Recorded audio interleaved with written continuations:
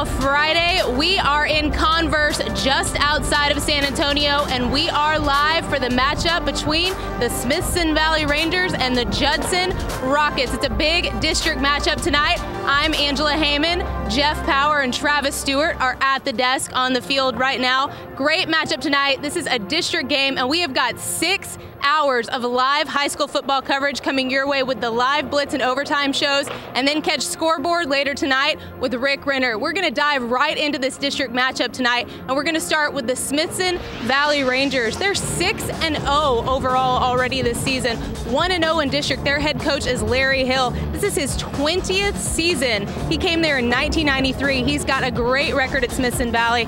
They have been to the playoffs in 15 of the last 16 seasons, a pretty impressive stretch. And their key player tonight is going to be running back Lawrence Madison. He's actually our Built Ford Tough Player of the Night pregame pick.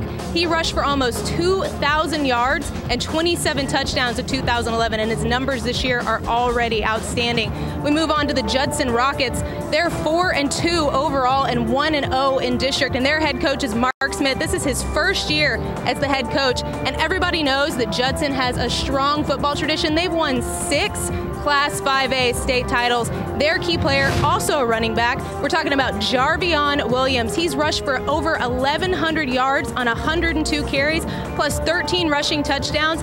And to top it all off, he's got a receiving touchdown as well this season. So we're going to be keeping our eyes on both of those running backs. And now we're going to take it over to Jeff and Travis. They're on the field, and they've got our keys to tonight's game. Guys?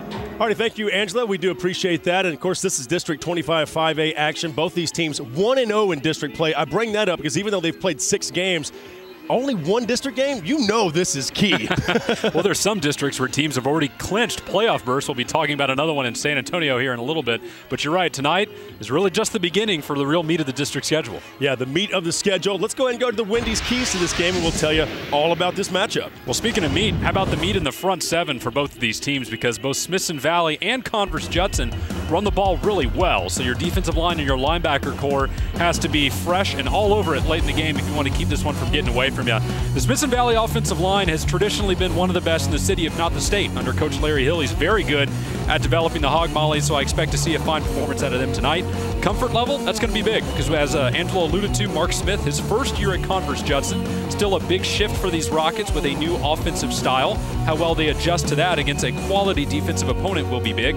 Speaking of big, how about the big bang? And when you get 2 teams that run the ball like these do, a big play can sometimes turn around a game because, 3 yards, 4 yards, 5 yards, bang, 75 yards, totally different look and feel of a game. So if someone can all of a sudden whip out one of those big explosive plays that no one sees coming, it could be a big one in the 4th quarter. That's why teams run the ball. Hey, in the Valley, there's a huge game tonight. Donna and Mission Sherryland, District 35A, possibly on the line tonight in this game. Both teams undefeated. Oh, I bet you it will be because both, as you said, these teams are undefeated. And like a good meal, Jeff, this one's been simmering for a long time because these 2 teams played a close game last year. And as you said, both unbeaten. Best player on the field, probably Sherryland quarterback Tres Barrera, but the Donna defense who you see doing some work right now on your screen, they may be the best overall defense in the area. They're that good. We'll talk about some of their prowess a little bit later tonight. Manuel Moreno, the head coach at Donna. Now the Syntex area, Waco University at Waco. Big rivalry, big game in 4A. And it should decide the best 4A team in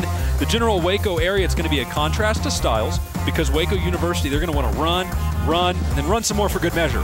Whereas Waco's a little bit more balanced. Curious to see which one comes out on top tonight. Undefeated at Vista Ridge and Leander down in the Hill Country in a huge game down there. Leander with 1 loss, but these 2 teams they're just neighbors, and they're going to be battling each other tonight.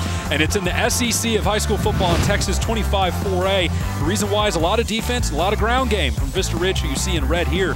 What they do is they supplement that run game with running back Stedman Mayberry, and they turn it into play-action business like this, where it's very tough for defenses to keep up with it. Leander in the blue, look at the speed. That's a beaten, right? That's a touchdown. Not quite. 2 are very good defenses out there in the Syntex area, but Leander is one of the best. They're on a zone read, the run game, so skilled right up the middle.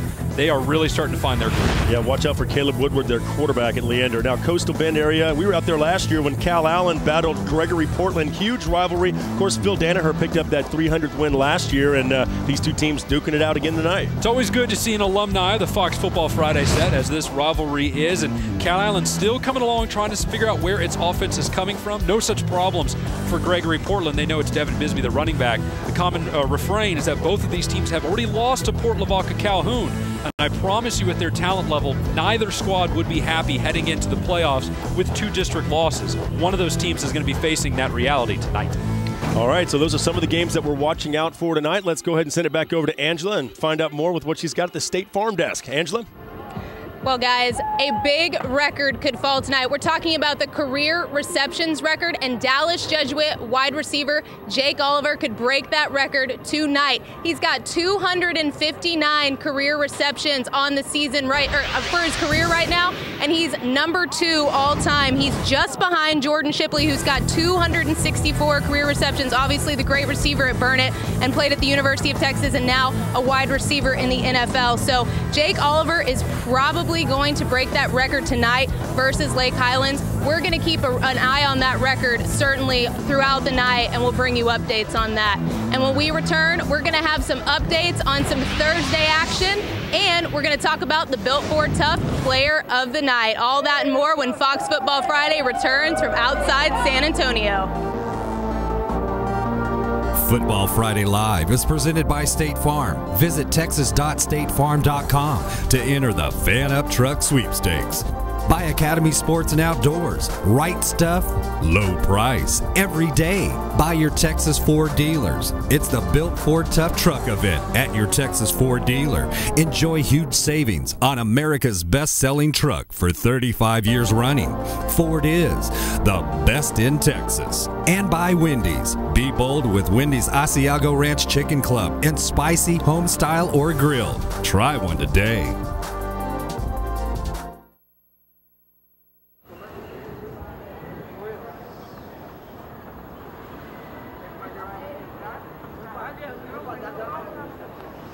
Hey, bud. Good to see you. Okay, so we're just about to start segment 2 in about a minute and a half.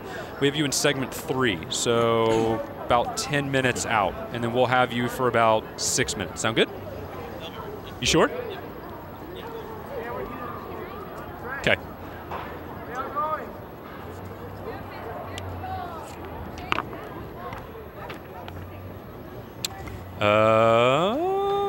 I don't. Hey, Andrew. Andrew. We'll need that chair when he's ready in segment 3. Hey, Jeff. Yeah, we're about to take segment 2 when he's up. We only have one State Farm agent, Scratch John Mooring. That'll save us some time. Good evening, ladies and gentlemen. Welcome to DW Rubber Stadium for tonight's exciting matchup in District 25-5A between the visiting Smithson Valley Rangers and your Judson Rockets. We'd like to welcome our guest from Smithson Valley this evening. Tonight's event provides a showcase for the talents and skills of the students from each school. The performances you see are the result of many hours of preparation. The teams, the band, the drill teams, and cheerleaders work hard for our entertainment and appreciation. Encourage them by your cheers, your applause, and your good sportsmanship. These students, along with their directors and coaches, represent their school and fly high. The officials of this game have been mutually agreed upon by both.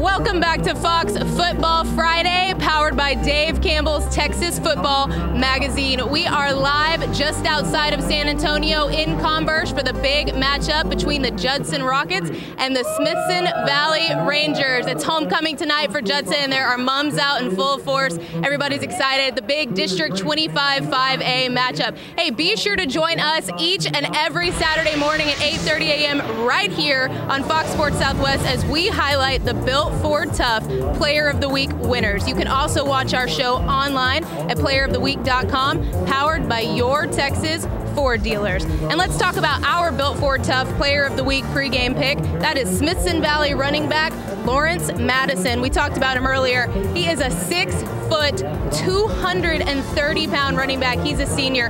He ran for almost 2,000 yards in 2011. He already has 761 yards and 15 rushing touchdowns so far this season.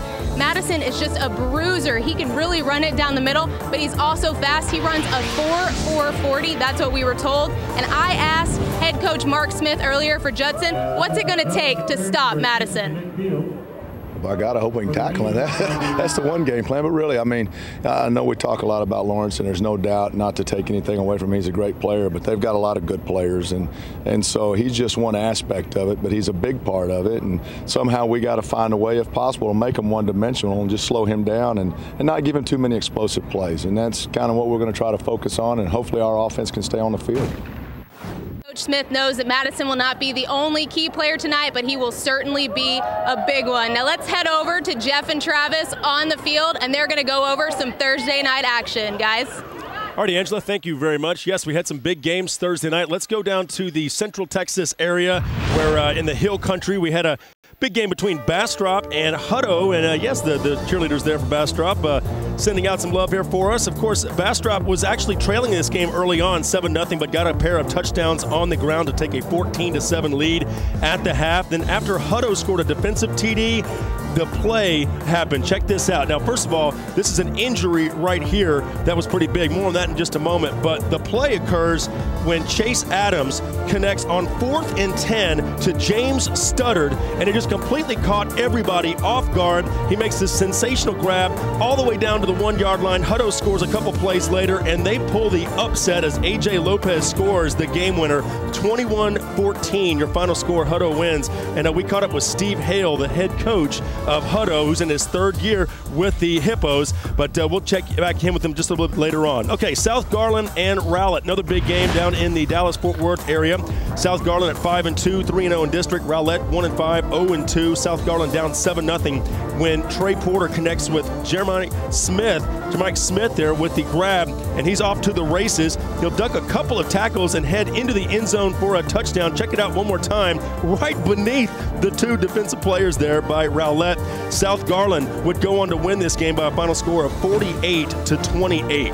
Out in El Paso, huge game. Franklin, the top team out there in El Paso, taking on Americas. Huge game. Last 2 unbeaten teams in 1-5A. Americas trying to add Franklin to their upset list. Marcus Hernandez with the screen, and he's off to the races. He'll cut down the field, go for a touchdown. It was 21-2 Franklin at that point. And then the Americas quarterback will get picked off by Jeremy Rodriguez. It was that kind of night as Franklin wins it 41-10 over Americas. And finally, Rosenberg, Terry, and Bay City. It was a defensive showdown for just a little while. Terry pulls the shutout. They improved to 7-1 with a 30-0 victory. Tim Teckles really got them playing well over at Terry this year, but their defense looks sharp, offense looks good. Again, 7-1. Bay City falls to 1-7, but Dan Burke will get them turned around over there at Bay City. Well, you know, Terry's got offense with big wide receiver Derek Griffin. Really good promise for them heading into the postseason. Okay, let's take a Fox studio break and send it over to Rick Renner, who has more at the Academy Sports Desk. Rick? We have found some of your property. Melinda Houghton, please report to the ticket booth. Rick, your property. Do you hear us? You.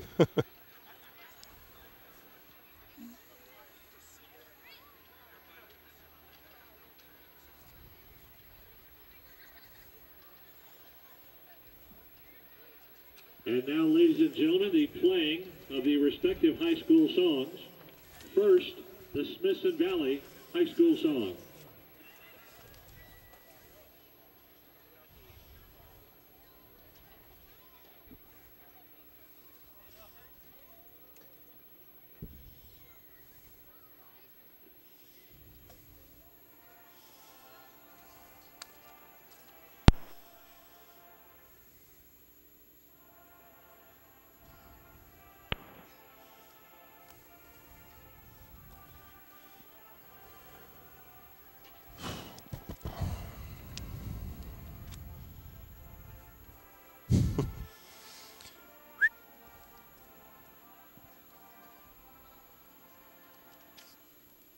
We're not hearing Rick, by the way.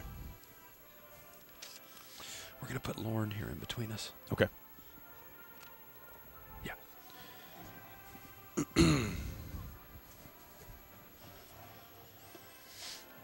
ready, buddy? Yeah. I think we'll take you for about 2 minutes, and we'll probably let you go. Oh, okay. Yeah, we don't want to hold you for that long because we're getting pretty close to kickoff, and I know you need to be up there. You keeping your own stats tonight? Yeah. And now, ladies and gentlemen, the I'll tweet them out so you can. high school Do what? song. What'd you say? I'll tweet them out and then you can. Yeah. There you go. How are you, Lauren? Good to see you, man. How you been doing? Good. I'm doing good. We'll probably keep you for, I don't know, we'll probably get through 3 questions. Okay. Okay. Just talk. Just count to 10 or something. That's So, what. 1, 2, 3, 4. Okay, good. They just want to check your audio. Okay. So we'll probably walk through a couple questions. I'll probably ask you who the best team in San Antonio is, just in your opinion. We'll probably ask you just real quick, or Jeff will ask you probably what's made Smithson Valley so good for so long. Right. It's ridiculous. And then the last thing we'll ask you will be how you think Judson's responded to the coaching change from Rackley to Right. Coach Smith. And then we'll finish up, toss out, and then you can go. Right. Okay. Perfect. Pretty easy stuff. Easy Yeah. breezy. Beautiful night for football, by the way. Oh, yeah, it's perfect. How have you been doing? Not too bad. We've been busy. We've been Yeah. busy. As I'm sure you know, we've been busy.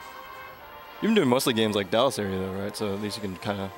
No, actually, we haven't done any Dallas this year. We did Denison and Sherman, which is an hour north of Dallas. And then Valley. Yeah, we were in the Montgomery. Valley. You went to the Valley? Yeah. We went to McAllen, which was awesome, by the way. We Yeah, had it a was great good. time. We've spent most of our time in Houston this year for a variety of reasons. But last year we were in Dallas a bunch, and when we get to the playoffs, we'll be in Dallas 2 out of 3 weeks for sure. I guarantee you that. And now, ladies and gentlemen, on Are you going off to the scoreboard, playoffs? your Say again? starting Are you- lineups for the whole Judson playoffs? Rockets. We do first 3 weeks of starting playoffs. lineups brought And to then you Fox by starts televising games, and then it's a totally different game. CPN.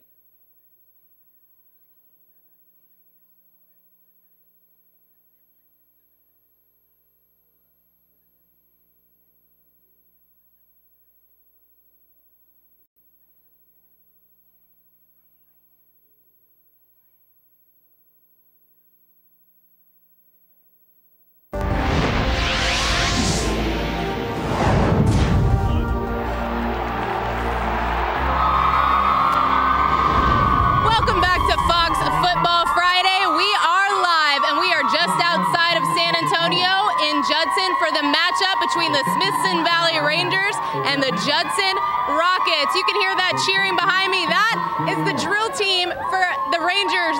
They are called the Satellites. They're so cute. You see their outfits. They're adorable. And I've got Deirdre here with me. She's a State Farm agent, and she's matching them in her red. Deirdre, we're so glad to have you. I want you to tell me a little bit about State Farm's involvement with the Dave Campbell's Texas Football Road Tour. Well, we've been a long-time supporters of this strong Texas tradition football. We've been in Texas since 1928, and we feel that our legacy is very strong as the athletic programs that we support here. And obviously, price of gas, groceries, things like that, it's very expensive. And I've been asking the State Farm agents to tell the people, definitely locally, because I know you're local, how can people save money with State Farm? Well, State Farm has several ways that we can save you money. We have a program that's called Steer Clear. It's for our youthful drivers. We try to teach them a responsibility of being safe behind the wheel, and we give you up to 15% discount on that. We have our multi-line discount and multi-auto discount. If you have multiple autos with us, we're going to save you up to 20% on your liability insurance, and we're going to save you 15% on your collision insurance. And very quickly, if somebody wanted to get a hold of you, how could they? They can reach my office at 210-656-4200. We're located at 5002 Eisenhower, Suite 106. And our website is www.sfladyd.com. Well, Deirdre, thank you so much for being with us. We really appreciate it. And now we're going to send it down to Jeff and Travis, who have a special guest with them, guys. That's right, Angela. Lauren Chan joins us now from the San Antonio Express News. You do a great job, great writer. What's made Smithson Valley so great the last 2 decades under Larry Hill? This is his 20th season. He's going to go for his 199th win at Smithson Valley tonight, and it has a lot to do with the longevity and just the stability in the coaching staff. It's not like Smithson Valley's always had a ton of 5-star recruits and everything like that. In the recruiting internet age, he hasn't even had a 4-star recruit. it's just all a bunch of players who look pretty similar and know the offense and know the defense and know what Larry Hill likes to do. Fundamentals. So talking about coaching, let's talk about Judson and their change to Mark Smith. What has their adjustment been like in these couple months after he came in from Kerrville-Tivy? Well, you know, the first game Judson played, it was against Lake Travis, and it got blown out 47-13, and a lot of people were wondering if Judson's going to struggle, but I've never seen a team make this much improvement just in the span of 6 weeks. Judson's 4-2 now, won its last 4 games, and shut out its last 2 opponents. Pretty good. You can't do much better than that. No question about it. Well, Lauren Chan, we do appreciate it. Enjoy the game. Thanks for having me. We'll be kicking off here, and of course, in just a few minutes. Game kicking off at 7:30. Remember, we can't show you live highlights, but we'll do the next best thing and show you plays right after they happen. Talking about the San Antonio area, I mean, no question about it, Cibolo Steel top team. Oh, yeah, I think so. If Smithson Valley is obviously going to be just a half step off the pace, and then Brandeis right there. We're going to talk a lot about Brandeis here in a minute. Madison also in that top 5, and Brennan as well. But Smithson Valley, as you can see, they're always right there. Doesn't matter who's in front, who's behind them. They're always going to be somewhere in that top 5. They are just a special group, and Lauren did a good job of enunciating why. It's not necessarily overwhelming talent as much as it is their ability to keep a consistent product on the field year in and year out. They run, they play defense, they play good special teams, and they're just flat out well coached. Yeah, that pretty much sums it up, but no question that the top 2 teams, Cibolo Steel, Smithson Valley, and of course the Judson Rockets trying to get right back into that mix, and they can do a lot by, you know, answering that question tonight if they can beat Smithson Valley. All right, what do you say we check back in with Angela real quick, who's got more at the State Farm desk. Angela? To head coach Mark Smith.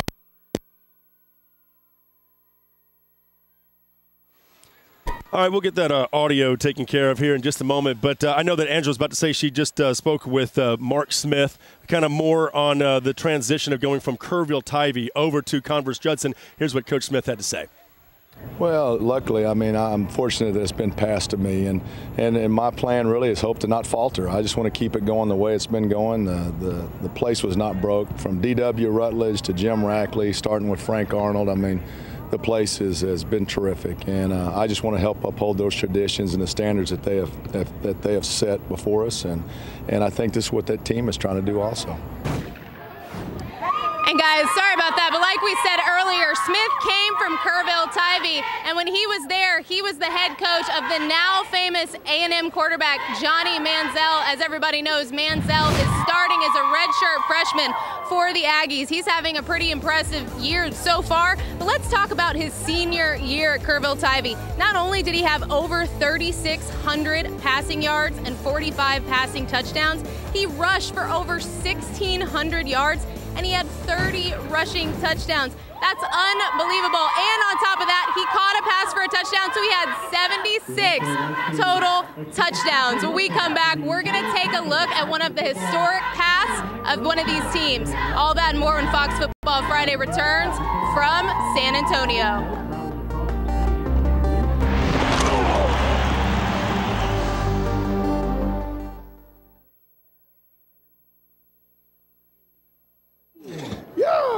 Attaboy, Judson.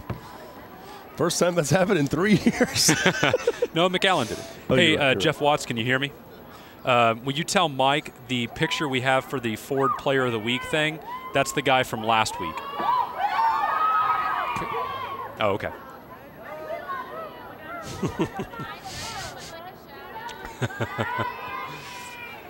Yep.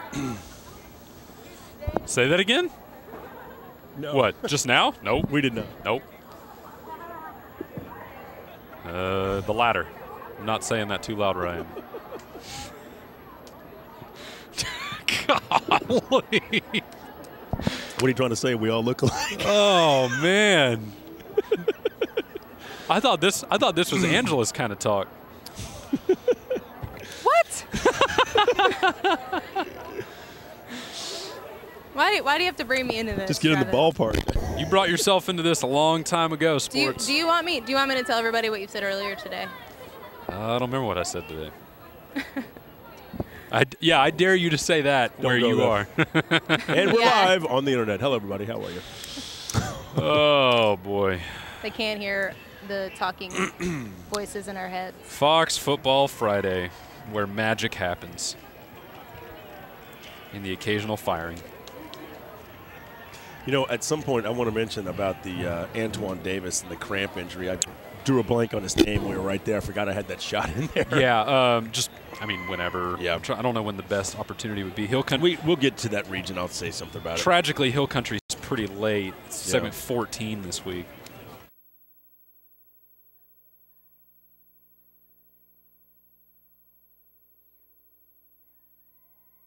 Football Friday Live is presented by State Farm. Visit texas.statefarm.com to enter the Fan Up Truck Sweepstakes.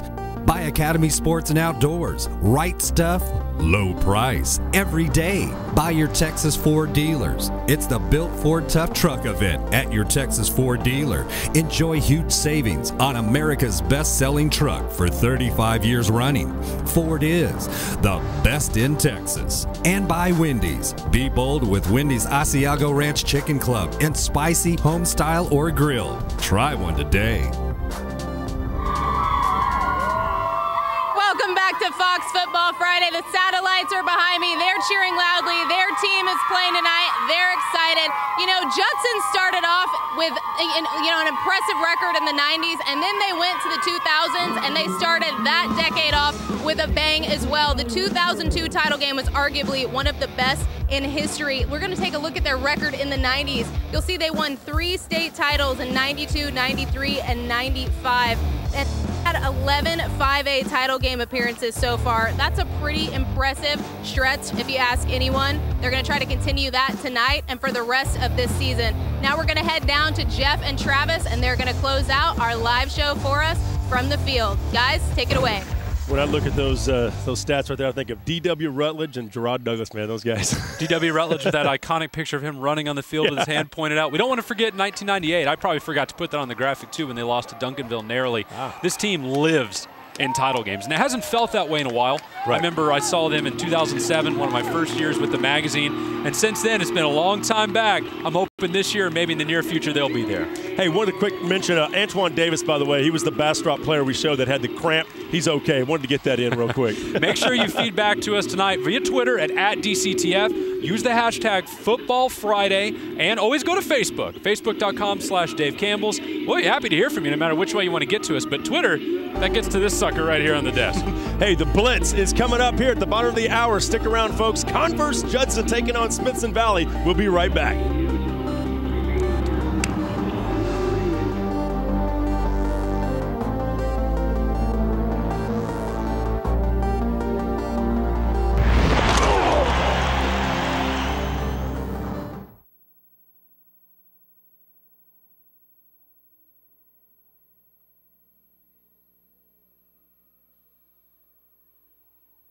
No. Hey, at least we can't miss the scoreboard this time. Yeah, no. I mean, it's kind of difficult when we can't see that. We even have a Jumbotron. How's that? Yeah, that's pretty awesome. That's the first time we can watch the game. Yeah, that's what I was telling my wife the other day. Jeff, I haven't seen a high school football game since December. I mean, Thursday nights I'm at home working on a scoreboard or some such. Well, it should be a good game. Yeah. I think we all know where I am on Friday. I'm always going Thursdays and Saturdays for the most part.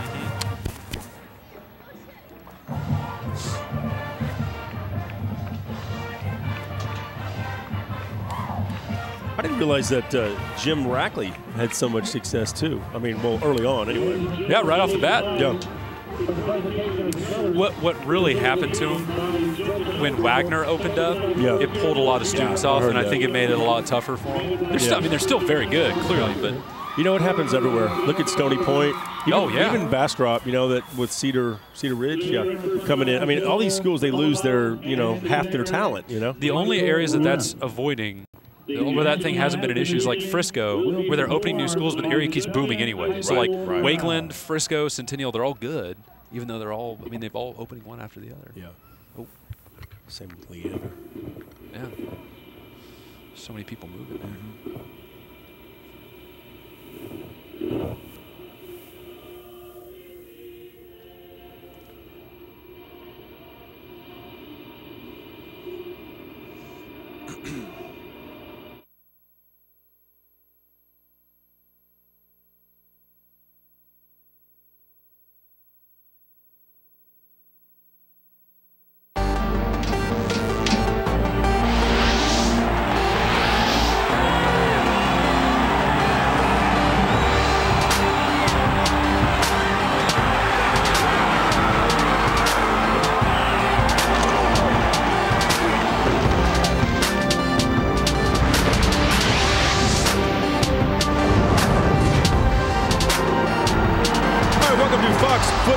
Friday, it's the Blitz. We're here in Converse, Texas, where the Judson Rockets at 4-2 taking on the Smithson Valley Rangers at 6-0. Of course, powered by Dave Campbell's Texas Football Magazine, the best magazine when it comes to high school football and all football in the state of Texas.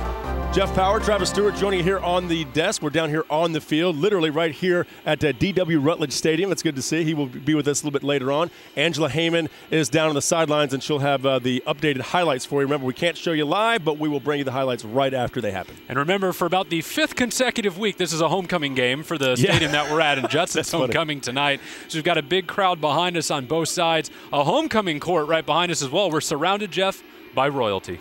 Hey, that's a good way to get started. Hey, let's talk about the San Antonio area right off the top. Cibolo Steel, without question, very impressive, top team. And I think Smithson Valley can go a long way in proving their value here tonight with, see how well they play against the Judson Rockets. Yep, and I don't think they'll be able to leapfrog Steel in my mind until they play them, which wouldn't be until the postseason. But Brandeis in there in the 3rd spot. We're going to talk about them in just about 2 seconds. Madison coming in at the 4th spot, very explosive, but Madison again has lost to Steel at Smithson Valley already. They're kind of handicapped there in the 4th spot. Then Brennan comes in the 5th spot, 7-0 and 3-0 in district. All right, let's talk about playoff-bound Brandeis. This is a team that already locked in, huh? As promised, a team has already clinched a playoff berth. It sounds early, but heck, when you're already 5-0 in district, there's not a whole lot else to go. There's no one's going to be able to catch up to that. Possible first-round playoff opponents, they could see Cibolo Steel in the Division II ranks. The last time they played then was last year, and Steel beat them. They also could see Corpus Christi King. That's probably the more likely play out. They played them last year as well and beat them pretty handily. Also an outside chance they could see South San Antonio. More than likely you're going to see King, and if you're a Brandeis fan, you got to like that matchup. Already talking playoffs. All right. Never too early, Jeff. O'Connor and San Antonio Warren, one of the games that we'll be watching out for here in Week 7. This is an interesting matchup right down the road from here. Exactly, and really it's a game that is a must-win for Warren. I don't know if I can say the same thing for O'Connor, but it is for Warren. We'll talk about that in half a second. But O'Connor's got a red-hot running back right now. It's Trey Johnson. They have won 3 in a row with his strong running leading them. He has nearly 350 yards in the last 2 weeks alone. Let's take a look at Warren. They're right now stuck at 1-3 at a district record, and that puts them in a pretty severe logjam in 27-5A. Look at this. You have Holmes at 2-2, Warren at 1-3, Taft at 1-3, Marshall at 1-3, and Clark at 1-3. And that doesn't even count all the teams above them right now. Odds are one of these teams is at least going to make it out and make the playoffs, but at this point in time, it's just impossible to know who it is. Sure. Okay, well, San Antonio Wagner and New Braunfels Canyon, a key game tonight. Of course, New Braunfels Canyon with that red field, and always interesting to see the action coming from there. You're going to hear a lot of the term do or die tonight, and this game may be at the forefront of that movement, because with the way this district is playing out, more than likely the loser of this game is not going to qualify. And it sounds scary to have to be staring playoff elimination in the face this early in just Week 7, but that's the reality you have to tell your kids as a head coach is, hey, if you don't win here, you understand that your backs aren't against the wall. They're already past the wall. You're in trouble. So New Braunfels Canyon at home with that strong run game, they need to win if they want to keep in this chase. Wagner, with a great defense, has to think the same way. Bernie Champion at Lockhart. Of course, Lockhart coming off a lopsided loss to Hayes, trying to bounce back, and we've seen Bernie Champion. They definitely have offense. They definitely have offense when it's clicking, and sometimes when it gets off track, it's a struggle for them. The good news for Champion is they've already played both of the favorites within the district, Alamo Heights and Kerrville-Tivy. We'll talk about them in just a moment. But the bad news, they've lost to both of those teams. Yep. So even though they're right now technically no worse than 3rd or 4th or 5th in district, they're somewhere in that mix. They know the worst parts ahead of it or behind them, but they can't fall flat in the easy part coming up. They have to beat Lockhart tonight. Well, speaking of those two teams, Alamo Heights and Tivy, what do you say we check in with Rev FM? And they're about to kick off this game between the Mules and the Antlers. Back to the backfield by number 8, Curry Berry. A loss back to midfield. All righty, well, we'll get back with that in just a little bit. But Giddings and Gonzales, another game that will be, I tell you what, let's go back now. We've got it, Alamo Heights and Tivy. Let's listen in. Rev FM. He's taken to the field. Decent field position at their own 26-yard line to start tonight's ball game. Going to start out on the far hash on the Alamo Heights side.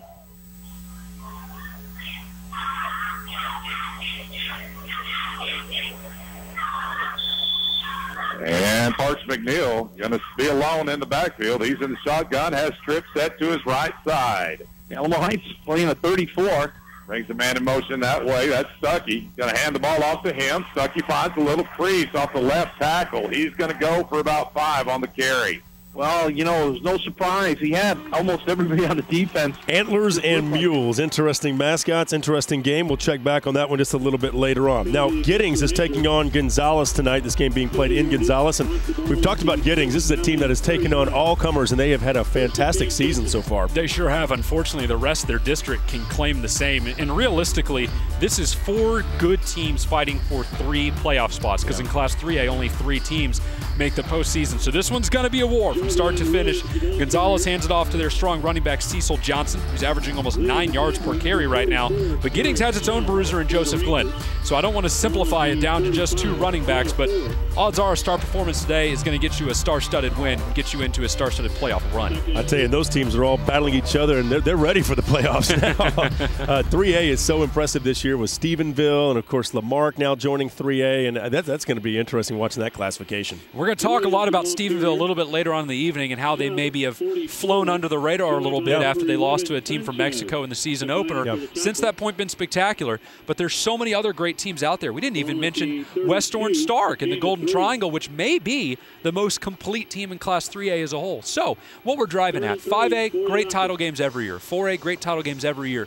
But if you're just now breaking into the small school ranks by watching this lovely show where we try and run you through those schools every Friday night, Class 3A is as good as it's maybe ever been, as deep a field as I can remember it ever having for the smallest class in the state, only about 180 schools, believe it or not. Okay, well, we're underway here. We'll talk a little bit more about this game here between Converse Judson and Smithson Valley in just a moment. Coming up next, East Texas. We'll take you out to East Texas and talk about the top teams out there when Fox Football Friday returns with the Blitz. Football Friday Blitz is presented by your Texas Ford dealers. It's the Built Ford Tough Truck event at your Texas Ford dealer. Enjoy huge savings on America's best-selling truck for 35 years running. Ford is the best in Texas. Buy Academy Sports and Outdoors. Right stuff, low price, every day. Buy Wendy's. Be bold with Wendy's Asiago Ranch Chicken Club. In spicy, home style, or grilled. Try one today. And by FredLoya.com.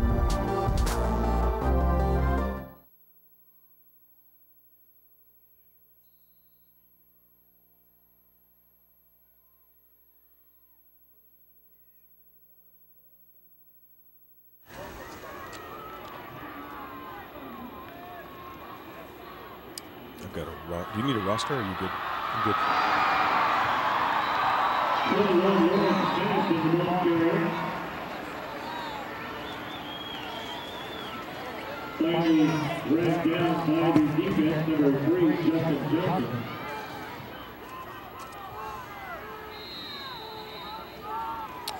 Yes.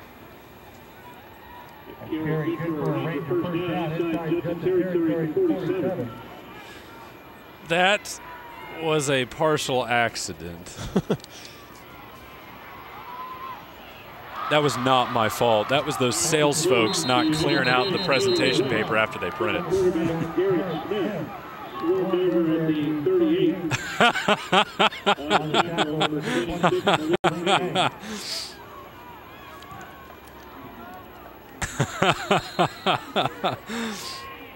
Hey man, if I could find a way to print Mike's script front to back this week, I'm sure that can be arranged for a small fee.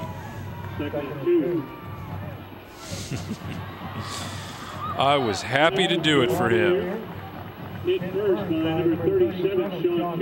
Whoa, LaPorte's down 13-0 early. What happened? What happened?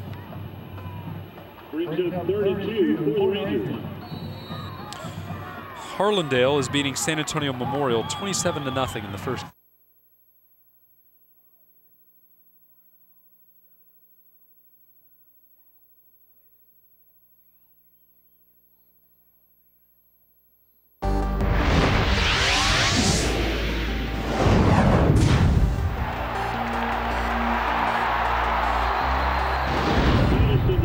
And And welcome back to Fox Football Friday. It's the Blitz, powered by Dave Campbell's Texas Football Magazine. That is the bench over there with the Judson Rockets. Storied program, storied uniforms. Got to like that gray that they wear there. Travis, Jeff Power, Travis Stewart here on the desk. We're just off the field. Angela Heyman on the sidelines will keep us up to date on any action that happens on the field as far as scoring. It is 0-0 right now, 7:34 to play. And it's 4th and 2 for Smithson Valley. I've got the scoreboard and a Jumbotron right in front of me. Not all games are a 0-0. San Antonio Harlandale jumped out big early. They're out 27-0 over Memorial in the first quarter. Well, that didn't take very long for Harlandale, did it? We may see highlights of them later tonight. Sounds like some turnovers, maybe. Kickoff return on top of that. All right, let's go on out to East Texas and talk about the regional top 5, beginning with John Tyler. And White House, very impressive, undefeated right there with them. Yeah, no surprise for either of those teams. They've been more or less the best. And East Texas all year, with Longview being obviously in the equation as well, facing a huge district game tonight. Kilgore in at the 5th spot. They have a big one tonight too in district. And then Hallsville at 5-1. And Hallsville playing well enough that a couple guys in that roster are starting to get some college looks. Maybe we'll talk about them a little bit later in the season. Hey, speaking of Longview, they are taking on Mesquite Horn. This is one of the games that we're watching out for here in Week 7. Let's check in with Sunny 106.5 in Longview. 12-yard line at the right hash mark. This is Mendez, I believe. Juan Mendez. Another left-footed kicker. We saw one of those last night. So it will be a 22-yard field goal. This would give the Stallions the early lead. The kick is up. It is good, and North Mesquite leads it 3-0. Give us a call and try to win that gift from... So 3-0 right there. Stallions on top of the Lobos there. So already some scoring going on, and that's a big game for Longview. Yeah, nothing better a kicker wants to see than a 22-yard field goal. Give me something makeable, Coach. How about Jacksonville and White House? Another game we're watching out for here tonight. Well, White House has got a lot of offense, and it starts with quarterback Patrick Mahomes. Everyone out in East Texas knows him now because his numbers have been spectacular for an offensive program that with regularity produces spectacular offensive numbers. But Jacksonville's got a guy all their own that can go up and catch the football. Actually, both of these teams do. Probably take a look at them right now. For Jacksonville, it's wide receiver Daryl Menifee. Good numbers so far, 422 yards and 3 touchdowns receiving. White House counters with their own superstar wideout. It's Dylan Cantrell, 637 yards, 7 touchdowns receiving. And our magazine, Dave Campbell's Texas Football, put both of these folks in the top 35 at their position in the preseason. I tell you what, Jacksonville, they're probably going to qualify anyway. White House, that's a given. But Jacksonville, if they won tonight, maybe they could avoid Lancaster in the first round of the playoffs. And that could mean everything to this team right now because Lancaster is about as good as it gets in Class 4A. Okay, moving along here now. Gladewater at Kilgore. Kilgore, another team that is undefeated, 5-0, 2-0 in district play. Huge game for them. It's a huge game for Kilgore, but it's an even bigger one for Gladewater because this is probably their last gasp. They've lost 3 in a row. They're winless right now in district, and in this 16-3A District of Doom, if you go to 0-4, that's it. That's kaputs. So they're going to have to find a way to crack this really good Kilgore defense that's allowed just 27 points all year long. That's a baseball statistic led by linebacker A.J. Davis. Kilgore's your favorite, but Gladewater's going to give it all they got because this is essentially their last chance. Okay, Henderson at Spring Hill. Well, speaking of 16-3A, here's the other half of the bottom of the standings. Henderson and Spring Hill. Henderson right now in 4th in that district. Spring Hill right now in 5th. And this is really going to come down to 2 versatile guys. For Henderson, it's Patrick Monster Brown, one of the best nicknames maybe ever. And then Spring Hill's got their versatile kid, Ben Hollis, over 1,000 yards rushing in 10 touchdowns. So whichever one of those guys wins the battle of the explosive play, that's going to put him out in front. But I think Henderson's the more talented team. They just haven't always played like it so far this year. So you know the clock's ticking for them. Troop and Tatum, great game, storied programs. Again, these two teams, they always battle tough. They always do. And again, it's a very difficult district, just like 16-3A. Division or District 9 2A Division 1 is pretty good as well. These are 2 elite teams in that district. For Troop, it all comes down to awesome defense. They're allowing 12 points per game, and Tatum is going to come right back at that with their great quarterback, Darian Brooks. So it's going to be a battle all night long. Both of these teams should qualify anyway, but whoever loses, you're just going to put yourself a little closer to the bandsaw, and no one wants that. So surprise, surprise, East Texas teams that are kind of dodging predictions. Give me your thoughts. Well, a lot of these teams that we talked about earlier and that we've talked about throughout the year have really surprised throughout the season. Look at Hallsville. We mentioned them a second ago. We picked them 3rd in district. Well, heck, they're 5-1 and leading the pack. Bullard, we picked them 5th out of 7. They're 5-1. They're in the playoff mix. Gilmer Harmony, we picked them 5th. They're 5-1. And then look at Wascom and Timpson, both charging out to the front. We picked them dead last in district, both of them in the preseason. And Timpson's tied for the lead in the district. Wascom isn't far off the pace. So impressive work from those 5 East Texas schools. I would love it if all 5 made the playoffs at the end of the year. Hey, what do you say we check in with Angela, who's at our State Farm desk? Angela? Thanks, Jeff. Well, Smithson Valley doesn't waste any time. They've already put 7 points on the board. They take the lead with a lot of time left to go in the first quarter. They set up the touchdown with a big 4th down stop.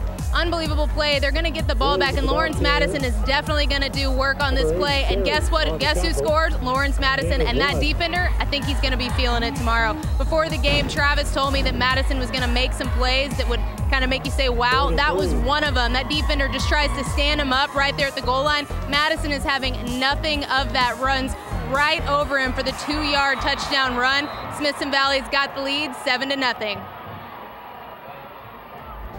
Interesting stuff right there. 7-0 Rangers on top early going. Yeah, I believe, Angela, I told you that he was going to make plays that would make you go, oof, because he's so big and strong, and that was obviously one of those. All right, Fox Football Friday continues from right here in Converse, Texas. We'll be right back.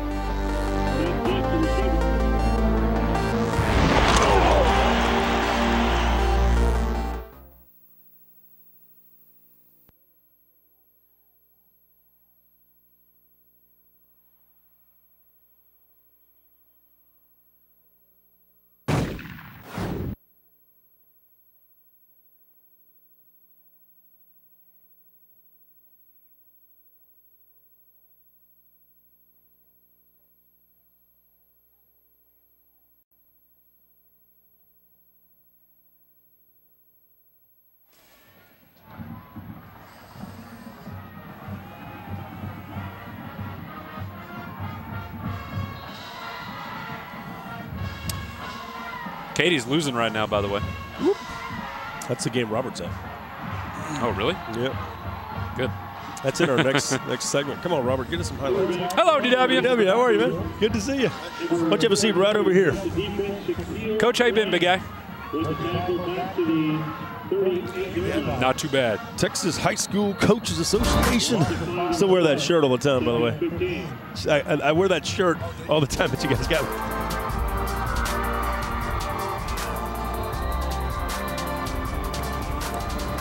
Yeah, just talk straight to the studio.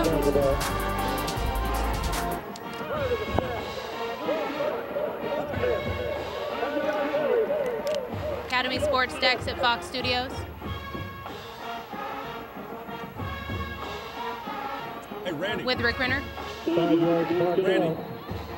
For the false start, spots the ball at the Ranger 33 line.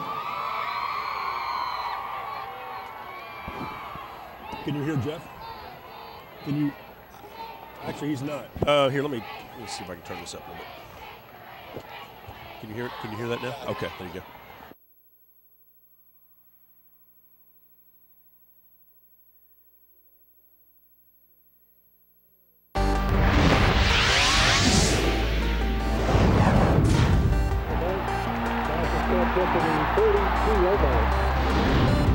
Welcome back to Fox Football Friday. It's the Blitz. I'm Angela Heyman. I'm on the sidelines. Jeff Power and Travis Stewart are at the desk, and we're in Converse just outside of San Antonio right now. The Smithson Valley Rangers lead the Judson Rockets 7-0 with just under 4 minutes to go in the first quarter. Jeff and Travis have a special guest at the desk, but first we're going to head over to the Academy Sports Desk at Fox Studios with Rick. Rick? Complete, intended for Joseph Barcelo. Broken up by number 30. 30, Michael Chivas, getting in the way of that pass. Kevion Ramsey back deep for Judson to receive the punt. Punting, number 48, Mason Nassus. We're in a Fox studio break right now. Okay. They'll get it back That to us here in a punt goes second. out of bounds inside Judson territory.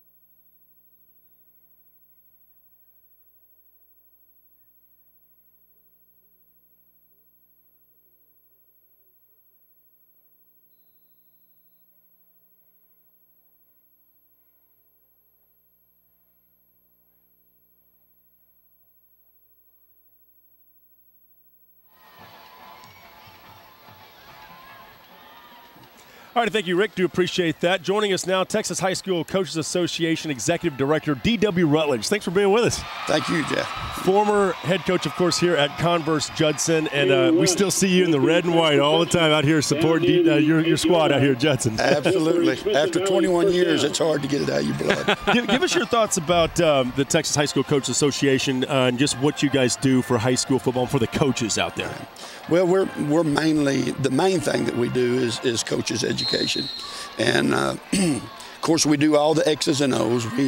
We serve all sports, men and women, and we've got about a little over 21,000 members. And we do a lot of education, a lot of the X's and O's, but some of the most important things that we do have to do with the health and safety issues that our student athletes deal with today, as well as the social issues that are out there that they deal with. So those, I believe, are the most important things that we do. And of course, we have a permanent injury fund and a benevolence fund and a memorial benefit that our coaches fund, and that's always that's a good community thing that I think our coaches. I know the coaches appreciate it too. Yeah. Coach, I'm always going to call you Coach. I'm sorry. Through all those years of coaching at Judson, what did you take away from coaching that has kind of helped you with this new job of once again mentoring people just in a different way?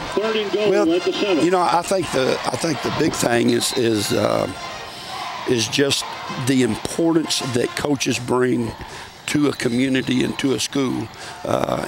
And, you know, I think the most important things that athletics has to offer the educational process is the character development that we have an opportunity to teach through the game, through the sport. You know, using the platform of sports to teach good character traits and attitude traits and those types of things that, real frankly, are not being taught anywhere else in education.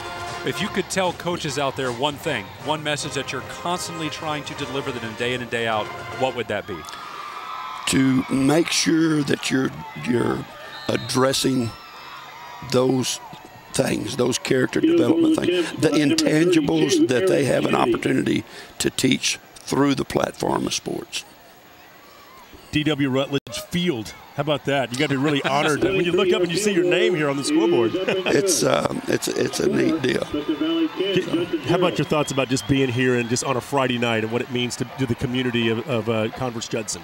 Well, anytime that I come back here, of course, it's a lot different now. They've tore down the old school and they've got a new school, but when I come back to this environment, it brings back a flood of memories, a lot of good memories. Okay, so, very good. D.W. Rutledge, we do appreciate it.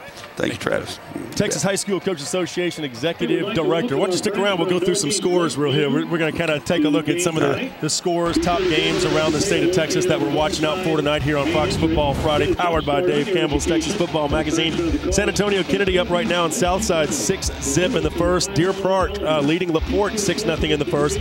Katy trailing Seven Lakes right now, 10-7. We've got a crew there. We'll have highlights in a bit. And Rusk leading Palestine 7-0 in the first. Oh, you have my attention at Katy and Seven Lakes. I think a lot of people didn't think that margin was possible right now. Seven Lakes playing very good football right now. By the way, 13-6 right now. LaPorte over Deer Park. LaPorte charging back, getting back into that one. All right, John Tyler leading Lindale 7-0 in the first. Hallsville over Pine Tree 7-0 in the first. Look at Denton Guyer 21-0 over Lake Dallas in the first. Prosper and the Colony all knotted up at 7 also in the first. Well, I know Denton Guyer's mascot's not the Hornet, but they're playing as mad as ones right now after they started the season sluggishly. West Orange Stark over Orangefield right now in 3A action, the Golden Triangle. Georgetown 14-0 over Cedar Ridge, still undefeated is Georgetown.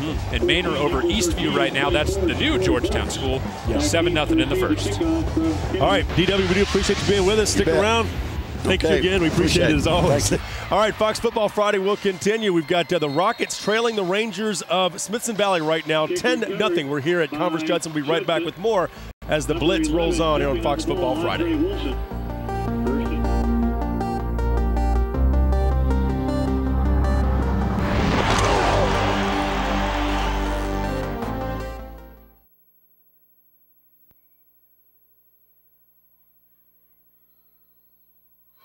Let's see if Robert's got us any highlights here. Hey, Jeff. Do you have the fumble to set up the field goal? Don't worry about it. Excellent. God bless you. Well, we do have a ton of Dulles highlights if y'all want to show those since we're in the greater Houston area. Oh, yep. Jeff's touching my knee. Didn't expect to see the Dulles Vikings in the show tonight, but we'll take them. At least they're scoring a lot. That's the one thing about the Houston area. They do get us highlights quickly. All right, we need to tell Jeff that, though, because the script is still going to say Elkins, Hightower. Oh, so we need to change that to Dulles and Kipner. Yeah. Yes, there Thank you. Do you know which highlights you're going to run? I've got quite a few plays here on Dulles, Kempner. Oh, all right. Well.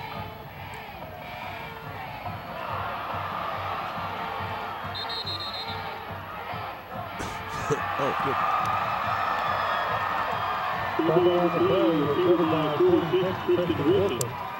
Where'd he go, Jim Barton? We just had another fumble. By Judson? Yeah, Jarvion Williams has fumbled twice I'm now. going to text Robert. Where are you, brother? You usually Someone have needs to wipe that olive oil off the football.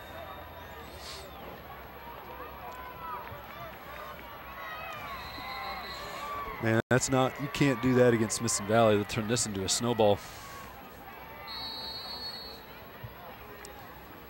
I just sent a text to Robert. You alive? Football Friday Blitz is presented by your Texas Ford dealers. It's the Built Ford Tough Truck event at your Texas Ford dealer. Enjoy huge savings on America's best-selling truck for 35 years running. Ford is the best in Texas. By Academy Sports and Outdoors. Right stuff, low price, every day. And by Wendy's. Be bold with Wendy's Asiago Ranch Chicken Club. In spicy, home style, or grilled. Try one today.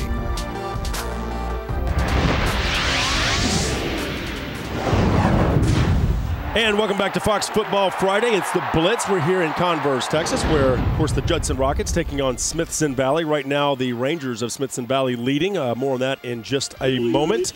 Jeff Power, Travis Stewart joining in from here, literally right on the field. And I tell you, Smithson Valley looking pretty good so far. Well, Judson's is doing them some favors, too, because they've been fumbling the football left and right. Angela Hammond will tell us a little bit more about that one in a second. But we do have some highlights down from the greater Houston area, something we're about to jump into right now, Jeff. Yeah, let's take a look at Deer Park taking on LaPorte. This is a game that's, of course, taking place down in that Deer Park area. Let's first bring you in the regional area. The top team, Katy, they're on the ropes tonight. More on that in a second. And North Shore hanging right there with them. Yeah, definitely on the ropes. We just gave you a score with them with 7 Lakes a second ago. We'll update you in a moment. Manville in at the third spot, 6-1. Pearland Dawson at 6-0 down in Class 4A. Spring Westfield closing out the pack in the fifth spot at 6-0 and 4-0 in that always difficult 13-5A. Okay, Klein Collins taking on Spring Decaney, one of the games that we're watching out for here in Week 7. And right now, Collins leading this one 12-7. It's a weird score, 12-7. And really, I think, even maybe more than seeing a winner, I just want to see someone play consistently out of these two teams because they've both been a little bit up and down this year. I think they should both end up qualifying at the end of the season, but they just both want to put a consistent product on the field. For Collins, it all comes down to their great run game. Same for Decaney, but while Collins is balanced and versatile, Decaney's going to get the ball to DeMarcus Felton quite a bit. He had 274 yards and 5 touchdowns rushing last week alone. I think Collins is your winner here. But you know Decaney's good enough to keep it close. Yeah, I got to see Marcus Goodson last week of Collins. He's a good player. Hey, Katy and Katy 7 Lakes. I can update this for you. Yeah, there you go. Katy up now 14-10. They've just moved to halftime, but Katy was trailing 7 Lakes 10-7 just a few minutes ago, and now it's 14-10 Katy. You know what the curious thing is as you just said, they're already into halftime. This game started exactly an hour ago. So both of these teams are pounding the ball on the ground.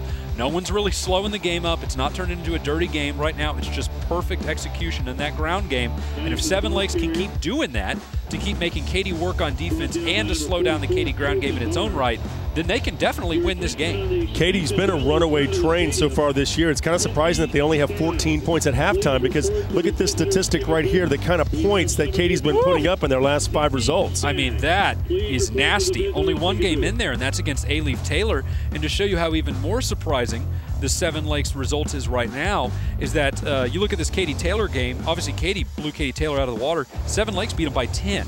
Then you look at Mady Creek, and Katie beat them 70-7.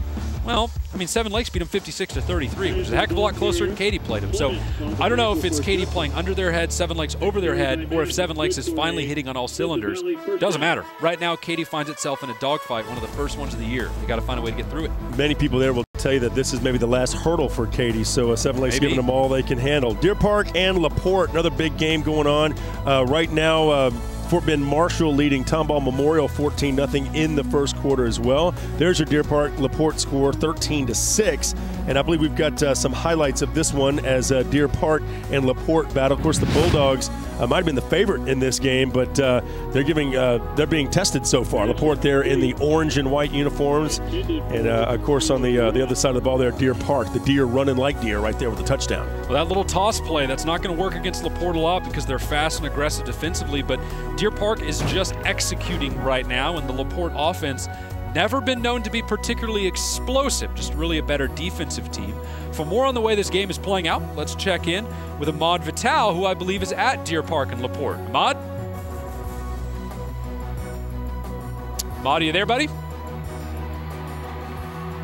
Nope, looks like we may have lost Ahmad. We'll try and bring him in here in just a moment. But as we said right now, Deer Park on top of LaPorte. A little bit of surprise down there in the Houston area, but you know LaPorte's going to charge back and try and get that one later. We got a glimpse of Fort Bend Marshall and Tomball Memorial. Fort Bend Marshall undefeated. Are you surprised by that? The fact that Fort Bend Marshall's up right now 14-0, but undefeated so far. I can't say I'm surprised because we obviously knew they had talent, definitely on the defensive side of the ball, and we knew they were speedy on the offensive side of the ball. Maybe the one I'm more surprised at is the other Fort Bend team that dropped down to Class 4A with them in the realignment back in February, and that is Fort Bend Willow Ridge. And both of these teams made substantial immediate improvement in their first year down into Class 4A. Obviously, Marshall, as we said, at 6-0, 3-0 overall, and Willow Ridge, as you can see, is at 3-3 and 2-1 in district. Both have a chance to qualify for the playoffs. Marshall clearly will. Willow Ridge, still some work to do, but they can do it. But look at what they were in 5A, just 11-29 combined over the last 2 years. So both of these teams had a big jump in their first year in 4A, but Willow Ridge especially so. Fort Bend Austin, another team to watch out for in that district. Now, Pearland Dawson at Baytown Lee. Another game that we're watching out for in that greater Houston area. Dawson leading at 12-0. A great football team. We'll get to see them a little bit later this year. Let's check back with Ahmad Vital right now, who is at the Deer Park LaPorte game. Ahmad, tell us first of all what you've noticed in this game with Deer Park leading LaPorte right now. Well, just as we got cut off just a second ago, actually the score is now tied. Jose Scott just caught a jump ball with 8 seconds left in the game to tie the game on 13-13. This game has been a tale of lots of penalties so far. Deer Park has came out and basically done what it has to do to be able to stay on top of this. And LaPorte has just been chipping away, and just now we just had a score to tie the game up at 13, and it's going in the half right now. So the halftime score is going to be 13-13, knotted up here at Bulldog Stadium. Now, Ahmad, one name we've heard so much of over the past really year, maybe year and a half, is Jose Scott, the linebacker for LaPorte. Just how good is this kid in your opinion? And you're obviously getting to see him tonight. Well, obviously on the Fox Sports Next ratings, we just gave him, he was one of 12 athletes in the country to get 5 stars. So tonight he's looked pretty good so far. He has about 5 tackles, been coming off the edge pretty good, playing the run pretty well. Little bit shaky in the pass, waiting to see a little bit more of what he has going on in the second half. But he did just catch this jump ball touchdown pass for 35 yards. Kid's a freak athlete, kind of kid you can just kind of work as a stand-up defensive end, outside linebacker type. So looking forward to seeing what he's going to come with in the second half. But so far, I'm liking what I'm seeing. All right, Ahmad Vital, we do appreciate it. Keep us posted on this game. All right, so that is the situation with Deer Park and LaPorte. And we will check back now with a quick break, and we'll come right back here as Smithson Valley leads 17-0 over Judson.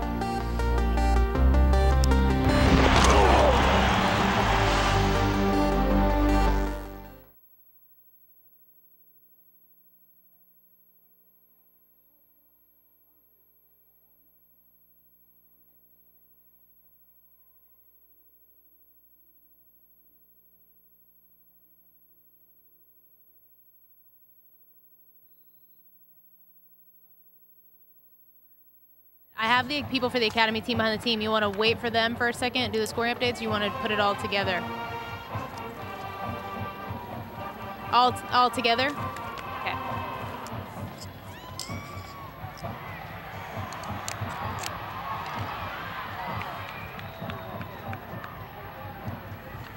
Okay.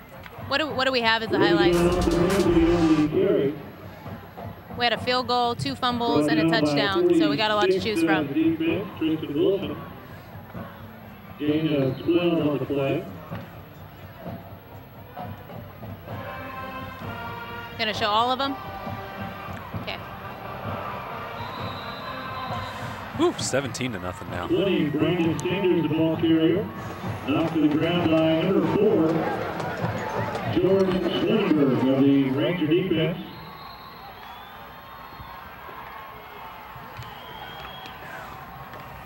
Third and 3 for the Rockets.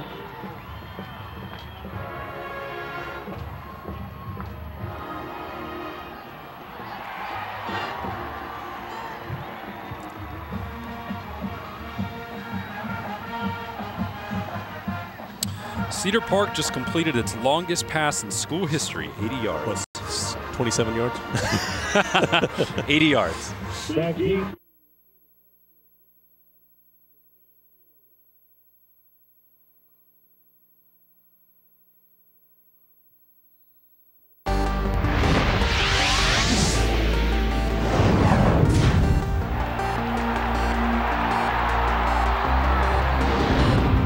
And welcome back to Fox Football Friday, powered by Dave Campbell's Texas Football Magazine. Converse Judson and Smithson Valley doing battle here, homecoming court, enjoying the game here. And Jeff Power and Travis Stewart joining you here from the desk. Let's check in real quick with Angela Heyman, who can kind of get you caught up on what's going on the field known as D.W. Rutledge Stadium. Thanks, Jeff and Travis. Well, Judson now trails Smithson Valley 17-0. Judson's running back Jarvion Williams has fumbled the ball twice. One of those fumbles, thankfully, only cost them a field goal. The Smithson Valley Rangers had a 1st and goal, and they were able to make the big stop, Judson was. So they had that field goal, and then Jarvion Williams would fumble again. Smithson Valley would get the ball back. They would drive down the first quarter and in. Going into the second quarter, quarterback Garrett Smith would keep the ball for the quarterback keep. The touchdown run breaks out to the left and just walks into the end zone. So like I said, Smithson Valley now leads 17-0, and hopefully Jarvion Williams doesn't fumble the ball anymore. You know, when he came off the field after that second fumble, I saw his teammates patting him on the back, pumping him up, telling him, it's okay, we've got you, just keep trying. They're certainly going to keep their spirits up and try to come back in this game, guys. Okay, Angela, appreciate that. So 17-0, Smithson Valley Rangers leading Converse Judson right now. Kind of a little bit surprising, but we'll keep you posted. All right, let's go down to the Valley now. Mission, Sharyland, and Donna, these two teams doing battle tonight, and they're the top 2 teams in the Valley. And that's right, both undefeated. McAllen in the 3rd spot. We saw them earlier this year on Fox Football Friday when they beat McAllen Rowe. They're at 5-1, 3-1 in district. Edinburgh North in at 6-1 and 4-1 in district play. Harlingen South 5-1 and 4-0 in district play. Maybe the surprise team out of this top 5. The other one, sure, Harlingen South. I didn't see that one coming. All right, so Donna and Mission Sharyland, of course, this is one of the key games in Week 7. Look at that. All knotted up, just Wonderful. like their records.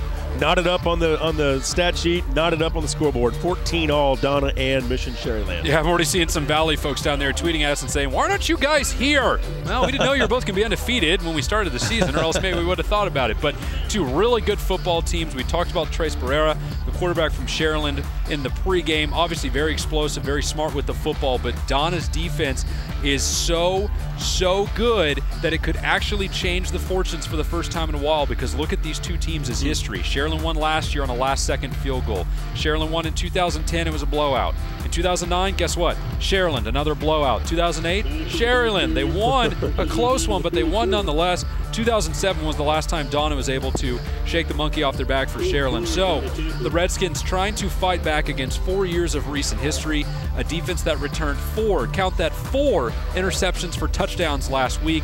They will have to be the big players tonight to come out. Ron Adame doing a great job with Sharyland. They were the favorite in the preseason rankings, and Donna was number 2, so very fitting that they're both undefeated. All right, let's move forward now. McAllen and San Benito doing battle right now. San Benito up 14-zip. Now here's your surprise, because I think most people were siding with McAllen, as San Benito had been sliding a little bit after their great start to the year. But this is just a perfect illustration of how wonky District 31-5A is right now. No one can seem to keep any kind of a lead. McAllen is well built to come back in this game because they have a great quarterback, only a sophomore, but a good one, named Fred Hover. He's going to have to find a way to get through this really feisty San Benito defense, and he's going to have to fight the motivation of San Benito, knowing that if they lose tonight, I mean, it's quitsies. It's going to be over for them if they don't win tonight. The district race is probably going to be out of reach for them. Quitsies, huh? Quitsies. All right, Weslaco East at Weslaco. A lot of good rivalry matchups tonight. East up right now 7-0. And really, that's a great point, Jeff. It's been a great year in the Valley as a whole. I mean, just every single district's been great. But 31-5A, here's another 31-5A matchup. That one has been the penultimate district of them all. And the reason this one is significant, beyond the fact that obviously it's huge for the district rankings, this is the first time these two schools have ever met. Weslaco and Weslaco East, the first time ever. Weslaco East at 4-2 right now. They opened in 2001. Made 5 playoff appearances, though. Weslaco is 3-3 right now. They've made 26, so you get a little bit of history on Weslaco's side. But these two have managed to avoid playing each other for 4 straight years. But now that Weslaco East has moved up into Class 5A from 4A, they no longer have a choice. It's not only a game, but it's a district one, and it matters. Veterans Memorial at Harlingen. Right now, Harlingen up 7-6 in the second quarter. Yeah, and this is the way Harlingen wants it. They don't want this one to get into the 20s and 30s and 40s. They want it low scoring and ugly, which is surprising because that's not what they've been over the past couple years, but their offense just isn't the same animal it was before. So they've been winning with defense this year. Veterans Memorial is a really tough offense led by quarterback Marco Munoz. Harlingen has to keep him in check, keep it low scoring, and keep themselves in the race for the district title. Port Isabel at La Feria. Speaking of district titles, this one may end up deciding it. Oh, wow, that's a surprise because Port Isabel was playing about as good a football as anyone in Class 3A in the Valley right now. Great run game, great defense, getting really healthy, good running backs in Jacob Lasoya and Javier Vela, 2 really good backs out there. But La Feria, they have charged up. They had a big upset win last week, trying to make it 2 in a row this week. And if they do, I mean, they've got a clear shot to a surprise district title. All right, so that's the look at the Valley here, kind of giving us an update of what's going on down in the Valley. Let's check in with Angela now, who has more with one of our sponsors with Academy. Thanks, Jeff and Travis. Well, I am joined by tonight's Academy team behind the team. It is the Judson High School drum majors. We've got Nathan, Evan, and Michelle here with us. And I talked to the principal earlier, and he told me that these are 3 of the top students in the high school. They're seniors. They're all in the National Honor Society. They've all been in band since they were in the 6th grade. And I want to ask you guys, this is homecoming week, and I know this has been an exciting week leading up to homecoming. You told me it was Spirit Week. Tell me about that. Yeah, every day we had a different theme, and everyone goes all out for Spirit Week. It's great. Everyone gets super pumped, and we're super supportive of our teams and all our Spirit organizations. And Evan is the head drum major, and I'm going to ask Michelle. Obviously, she's got a date for homecoming. Michelle, that's a beautiful mom. I hear that the homecoming dance is tomorrow night. Yes, everyone, we have like a gift exchange of mums and garters between your dates, and we always have a dance tomorrow night, and everyone gets really pumped for it. And today was Spirit Day, so we had mums everywhere. You could hear the cowbells going off throughout the day. That's fun. Well, I definitely miss homecoming. I bet Jeff and Travis miss homecoming a little bit longer ago than mine. No offense, guys. But congratulations on the Academy team behind the team tonight. We're glad to have you here, and congratulations to have your principal nominate you. Congratulations. That's awesome. Thank you very much. Back to you guys. All right, yeah, we didn't even have TV when I had homecoming. Okay, I was actually about to say, when we were talking about the court behind us and the game was already 17-0 in the looking at the homecoming court, I thought, man, 17-0 right before halftime at homecoming. Yeah. That sounds like my high school experience. That's what it felt like when I was there all the time. Make it 24-0 now. Oh, gosh. All right, so anyway, Fox Football Friday will continue in just a moment. We're going to take a look at the Coastal Bend when the Blitz returns right here in Converse.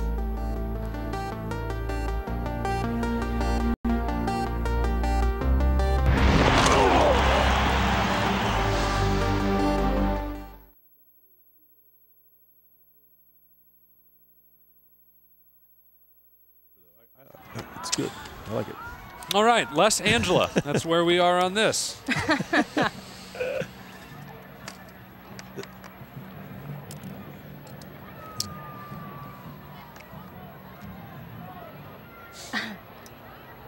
I don't know anything about it. I'm sorry. My back was to the field. I only saw them. They were inside the 5. It was about the 3-yard line, right? Couldn't tell you. There you go. Excellent. No one does it like our truck. Oh my, what a mess this is turning out to be. And Judson really can't pass, so it's going to be tough for him to come back.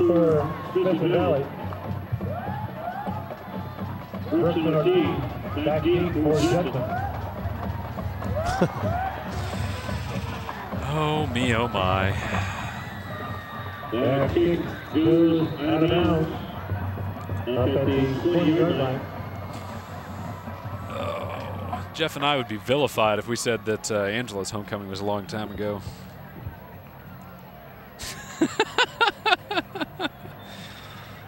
What year was your senior homecoming, Jeff? 1984, ladies and gentlemen. I bet that was the year, too. Yeah, the Fighting Klein Forest Eagles. That was the year that you had homecoming? Yeah. That was the year I was born. Well, that's my senior. Thanks. Oh, that is just adorable. That is sweet. Sharon, is that the only time Jeff's been in a tuxedo? Did Jeff wear his 8th grade suit to that one, Sharon? Everyone alert the presses. Jeff Watts, it turns out, breaking news, has...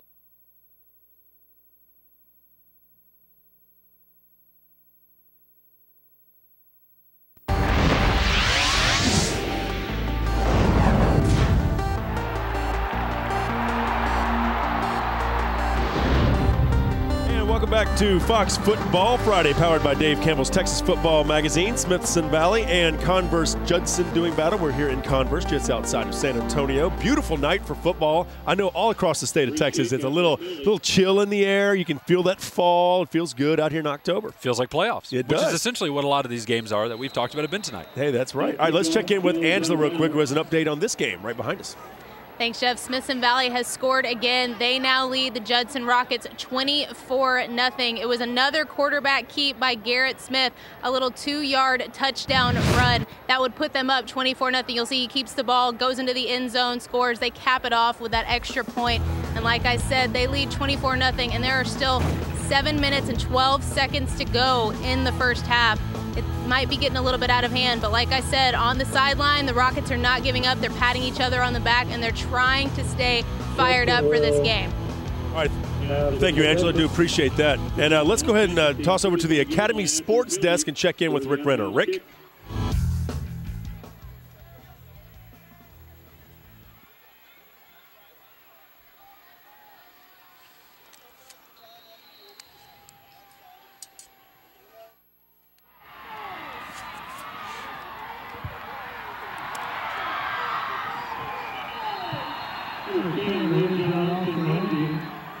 On the carry, takes that ball up to midfield.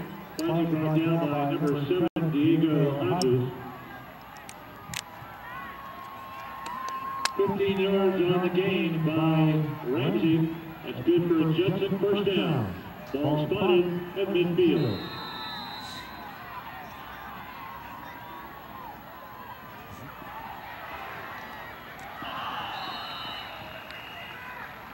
Pass incomplete, intended for 16, Cameron Johnson. 2nd and 10. You all right, Travis?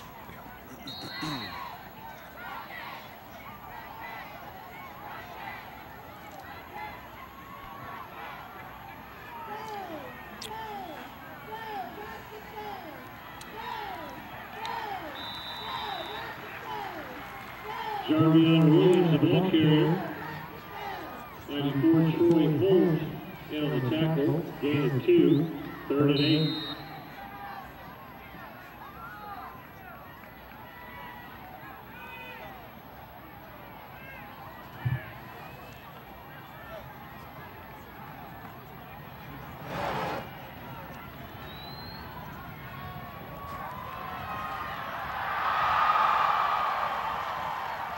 Pressure in the backfield by the Ranger defense. Brings up 4th down.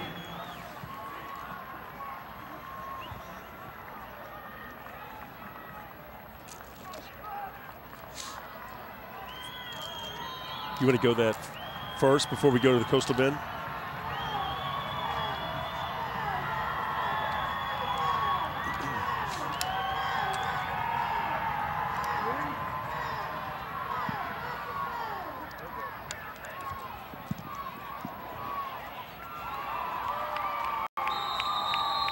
Ramsey's punt down inside the 5-yard line by number 16, Cameron Johnson.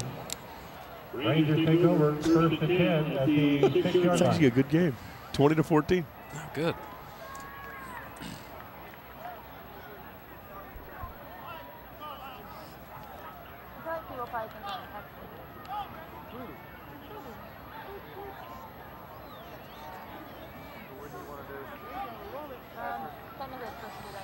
What was the score of Wakeland and Centennial? 14-7.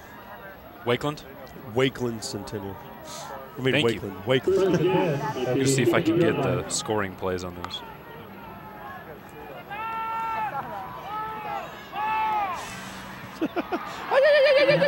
Thank you, Rick. Do appreciate that. Rick Renner. Okay, all right, let's. We got some highlights in for the Dallas-Fort Worth area. What do you say we magically present some highlights for you? Interesting game between Wakeland and Centennial going on in the DF Dub, as we alluded to earlier. These two teams, neighbors, good battle here. Centennial there in the red and blue. A little dump-off pass from quarterback Lamar Jordan, and then back comes Wakeland with quarterback Jackson Lamb into the end zone, picked off by that strong Centennial defense. Run out just a pinch. One more highlight here in the sequence. Once again, it's Wakeland, a nice little rollout there. A little swing into the flat. He has got some space. A great block on the outside, and there he goes. Daylight, a touchdown for Centennial, or for Wakeland, I apologize, and they would lead this one right now in the second quarter, 14-7. All right, so Centennial leading that one. How about one more? We've all been talking about Jesuit and Lake Highlands. Possible record could go down tonight. But let's move on over to Jesuit and Lake Highlands. Jesuit up right now 7-0 over Lake Highlands, and no record just yet, but could be happening here pretty soon. Jake Oliver, I'm talking about, the wide receiver. Right, we knew he needed 6 catches coming into the night to break Jordan Shipley's record at Burnett, who obviously went on to play for the Longhorns, now in the NFL.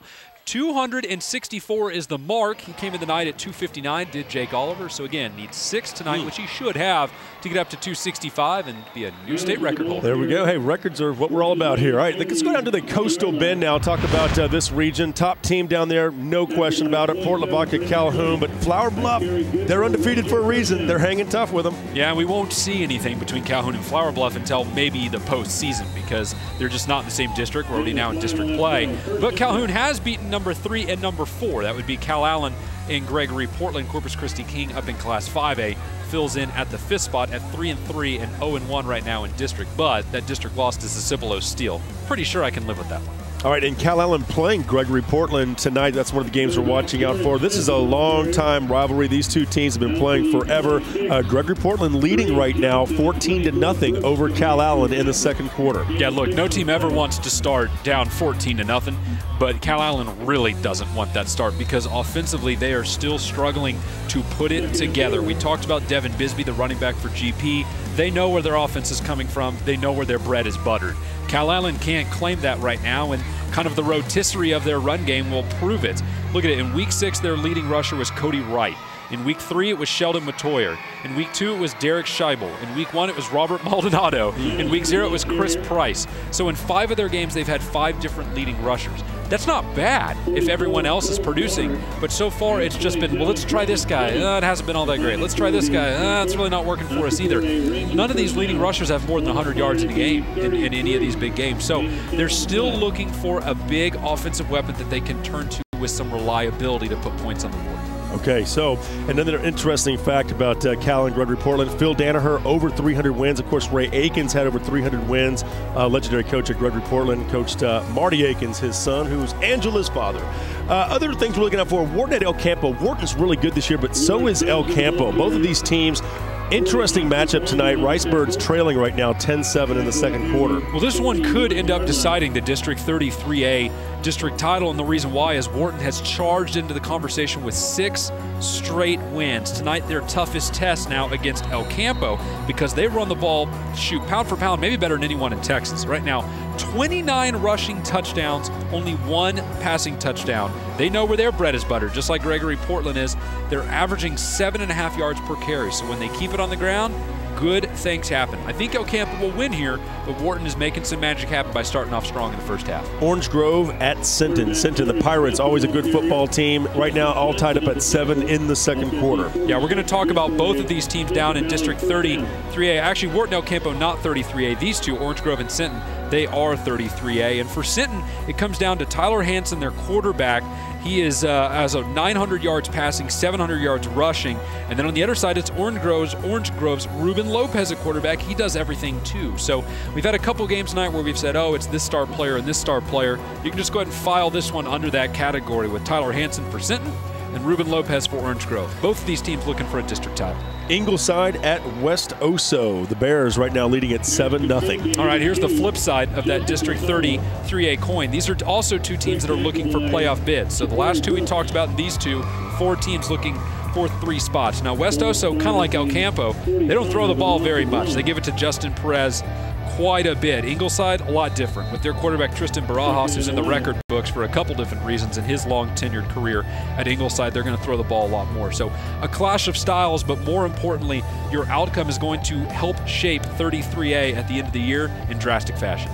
Eric Luster doing a good job over at West Oso. Now Yorktown at Ganado. All right, 2 small school teams, T9C little ones, but Ganado playing great football. 5-1 overall. And get this, they've only allowed 20 points in their last 4 games. They've already crossed that threshold tonight by Yorktown alone. So you know the Yorktown offense, which has been just red hot as of late. A great offensive team the past couple weeks. They are keeping that spirit alive tonight against Ganado in a big district game. Let's talk about Refugio. Big night. Bobcat quarterback breaks a state record. I'm talking about Travis Quintanilla. Well, he had a big night last week against Taft. He threw 10 touchdowns. That is a state record. The previous record was 9. But here's the real fascination part of it. 13 of 15 passes. So Jeff, he threw the ball 15 times. He completed 13 of them. And 10 of them were touchdowns. Pretty good. So, and I know they blew a team out pretty bad, and a couple people got up in arms about it again because of the margin. But I mean, you only threw the ball 15 times. Everybody on the roster played, and when they ran it, they averaged 12 yards a carry. So no matter what you do at that point, it's going to be bad. Refugio is just a really talented team. There's not a whole lot you can do about it. They've just got a lot of ability, especially at quarterback with a new state record holder, Travis their head coach last time, I remember him saying he wants to play those starters for about 3 quarters. He wants to make sure they get plenty of reps as they head towards the postseason. All right, let's check back in with Angela Heyman down on the sidelines. Angela? Thanks, Jeff. Well, I am joined by Principal Hernandez. He is the campus principal at Judson High School. We're here for the Wendy's check presentation. Principal Hernandez, Wendy's believes that a real key to success has to start with a good education, and like Judson High School, they believe success has to happen both on the field and in the classroom. So on behalf of Wendy's, I want to present you and Judson High School with this $500 check. Congratulations. Thank you very much. We're celebrating a great start to the year. The kids and the students and the teachers are working really hard to make sure that we're successful in and out of the classroom, and we're just excited to take a W home this evening. And this is homecoming week. I know you've been very busy this week and lots of festivities going on. Everyone's very excited. Yes, ma'am. Yes, ma'am. We were expecting to show up in the second half, and maybe we'll take that W home, like I said. Well, thank you very much, Principal Hernandez, for joining us, and congratulations. Thank you. Back to you guys. All right, good. Thank you so much. Fox Football Friday will continue here in just a moment. It's halftime, 24-0. Smithson Valley leading Converse Judson. We'll be right back with the Blitz in a moment.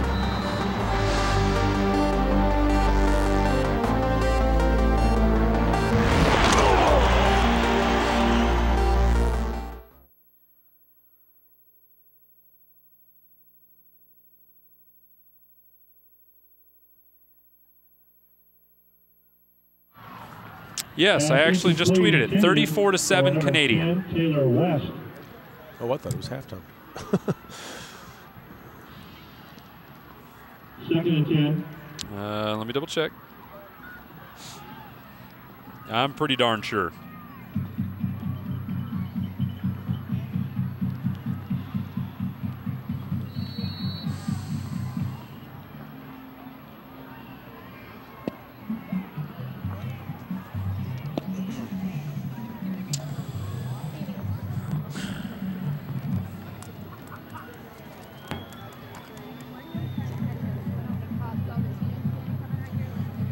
And after seeing all those highlights of Garrett Smith last week, he's one of those guys that just kind of manages that team. Just good, timely passes, uses a little play action. Who was that? Oh, Garrett Smith, yeah. That's just like every other Smithson Valley quarterback they've had. Yeah. Who's the most decorated, you think? I mean, when you Smithson Valley player? Yeah. I mean, through the years, They've had some really good offensive linemen, so it's probably going to be one of them. Their names escape me because they haven't had a real big guy in about 3 years. But yeah, it was like, they're one of the, like DW said, one of those teams that just, you may not remember all their names, but they come out and they just beat you with fundamentals and all that. The touchdown. I'll do the 17 yards on the touchdown pass. Okay. Why don't you do Deer Park? I don't have anything on.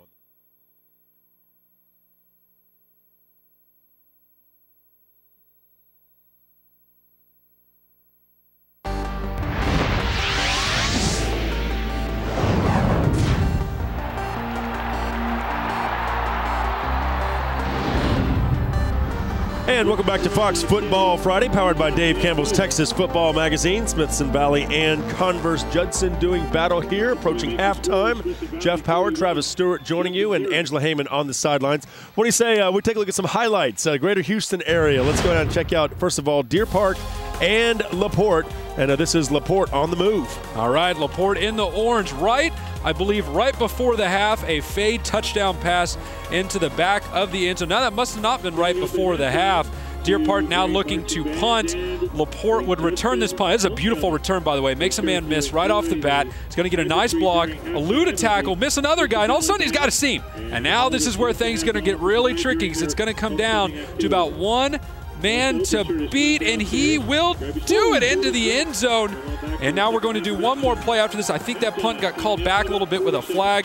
No matter, LaPorte, Hosa Scott. That's the guy that Ahmad Vitale was talking about. Folks, that's a linebacker in there on a jump ball situation for that great athleticism. 7'8" of them making that grab. Ties it up in 13 right before the half. All right, take a look at this. Dulles and Kempner. This has been a very interesting game. Spencer Griffin here with the touchdown as Kempner on the board here. Actually, that is Dulles on the move.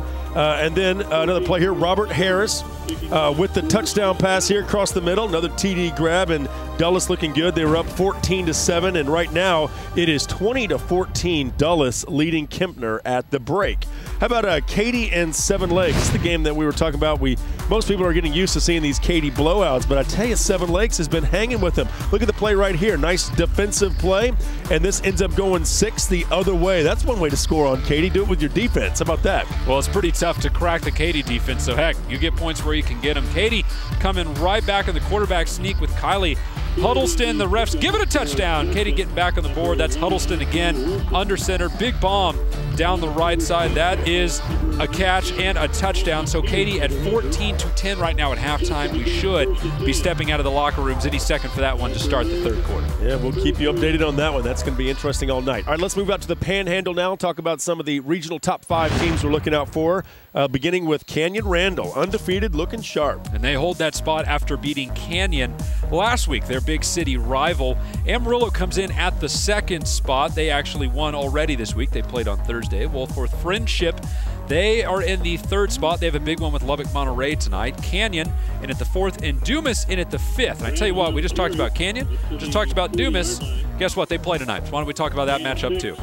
So Dumas up right now 28-14 in the second quarter, and a little surprised? I have to say I am, because Canyon's defense is very skilled.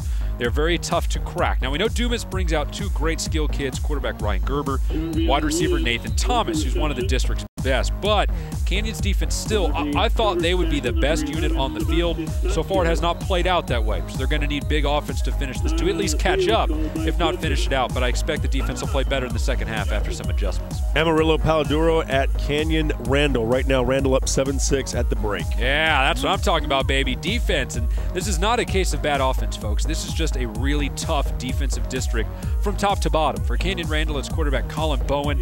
Very, very tough runner, especially Especially last week against Canyon. 3 short yardage touchdowns. Those are never fun against a city rival who plays great defense. But Palo Duro, I'm actually surprised they've kept it this close because they struggled to run the football last week against Amarillo, and Randall's very good at stuffing the run as well. So I would not be surprised if Randall pulled away in the final 2 frames. Wolfforth Friendship leading Lubbock Monterey right now 12-7 as they approach halftime. Well, Monterey gave one away last week against Hereford. I mean, they returned 3 kickoffs for touchdowns and lost. I don't remember that's ever happened before.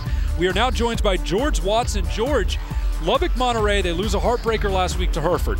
How do they look this week against the district favorite Wolfforth Friendship? Well, it's been a bit of an interesting game, guys. Really, Friendship dominated for all but about the last 2 minutes of the first half. Friendship's running game with DeModrick Tucker, he's chewed up about 142 yards and a touchdown in the first half. And they've been going up and down the field pretty much at will on Monterey. Monterey's offense has really struggled. But right before half, at the 1:59 mark, Friendship lofted a pass out there, and Daniel Lopez from Monterey picked it off, took it back 69 yards for a touchdown.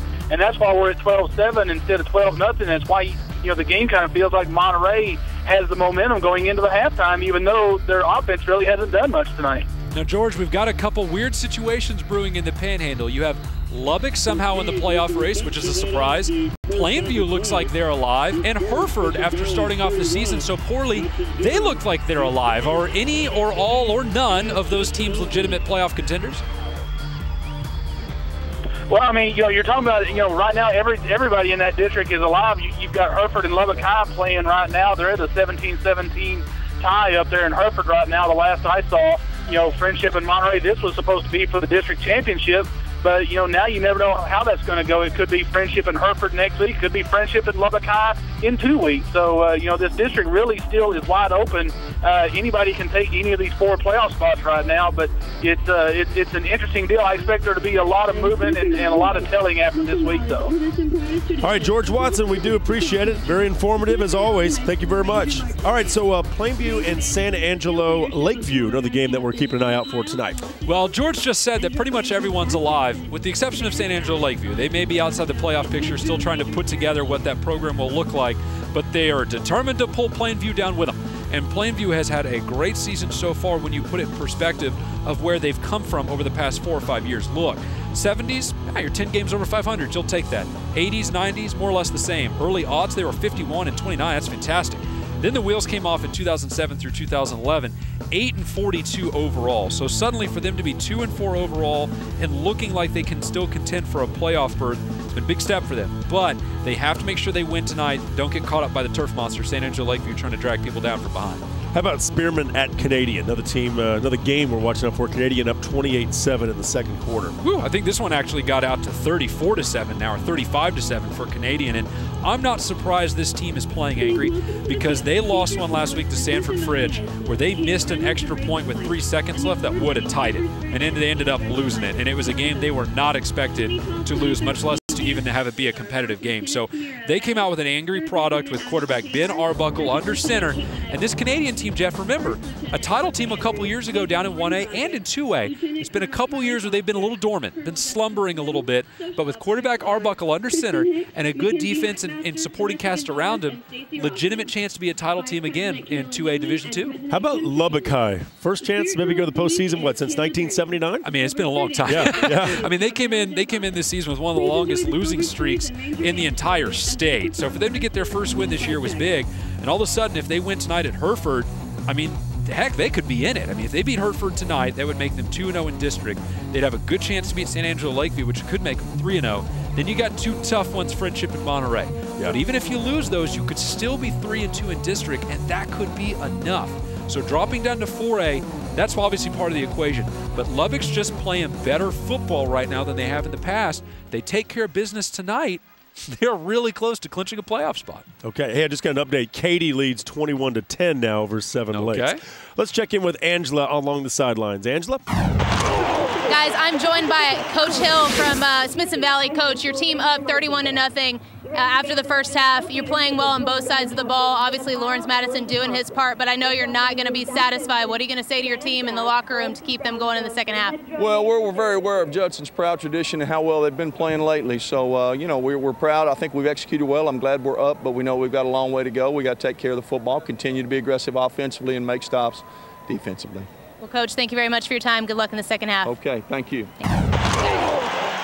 All right, that's the Fred Lloyd insurance quote of the night right there, and I think he summed it up pretty well. Smithson Valley just clicking on all cylinders right now. But Angela did a good job phrasing that too, is you're not going to be satisfied. Yeah. And that's what Larry Hill is at Smithson Valley. We asked Lauren Chan a little bit about what's made them so consistent over the years. It's because they're never satisfied. You can see with the way they played tonight, Lawrence Madison running hard early on, running over the Judson defense for a touchdown. Then the defense coming right back and playing again, very aggressively, forcing a fumble right there, jumping on the football. They would get a score after that one as well. And then Judson, once again, a fumble, and this one on a zone read. Just the quarterback and running back, Jarvien Williams, not on the same page on who needed to carry that ball. Out it goes. And Smithson Valley right back on the attack, Jeff. Yeah, that's Garrett Smith taking it in for the touchdown, someone who really manages the game. And you'd said this in the break. He's like a lot of the other Smithson Valley quarterbacks. He just finds a way to manage the game, does a great job. And you don't always remember their names, but you know they've got an 89% winning percentage in the last 15-plus years. You know what? And you know how they say that after you've been married a long time, the spouses start to look like each other? That's what Smithson Valley's like. The team and the coach are starting to resemble each other perfectly these days. There's not a lot of flash. They don't do a whole bunch of big, sexy, all these things that just blow you out of the water. They're just eerily consistent, and they execute. Any good coach will tell you they will take execution and hustle over primetime talent any day, because that's the stuff that wins football games. That's what Smithson Valley does. All right, Fox Football Friday will continue right here in Converse, where it is 31-0 right now. Smithson Valley leads, but more highlights and extra interviews to go in just a few minutes. We'll be right back.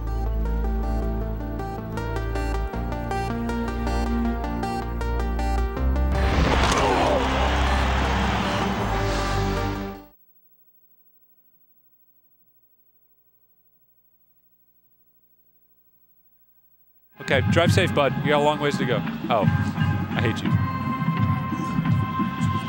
This way? What's up with the logo? I mean, no, just a J.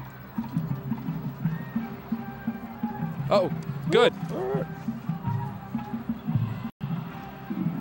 Good, good, good.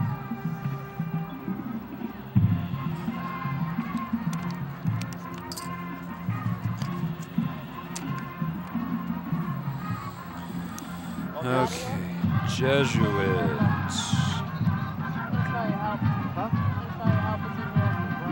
I mean, how legitimate is, you know, Dallas Jesuit, some of these other, you know, like we had talked about Prestonwood being one of those teams that's early in the year. Prestonwood. Prestonwood's got it. Yeah. I've got my cousin and his wife. They have a huge Halloween party. They live in Houston every year, and they give like $1,000 prize, and they clear out all the furniture in their house, and they bring a band. Like he's a surgeon, and like he drives a Ferrari, she drives a Maserati. And it's like the most fun party ever. And I haven't been in a long time, so we're gonna go. We're already gonna be there Saturday night. I'm excited. I don't even remember where Greg is. So I'm like, that's what my family is doing for my birthday. Okay, good. That's where he is. I mean, Prestonwood's got a great chance to win a state title in the Division I in TAPS. They're awesome. Yeah.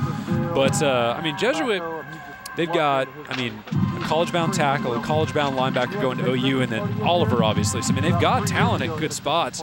It's just the biggest problem they have is a lot of spots is depth. There's not as deep.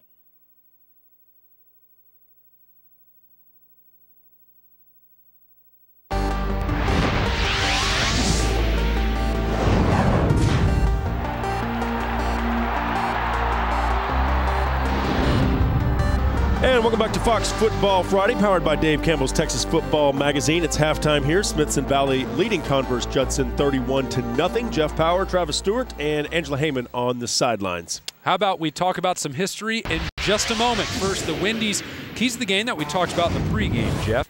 The depth of the front seven, so far it's been Smithson Valley because they've been forcing turnovers with those linebackers and defensive linemen. Judson can't hold on to the football. The Valley offensive line, I mean, it's been pretty good, but they obviously have had great field position with a lot of these Judson turnovers as well. So I'm not going to say it's a wash, but we haven't necessarily seen them blow everyone's socks off yet. Comfort level, it hasn't been there yet for Judson in that new look offense with Coach Mark Smith. A little bit of miscommunication early on, the big bang factor. Haven't needed it. The big bangs have all come on the defensive side of the ball with Smithson Valley forcing turnovers. I hate to beat a drum, but I mean, that's been the story of the game through the first 2 quarters. So those fumbles for Judson. Yeah, well, maybe they can get back in it, and force some turnovers. Hey, the regional top 5 in the Dallas-Fort Worth area. I like DeSoto and Coppell. Those 2 teams, I got a chance to see DeSoto up close, and they have got some speed. They're electric out there. That's right, and they've got a tough one against Midlothian tonight. That one was in the second half and in the second quarter, and still pretty close. Coppell going through some tough times right now, and you heard Rick Renner talk about that in the last Academy Sports Desk update, and all we would say is, folks, keep your thoughts and prayers out there for Coppell because they're going through something that a school and parents and community should not ever have to go through right now. Allen in at 5-1 in the 3rd spot. Southlake Carroll and in the 4th. They got a big score a second ago against Northwest. We'll bring that to you in a moment. And then Dallas Skyline in the 5th spot. They won last night against Sunset big time. They should win a district title. Okay, games we're watching out for here in Week 7, Lake Highlands and Dallas Jesuit. Dallas Jesuit up right now 7-0. Let's go to some highlights. Dallas Jesuit coming out, actually that is that's Centennial Wakeland. Yeah, that is a They're photobombing us. It is from the region. We'll give it that much. But I can tell you right now, though, that Jake Oliver has set the record. He got number 5 and number 6, which, of course, 5 tied at 6 breaks the receiving record. All right, yeah, just a quick update. That is the career receptions mark. Let's take a look at catch number 5 and the record-breaking catch number 6 for Jake. That's obviously him here in number 6. There's a little hitch route that he can turn into something for you with that big body as his. That's number 5. Okay, so we've tied Jordan Shipley. Here comes number 6, quarterback Jack Brissett. Again, another hitch route.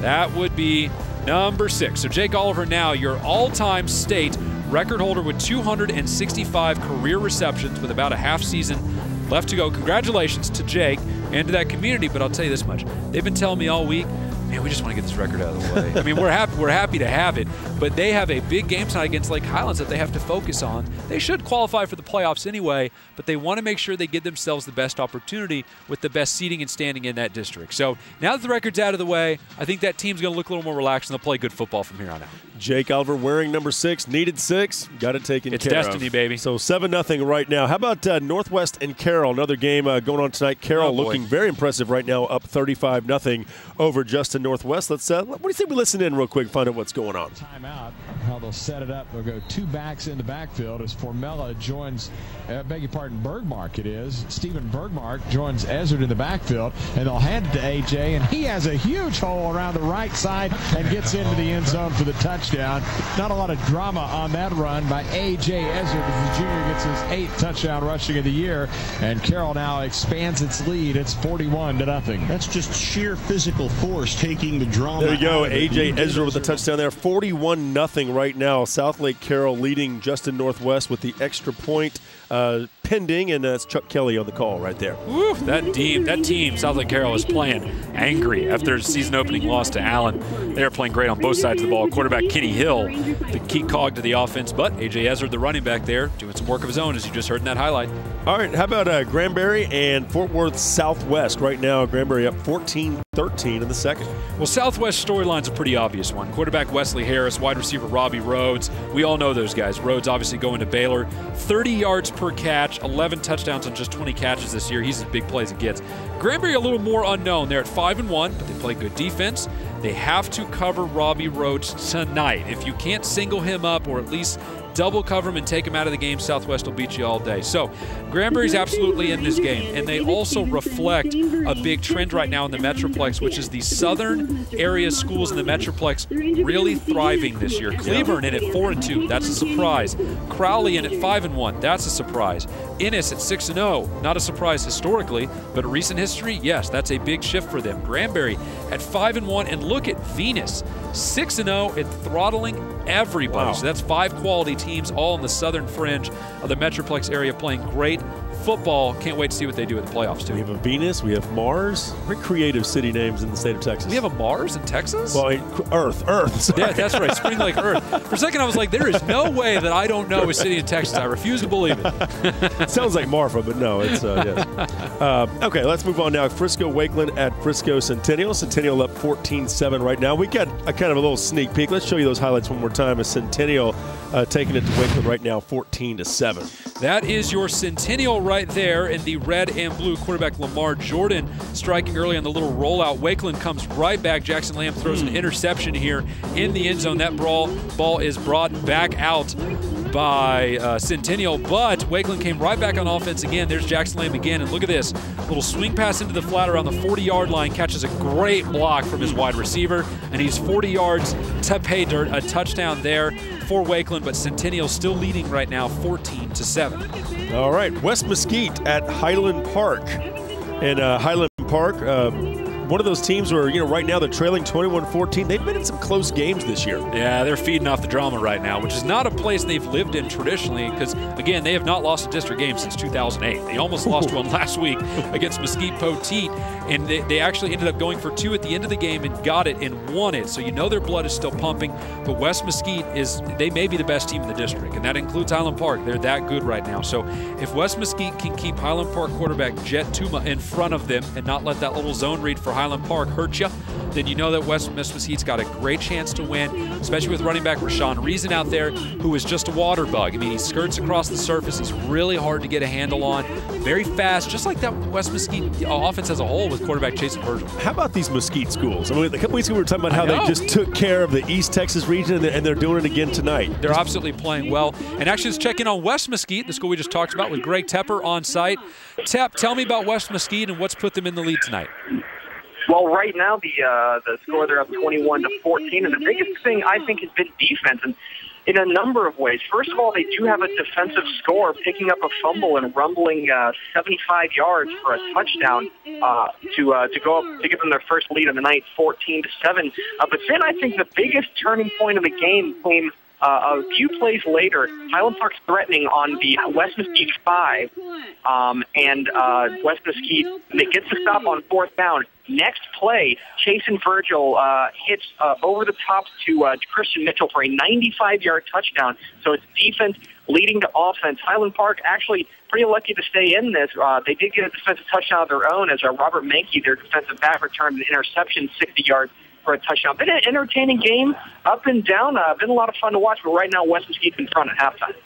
All right, appreciate that, Greg Tepper. We do always appreciate your commentary there. Highland Park trailing right now 21-14 to West Mesquite. One team we just talked about was Cleburne in that southern Metroplex area school. I can give you an update there. They are losing to Burleson Centennial 38-20 right now. Upset Bruin. Snyder leading Big Spring at the half right now, 21-14. All right, we'll be right back with more from here in Converse, Texas, where Smithson Valley leads 31-0 over Judson.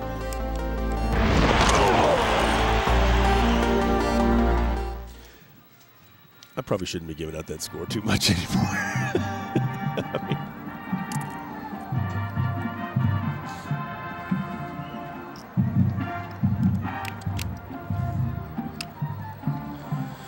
Hey, Jeff, you remember when you sent me out to Granbury to do a story on Lita Andrews dragging those tires?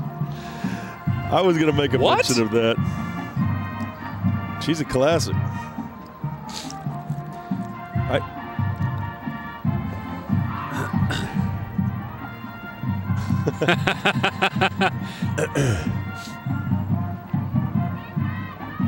Woo! So Power put a tire on and fell down.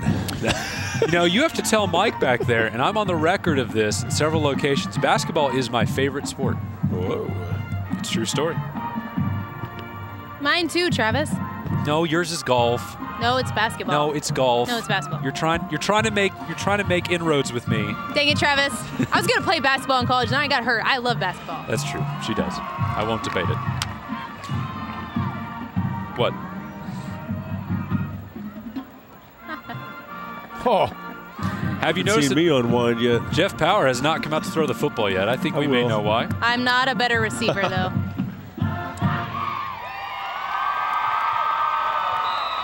It's pretty good stats. I wonder if Angela could dunk over Jeff Power. I bet you she probably could. On a ladder. Yeah, only if I have a ladder. You guys should have seen it when we were filming our golf show. I would stand on a box next to Jeff. Oh, no, seriously? He's a little bit taller than me, almost a foot. He's taller than me. Shoot, we need to get me a phone book to.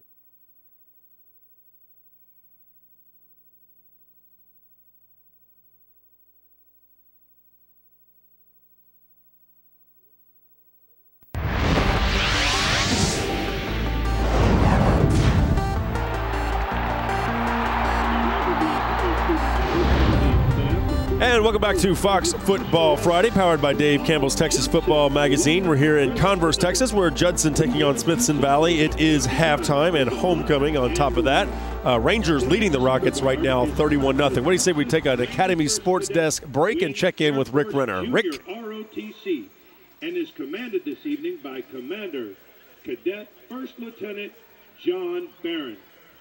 Other members of the Sabre Guard are Cadet Colonel Hunter Rhodes, Cadet Major Patrick James, Cadet Major Kenneth James, Cadet First Lieutenant Richard Barker, Cadet First Lieutenant Yasmin Martinez, Cadet First Lieutenant Kyle Rodriguez, Cadet Second Lieutenant Ashley Trumpeter, and Cadet Master Sergeant Melody Gomez.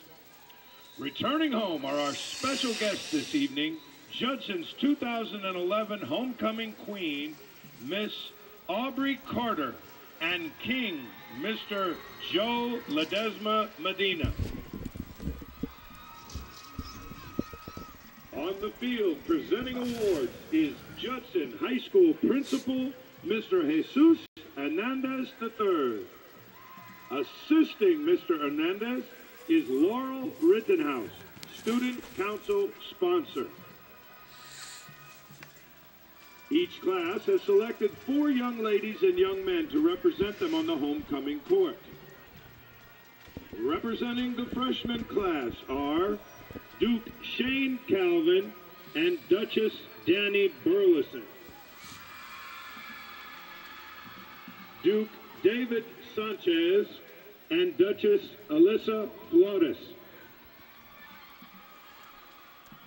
Duke Akeem Pryor and Duchess Juliet Guerrero. Duke Jaron White and Duchess Natalie Lotta.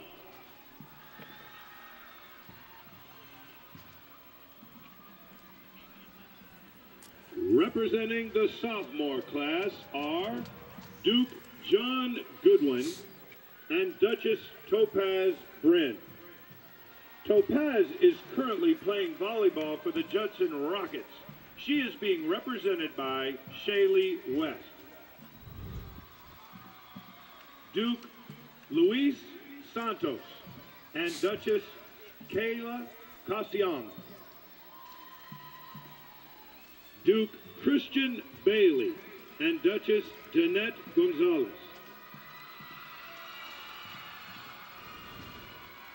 Duke Franklin Davis and Duchess Justine Lucio.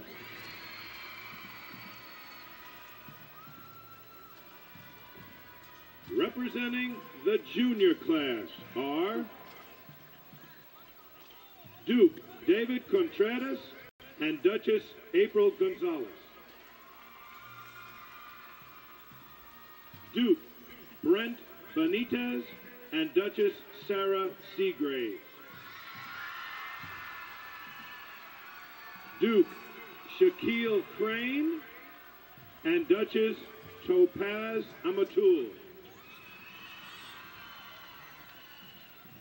Duke Josue Hernandez and Duchess Ashley Vela.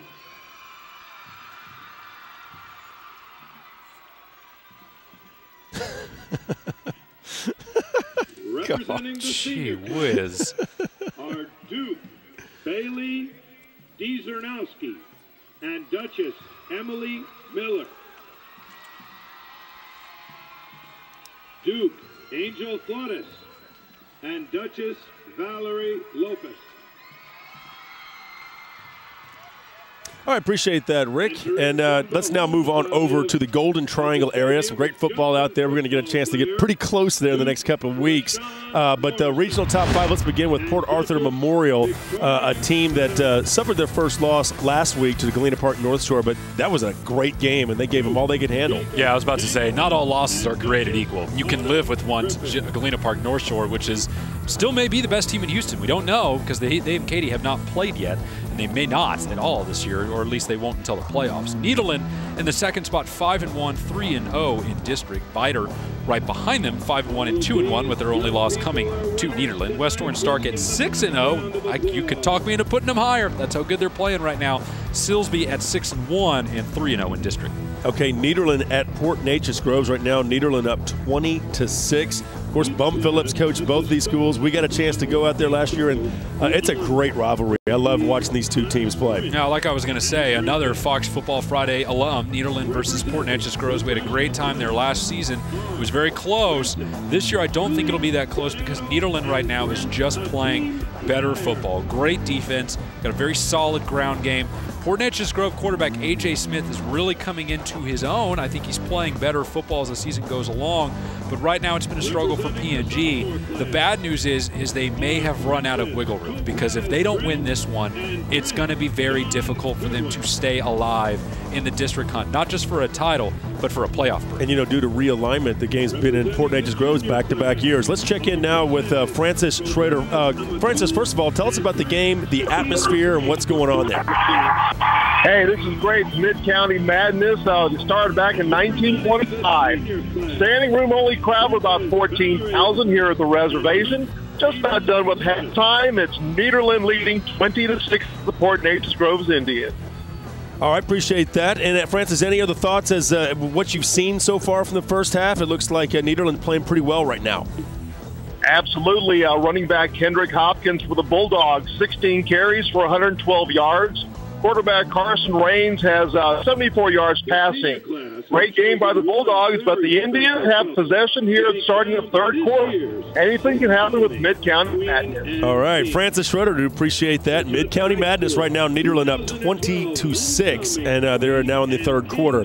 All right, Orangefield at West Orange Stark. West Orange Stark, wow, 33-0, just as you had said. They're going to go 7-0, looks like. Yeah, and it's even tougher for Orangefield because they don't throw the ball more or less ever. They throw the football less than I do in my off time, probably. They've only passed for 94 yards all season. They give the ball to Carl Wiley, their big running back. They give it to him a lot, but when you're down 33-0 against West Orange Stark, I mean, you got to throw to get back into it, and that West Orange Stark defense just isn't going to give you that option. This one may be more or less finished up.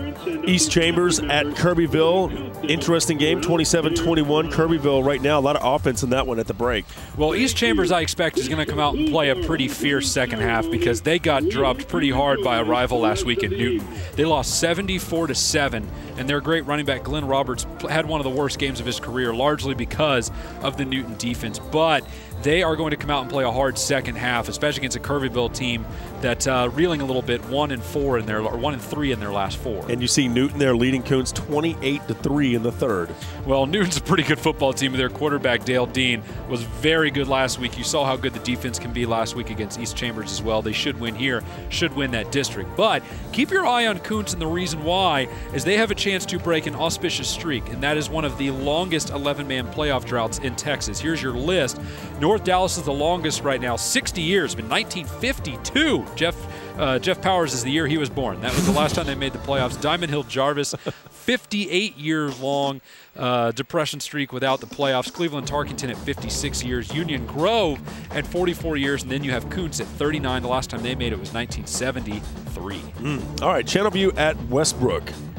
Well, you know, Westbrook, it's a tough situation for them right now because when they lost to Deer Park last week, I mean, it essentially put them on the outside looking in for that playoff hunt. I mean, it's going to be tough to beat any of the top teams in district, and they lost to the team that may end up finishing fourth, which is Deer Park. So Westbrook is now officially on the brink, and here's the numbers at risk. 19 playoff appearances in the last 31 years. That's how long they've been around, 31 years, when they consolidated with a bunch of Westbrook or Beaumont schools. 7 straight playoff bids, 6 in the 1990s, 6 in the 1980s, and they won the 1982 Class 5A state title in their first year as a program. So a rich history at Westbrook, especially in the postseason. And that's in severe danger of being a year short if they don't make it this year. Hey, a couple of the scores to pass along. Katy up now 24-10 in the third. And Abilene Wiley undefeated, but they're in a tussle right now with Monahan's only up 13-10 at the half. And here's an update for you. For Franklin running back Darius Floyd, 11 carries, 324 yards and 6 touchdowns in the first half alone. Woo! It's a pretty good average. Nuts. All right, hey, a homecoming king and queen being crowned on the field as we get ready for the second half. Rangers of Smithson Valley leading at 31-0 over the Rockets of Judson. We'll see if Converse Judson can battle back. Fox Football Friday continues in just a moment.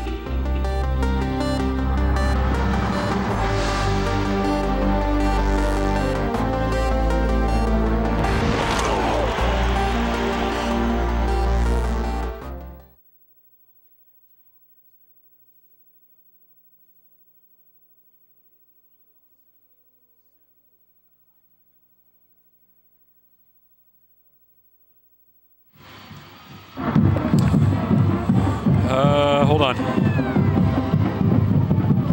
Hey, Jeff, can you hear me? I've got Coach Smith. Coach Smith, I know that that probably wasn't the first half that you were looking for, but I talked to Coach Hill at the end of the first half, and he says that they have tremendous respect for you, for Judson High School, and obviously the game is not over. What did you say to your team in the locker room? Well, I appreciate what Larry has to say. We got to fight. We're going to find out more about ourselves this second half than we found out all year, and it's up to the kids now. There's no magic speech. It's how much they want to fight back. Well, thank you very much, Coach. Good luck in the second half. Back to you guys.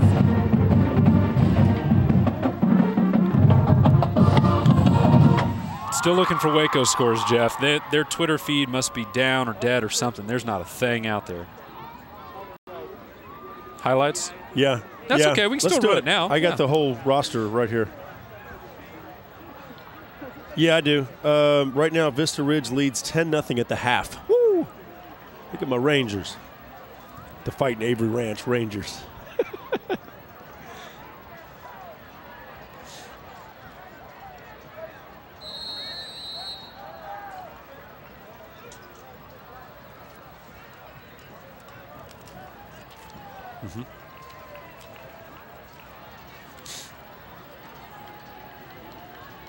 Okay. Rangers to start the second half, receiving the second half opening kickoff. So Angela highlights, then Santos.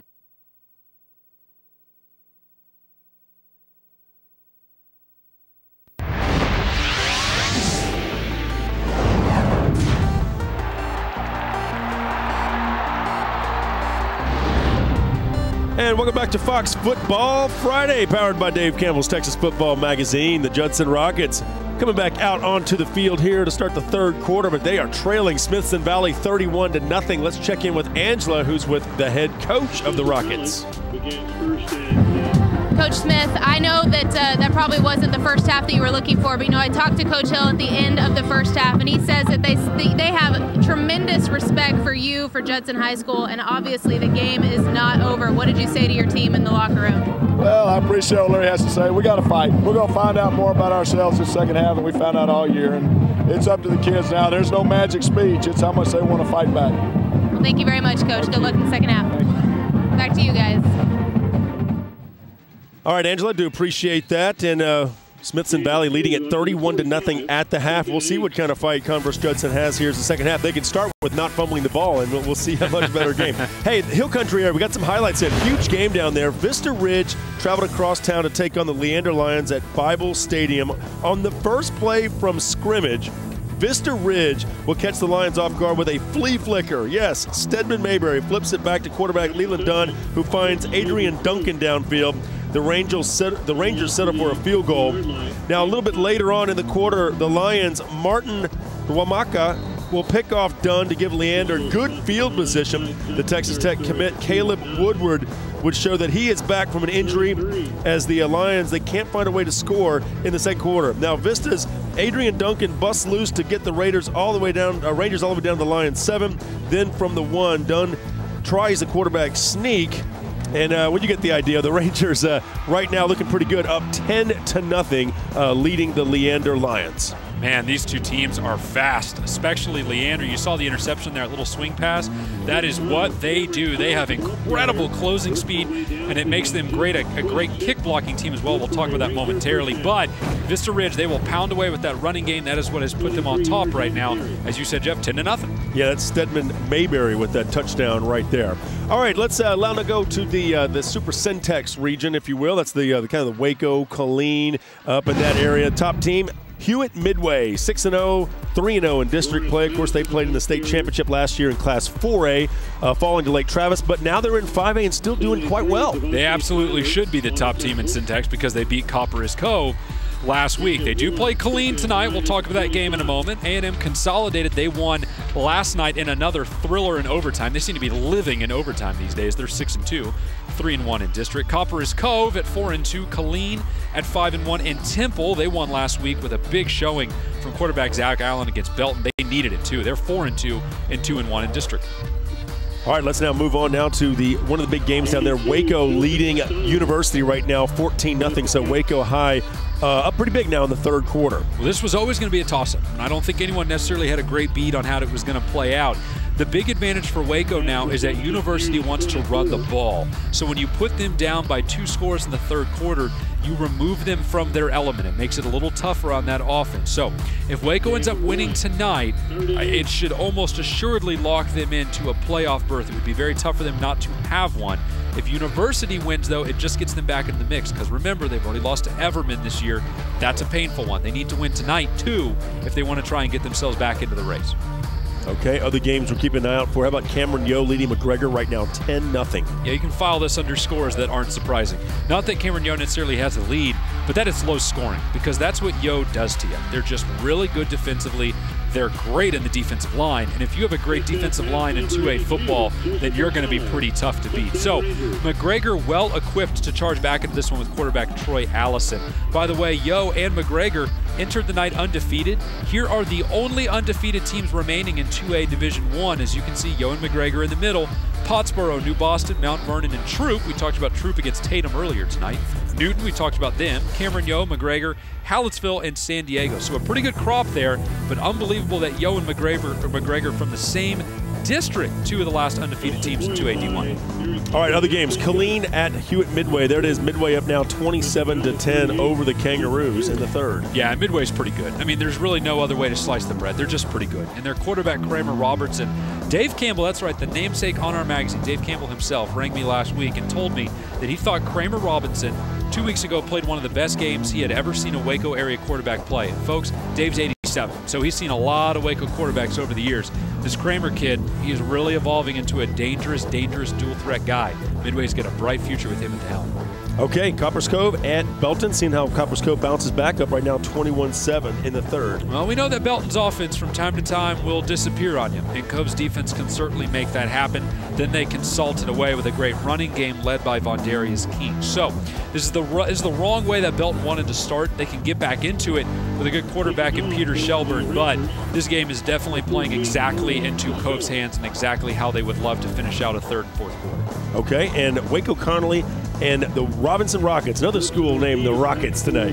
Yep, still looking for a score update here, so please do send it in to @DCTF with the hashtag Football Friday. We'll be happy to include it in the score rotation. And the big news for Robinson is that their big quarterback is back. Carson Earp, who was injured earlier on in the season with a knee injury, he is back and he is playing great. He played last week after missing 3 games for the season.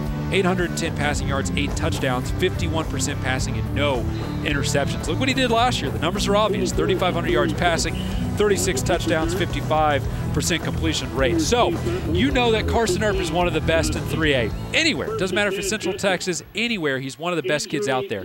With him back in the lineup, Robinson, they may end up being one of the title favorites by the end of the regular season. That's a stretch. I don't want to hyperbole us here, but they could be a pretty good playoff team with him back in the lineup. Okay, let's check back in with Angela, who has now more on the sidelines. Angela?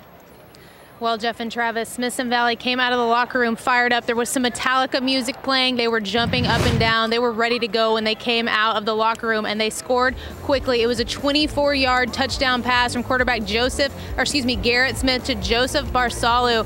Great pass, great catch. They'd cap it off with the extra point. 38 38-0 right now, Rangers over the Rockets. Guys, I don't know about this game anymore.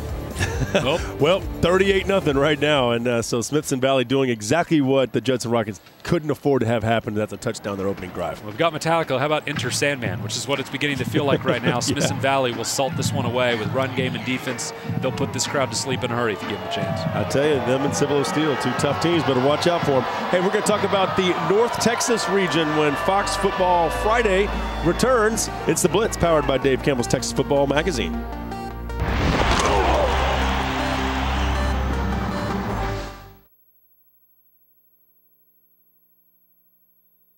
No, I'm okay. I think I'm just water. I'm burning up with this fever, so I'm just tap water sounds awesome. I've killed this bottle actually. Actually, just that lukewarm water is wonderful right now. It's just keeping me hydrated. Yeah, is that okay? Do you mind? Oh. Brooks being assisted on the field.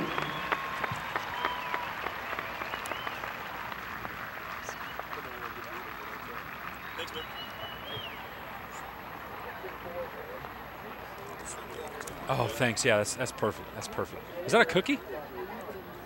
Yeah, can I have half a cookie real quick? Just get a little bit of blood sugar going.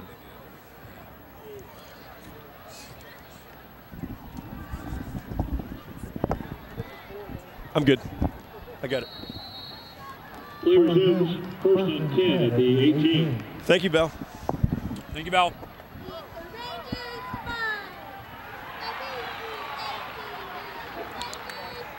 You know the deal about sitting on your coat? You ever heard that? You sit on your coat to keep the shoulders from, rolling, buckling up. Yeah. Did I make my teeth black when I ate that cookie? No, you're good. A loss back to the 14.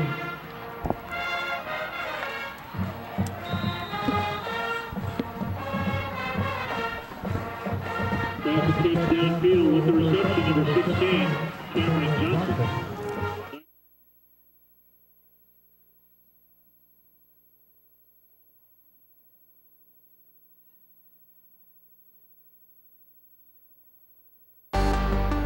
Football Friday Blitz is presented by your Texas Ford dealers. It's the Built Ford Tough Truck event at your Texas Ford dealer. Enjoy huge savings on America's best-selling truck for 35 years running. Ford is the best in Texas. By Academy Sports and Outdoors. Right stuff, low price, every day. And by Wendy's. Be bold with Wendy's Asiago Ranch Chicken Club. In spicy, home style, or grilled. Try one today.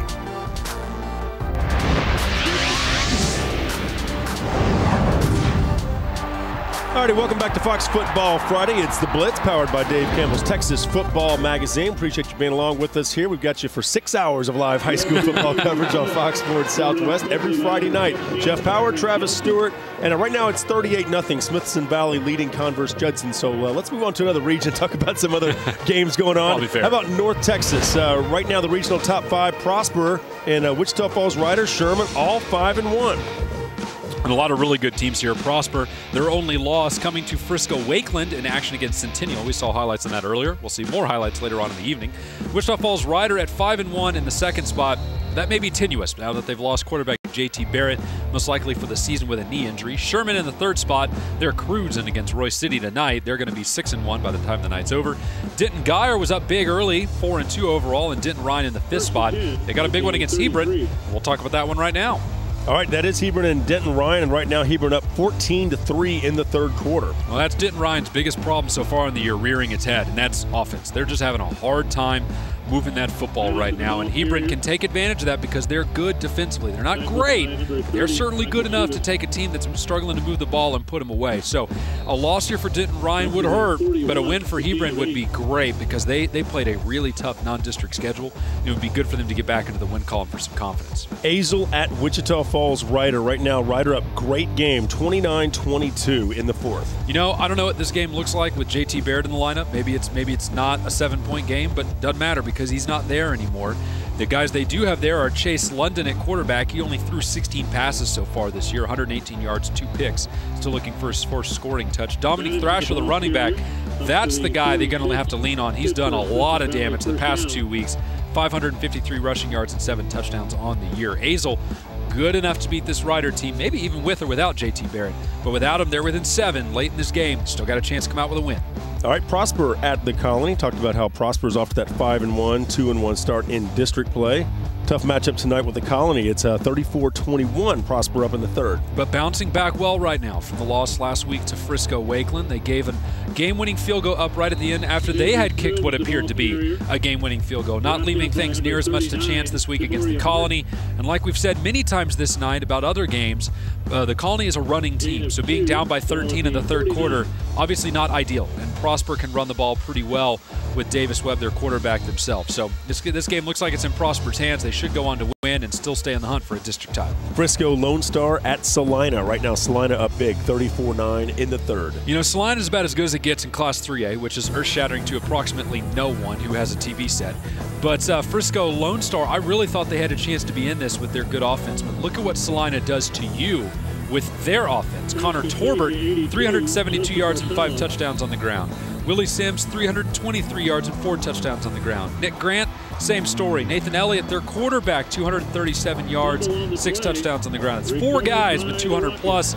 Then Elliott, the coach's son, can throw the ball a little bit too. So if you're tired of seeing Salina in title games, you're going to need to go find another state to live in because they've got a great chance to be back in another one before this season's over. G.A. Moore, storied program. Seymour at Windthorst. Right now, Seymour leading at 35-0 in the third. Guess what? This one's done. This one's already final because Seymour's offense just ground this clock up like wheat, and it is finished. And that means that Seymour really only has to get past Quanah next week if they want to win the district title. Now, Windthorst is by no means out of the playoff hunt, but they're not looking like the same powerhouse team they have been in the past. So, as we said, final score here, Seymour over Windthorst, 35-0. All right, so that's some of the action going on in North Texas. What do you say we check back in with the Dallas-Fort Worth area? Some big games going on there tonight. We've got some highlights just came in. This is Wakeland and Frisco Centennial. Wakeland on the move right here with the nice touchdown run up the gut. And they can do it on the ground, too. That's a big boy wearing 47. Look, Jeff, unspoken rule. You never want to see 47, a jersey that says 47 with the ball coming at you for any reason. Wakeland up 20-14. Let's segue down to the Bayou City with Dulles and Kempner in action in Fort Bend ISD. Yeah, this has been a wild game. I'm just seeing touchdown after touchdown coming in on our email sites and stuff, and these two teams going back and forth. And, you know, Kempner's really hanging with them. Kempner only 1 win so far this year. Kind of debated whether or not this is a game that we wanted to spotlight, but I had been told that there's going to be a lot of offense in it, so why not? And Kempner holding their own, battling Dulles, pretty tough. Here's the Vikings on the move here. Of course, they've got the red helmet there with the kind of the Minnesota Viking decal right there. Wow, great run. Almost perfectly look like Adrian Peterson could cut around that corner there. Man, he looked dead to rights about 10 times over. 34-21 right now, Dulles leading Kempner in the third quarter. And Fort Bend ISD District 23-5A is a total log jam right now. Fort Bend Austin really out in front of the pack. Everyone else is just fighting and clawing for a place somewhere in the final standings. Yeah, no question about it. All right, let's take a quick break, and then we'll check in on the El Paso region when we return here on Fox Football Friday. Smith and Valley.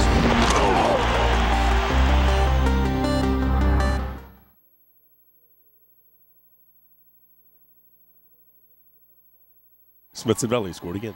Oh, was that live? Yeah, I mean, I heard it. It's all right. Oh, dang it. I thought they'd already cut us. That's okay. We'll let people know. Cedar Park's up 20-7. I don't know if that's a big deal, but they are leading Rouse right now. We got some highlights. 19 on the play. We must be getting pretty close to the Hill Country, right? 2 segments away. Okay. Rockets 17-yard line. It's always our big highlight area. You know, I think we should rerun the highlights of that game from El Paso Franklin last night, since we got them right here. It was the first time we've had highlights from El Paso, in a while. I don't have a problem with it. What do you think, Jeff? You want to rerun? Well, we got Franklin off the top. Maybe we could throw them in right off the top. Yeah, we'll show the top 5 graphic briefly, and then we'll do those highlights. It's a good idea by Jeff. Touchdown, Smithson Valley. Let me get my. Okay.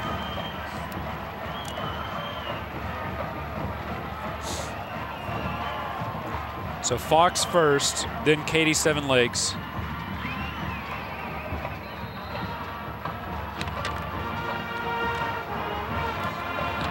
And then we'll do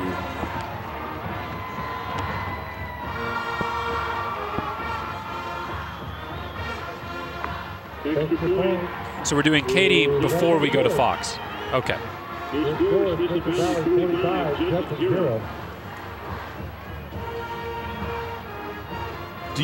you know what the highlight is of the Katy game by chance? It's just something like just Robert just sent, right? This is Chicken, a proud sponsor of DW Run Stadium.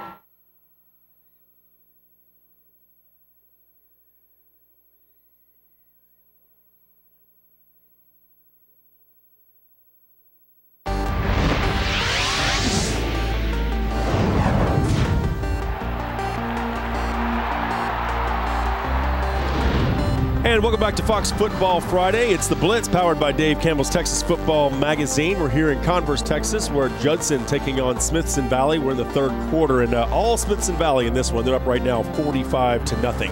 Hey, let's go out to the Houston area real quick. We got some highlights in. Katy taking on Seven Lakes. We've kind of talked about how Katy's been in a bit of a struggle. It was just 10-7 or 14-10 at the break, but Katy kind of opening things up now. Look at that play. Kylie Huddleston with a nice deep pass downfield, and they get the touchdown run right here around the end. That looks like Adam Taylor, I believe. It is. And nope, that's Rodney Anderson. Rodney Anderson, there you go. And so that might have been Taylor coming up. But Katy up right now 31-10, so they've kind of broken this game open in the second half. I don't think we can say we're surprised by that, because we knew that great run game and that defense, it just wears you down over time. It's a tough team to beat in the fourth. What do you say we check back in with Rick Renner at the Academy Sports Desk? Rick, what do you have? Fielding the kickoff, Andre Wilson.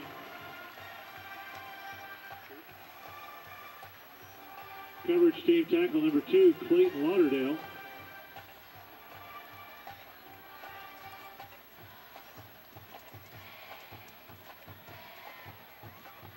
Officials spot the ball at the Rocket 22, 1st and 10.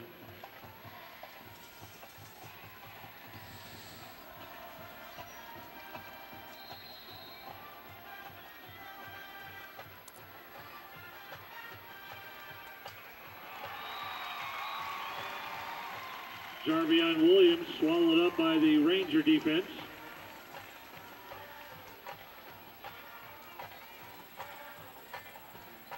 Loss of 2. I can do the read on Franklin. I've got the highlights here. Okay.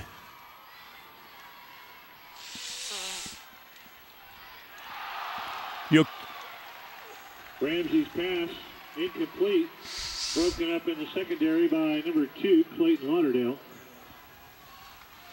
Brings up 3rd and 12.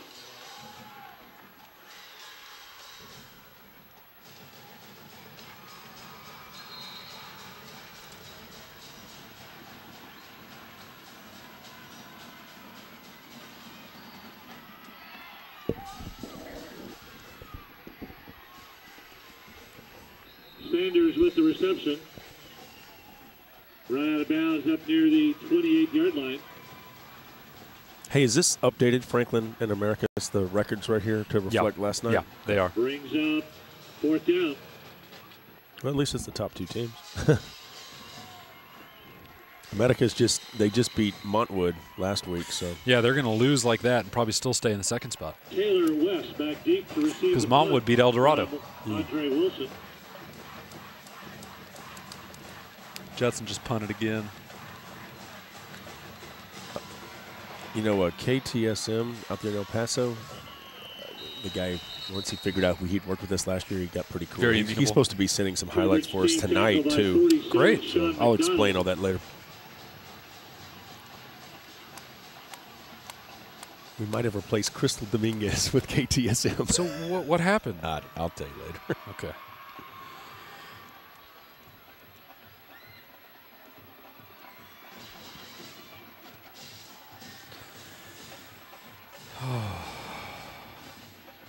Rangers begin 1st and 10. at their own 27-yard line.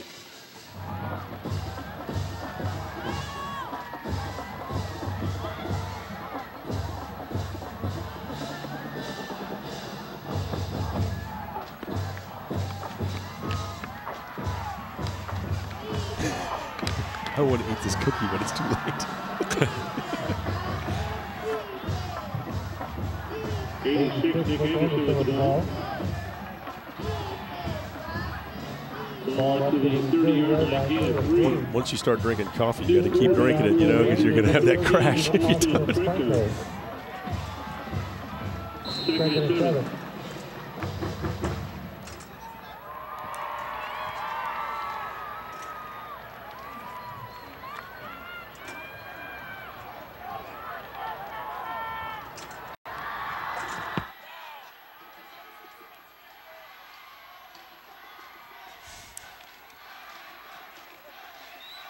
All right, Rick, do appreciate that.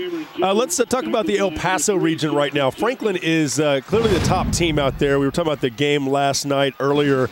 And this is a team that has been really good all year long. In fact, they beat Americas last night rather handily. They are 6-0, 3-0 in district play.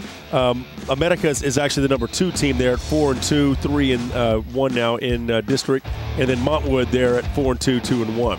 Exactly, Franklin. As you said, the best overall team. They did beat Americas. That's who should be in the second spot. But Chapin, also pretty good group there in Class 4A, making a charge as well. This is the Franklin footage we showed you earlier from Americas last night. Yeah, Americas was looking to pull off the upset in back-to-back weeks. They had beaten Montwood last week. Could they do it again? But, you know, Franklin on the move. Second half, Marcos Hernandez on the screenplay, finds a seam up the middle, then finds daylight, out-races the defense. A monster night for Hernandez. This touchdown goes for 65 yards and gives the Cougars the 21-2 lead in the third.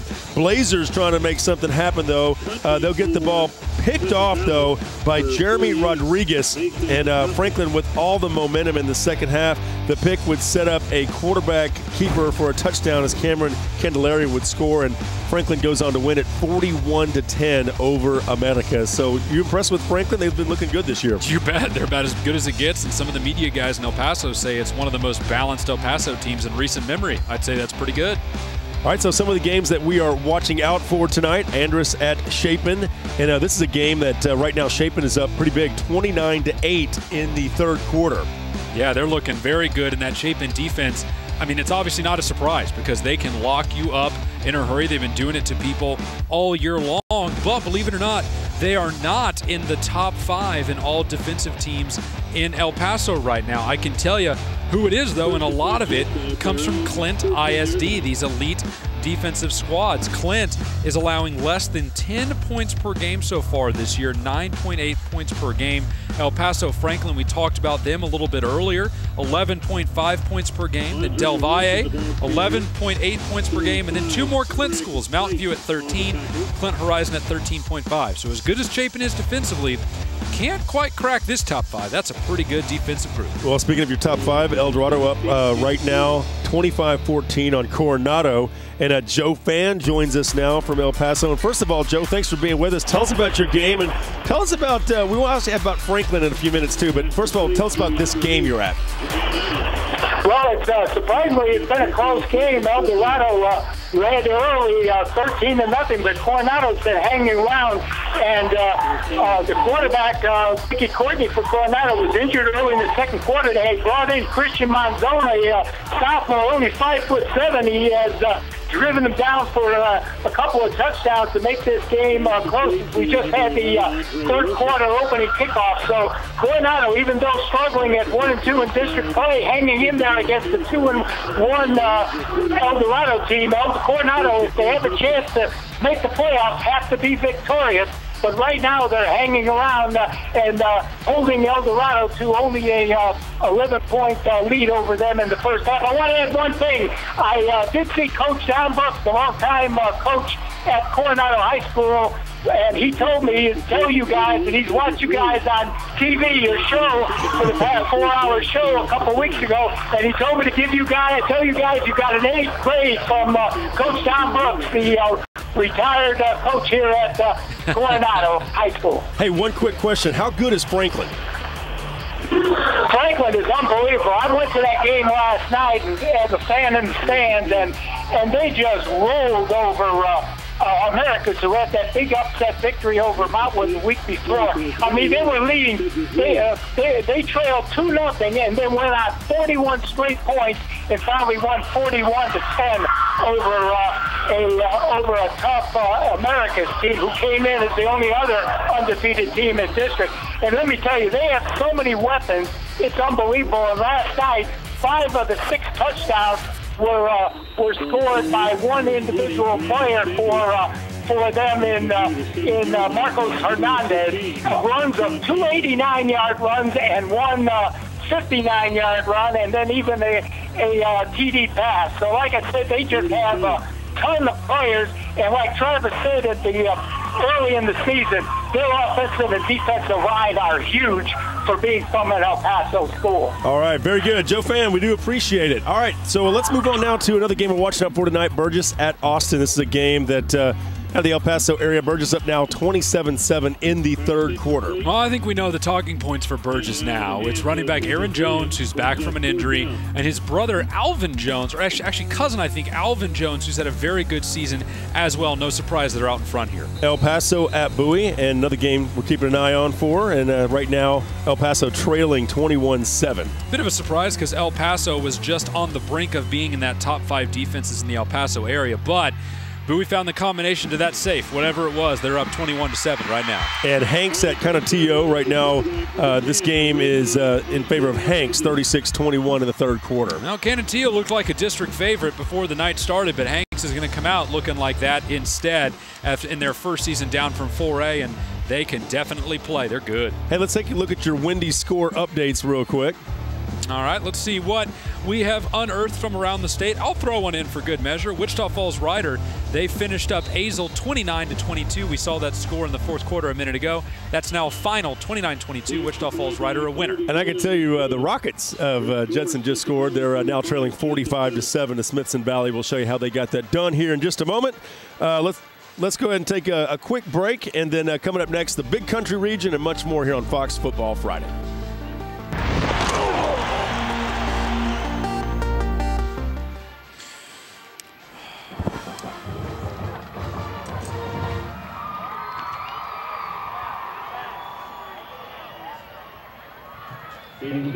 Touchdown drive for the Rockets, capped off on a 7-yard touchdown run by the quarterback, number 10, Ray John Austin Randy.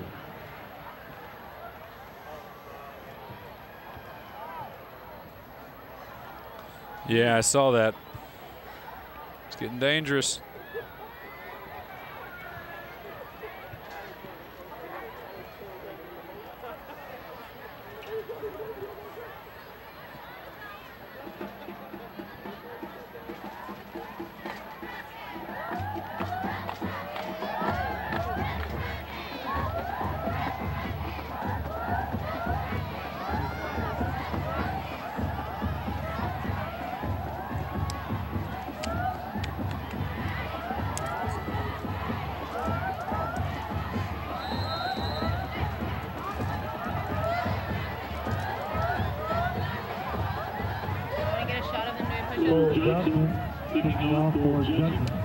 Hey, Jeff. Watts.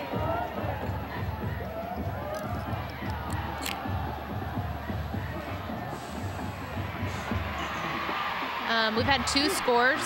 Smithson Valley scored, and then Judson scored a touchdown finally.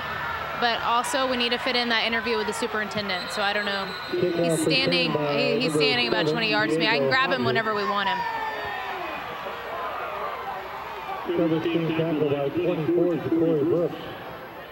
I'm sorry. Okay, do you want me to do the score highlights or the guys? Okay.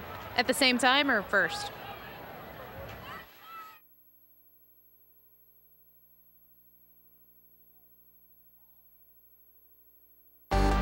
Football Friday Blitz is presented by your Texas Ford dealers. It's the Built Ford Tough Truck event at your Texas Ford dealer.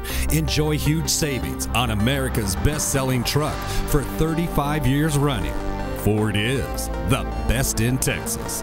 By Academy Sports and Outdoors, Right Stuff, low price every day.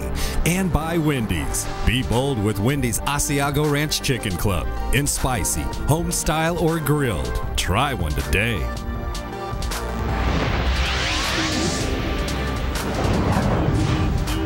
And welcome back to Fox Football Friday. It's the Blitz, powered by Dave Campbell's Texas Football Magazine. We are here in Converse, beautiful D.W. Rutledge Stadium. Rockets trailing 45-7 right now, though, to Smithson Valley as we wind down the third quarter. All right, let's go down to the Big Country region now, talk a little regional top 5, and you got to begin with those Abilene schools, right, Travis? No surprise, Abilene as good as anyone right now in all of Class 5A. Abilene Cooper a step behind. They lost to them by just a score a couple weeks ago, 5-2, 3-2 in district. Stephenville in dangerous territory against Alvarado tonight. We'll be talking about that game momentarily. San Angelo Central at 5-2, and then Abilene Wiley and a tight one as well at 6-0 and 1-0 in district. Okay, so Abilene playoff bound, perhaps? Well, they're already in. We know they've already locked up their berth. There's no one that can tie them that would push them out. And here's their possible playoff opponents. They could see El Paso Montwood, and they saw them last year, beat them 35-18. They could see El Paso Coronado, maybe, and they beat them in 2010, 45-28. They could also see El Paso Americas. That's a team they have not played before, but we know they won't see Franklin. That's the one that no one wants to play because that's the best team in El Paso, right? Yeah, Joe Fan, he told us. All right, so other games that we are watching out for this area, San Angelo Central at Odessa Permian. Look at Mojo up right now, 34-24 in the third. And putting together their best offensive game of the year, and it's really not close. They actually got into the second half without even punting so far in this game. But we've seen this before when San Angelo Central was down in the second half, and it was Midland, and Central came charging all the way back and stole that one from Midland at the end with quarterback Mickey Scott. If Permian wants to win, they've already done enough to get there. Now they have to make sure they seal the deal and don't let this Central team get back into it. Yeah, I remember San Angelo Central came back against Midland earlier this year, had that big comeback down 35-14 and 1. Other games we're watching up, we talked about Stephenville and Alvarado. Check out your score, 18-12 right now. Stephenville up by only 6. David Davis on the phone now, and tell us what's going on out there in Alvarado, David. It's a pretty exciting game. You know, so far tonight, Alvarado has done a lot more passing than they normally do. Their quarterback, West, came into the game averaging about 50 yards passing tonight. He's passed for over 110 so far. But also the Alvarado defense has been averaging, giving up about 15 points a game. Stephenville right now has 25 points. 25-20 is the score with 7 minutes to go. Stephenville has the ball. They're trying to answer a Alvarado drive that just closed the score to just a 5-point game. And Alvarado did 2-point conversion. But Stephenville with the ball now and a chance to answer. All right, David Davis, we do appreciate it, so we'll keep an eye out on that one right there. Stephenville in a little bit of trouble tonight, taking on Alvarado and only up 18-12 right now. Thoughts about, battle-tested teams, records of the Jackets in the last 5 opponents? Well, as this game ticks down away in the fourth quarter, it's going to be an advantage for Stephenville that they've played some of these salty squads earlier in the year. Look, Glen Rose is at 6-1. They beat them.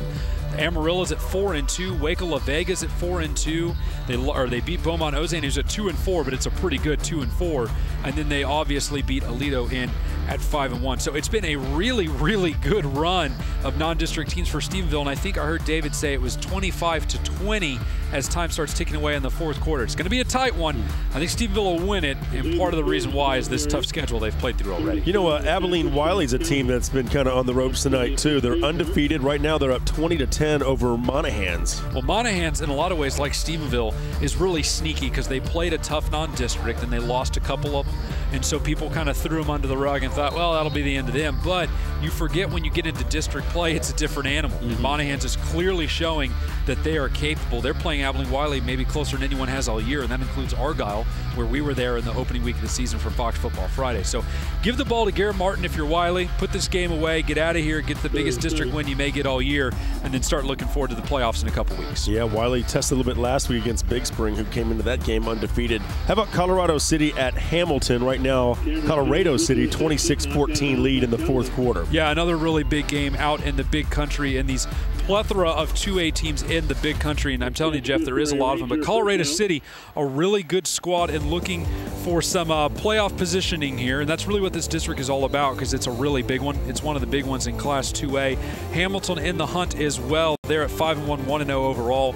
Colorado City at 4-2. They're also 1-0 overall. But there are 4 teams in that district at 4-2 or better. So you know there's a lot of talented squads in there. And Brownwood at Liberty Hill. Liberty Hill, one of those teams that they love to run the football under Jerry Vance. Right now, they're trailing, though, 19-18 to Brownwood, and a battle of some legendary coaches around Central Texas. Well, you wonder if some of the battle of attrition's playing into this, because Brownwood was up early by 2 scores, and then Liberty Hill started chewing away at it, which is what they do with that run game and head coach Jerry Vance. I mean, that was a blueprint that won them several titles early in or middle of last decade. So you know they can put a winning game plan together tonight.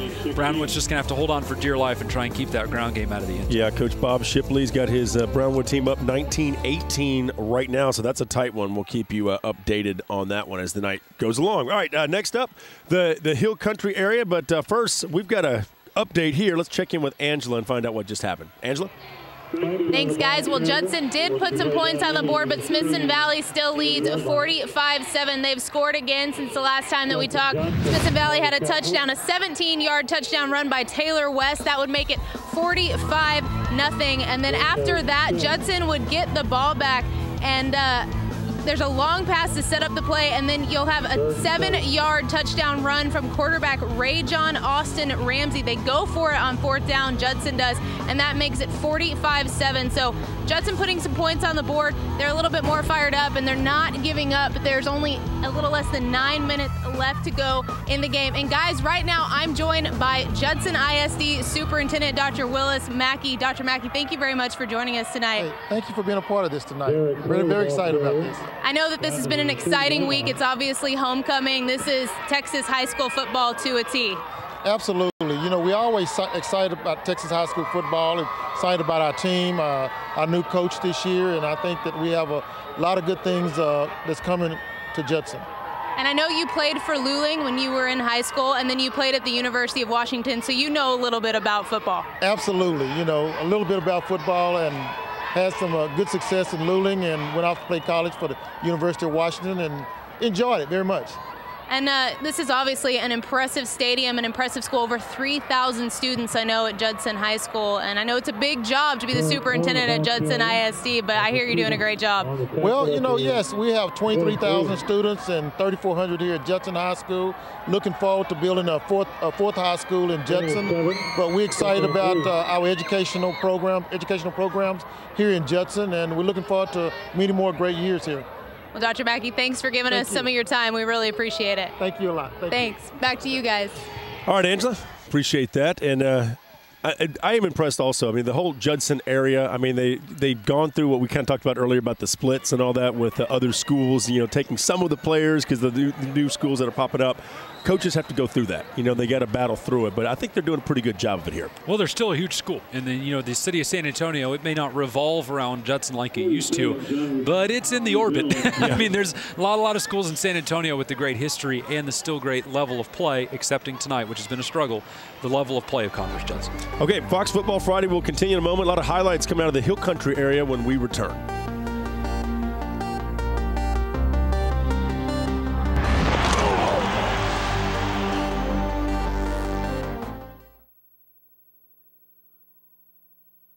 Plays in that third quarter. You got some new Leander, right? Vista Ridge Leander.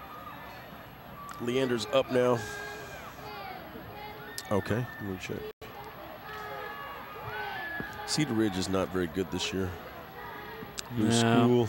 Not really. They lost to Bastrop last week, 70-7 or something like that. Yeah, well, I mean, they're new. I mean, Cedar Ridge is still brand new.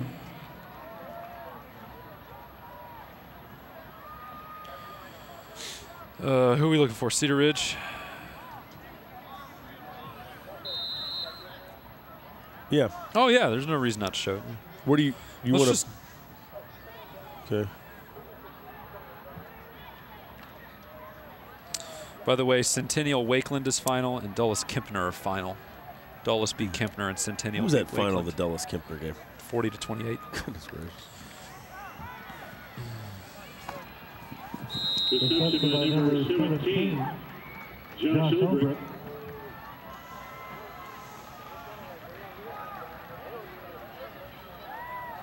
I think Martin. Looking for it.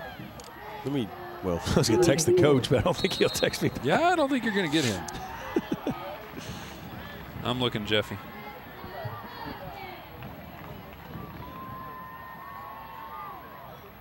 I don't see that either. Score. Lake Travis Anderson is 33-3. Lake Travis. And who's the other one? I don't see anything on that. What's the latest you have on Leander Vista Ridge? 14-10, right, Leander?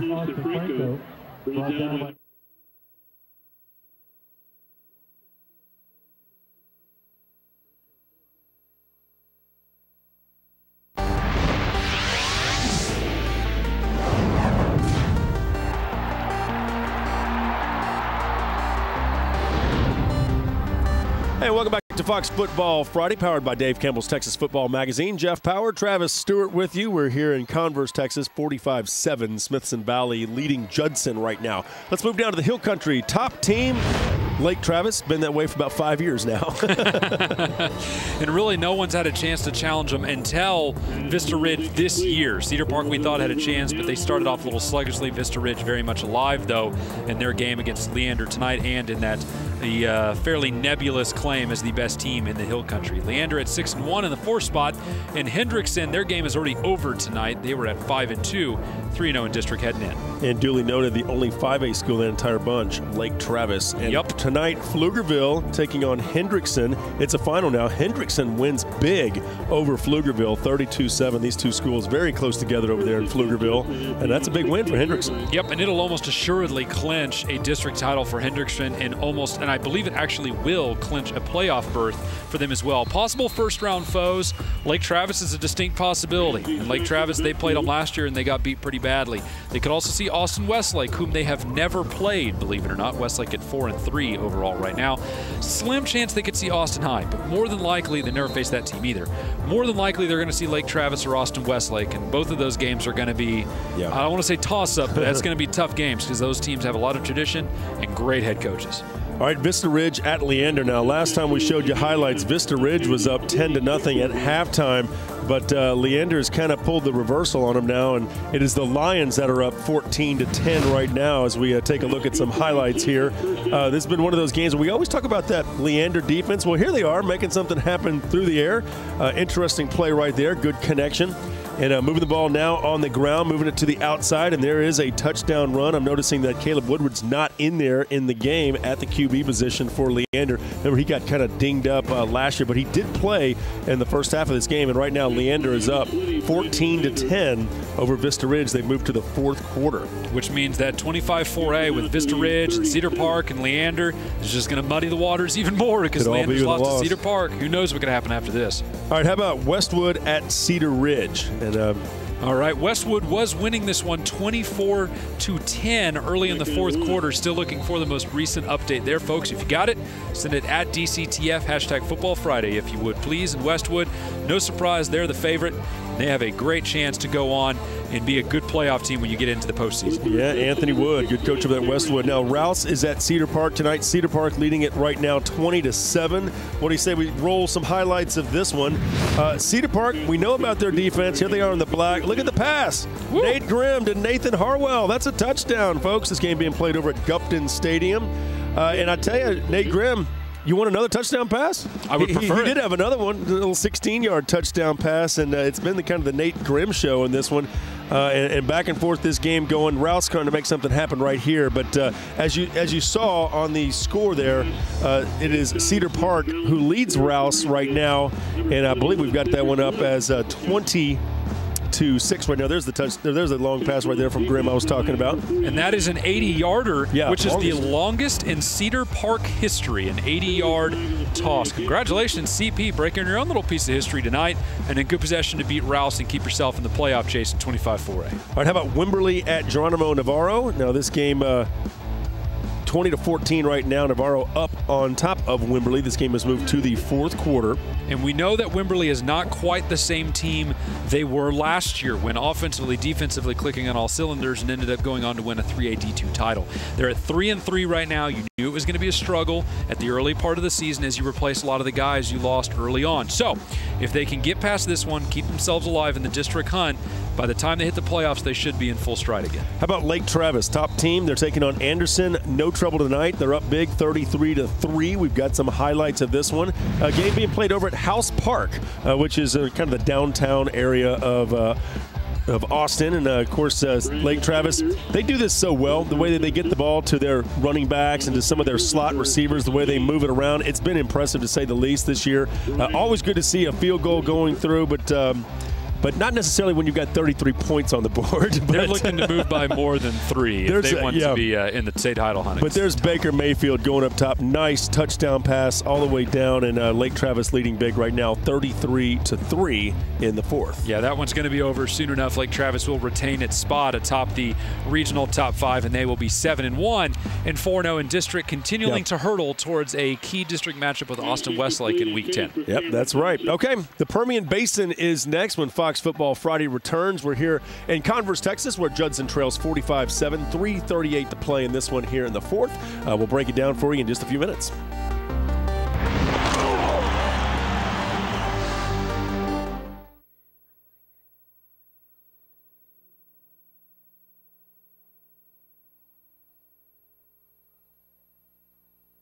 That just kills me.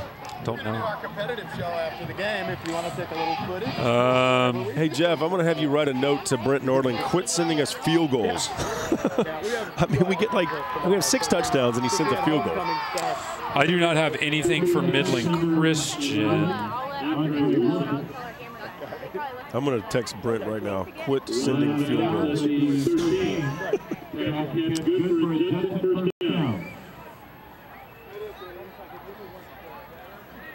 I know what the deal is over there.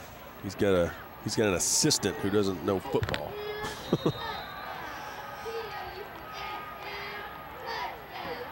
Got to watch all that double dipping out there.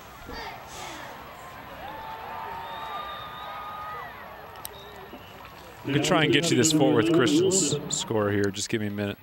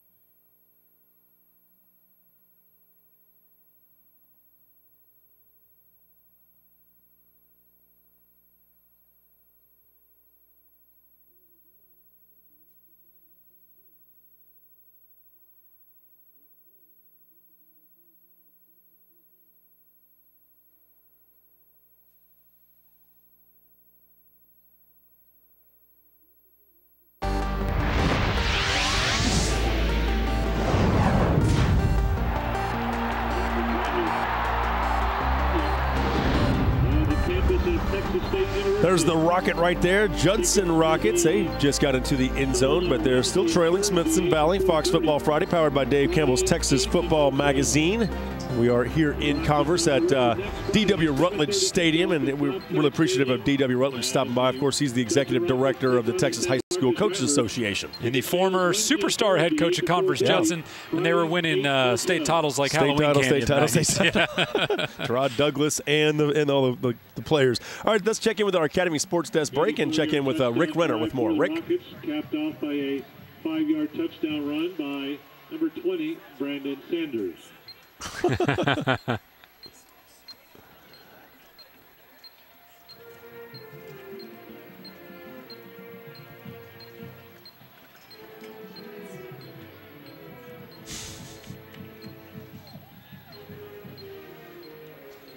could say so many things.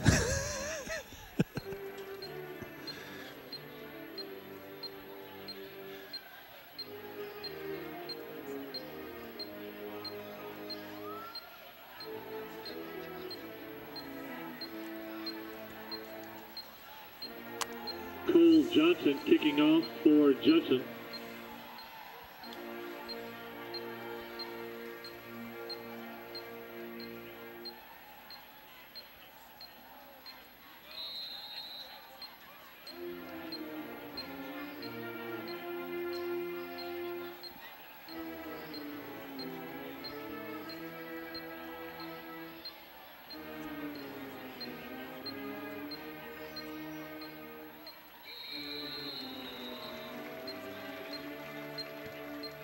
Fielding the kickoff, number 10, Taylor West.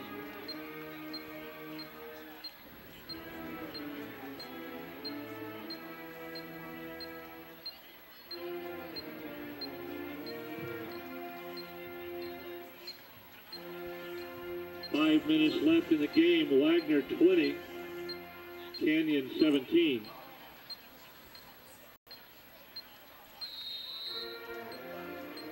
Rangers begin first and 10. Caleb Woodward is back. He just scored. They're up 20-10. It's over. Oh.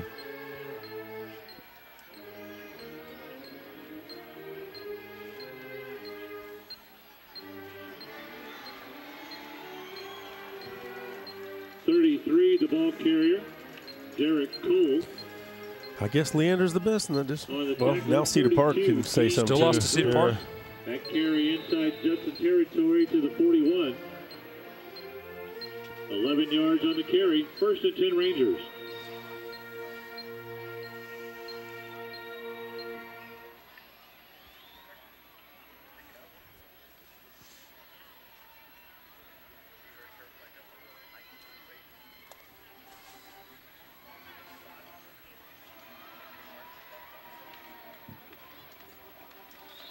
Quarterback Austin Franco on the carry, brought down near the 32.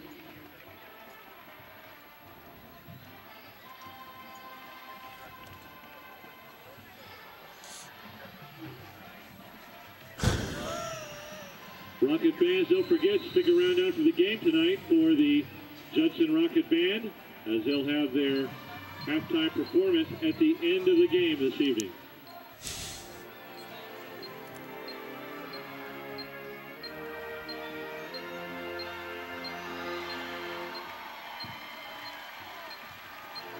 Derek Cole, the ball carrier, down to the 17.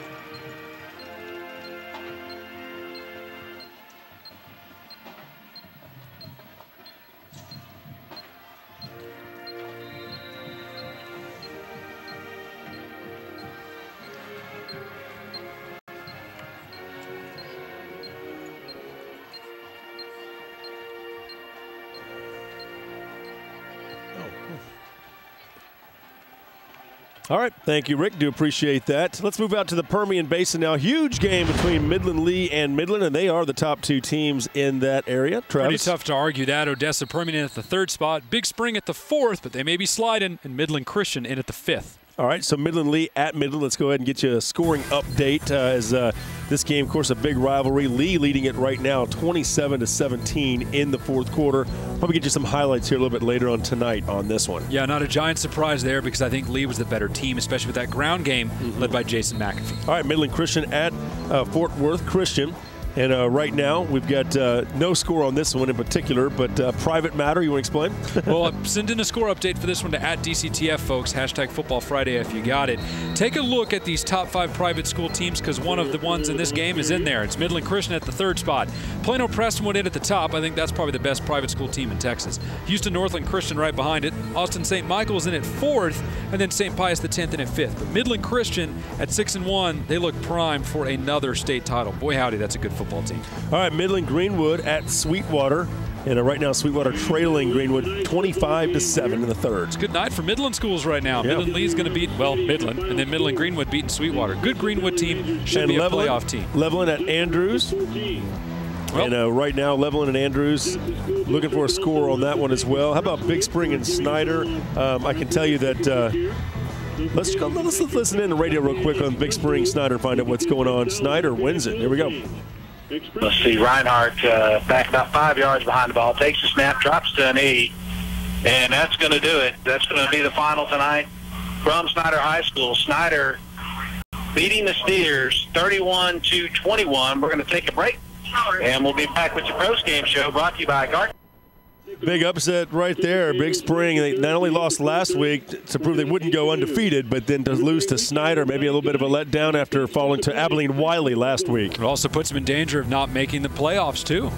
All right, let's check in with Angela now, who's with the winning head coach. Angela?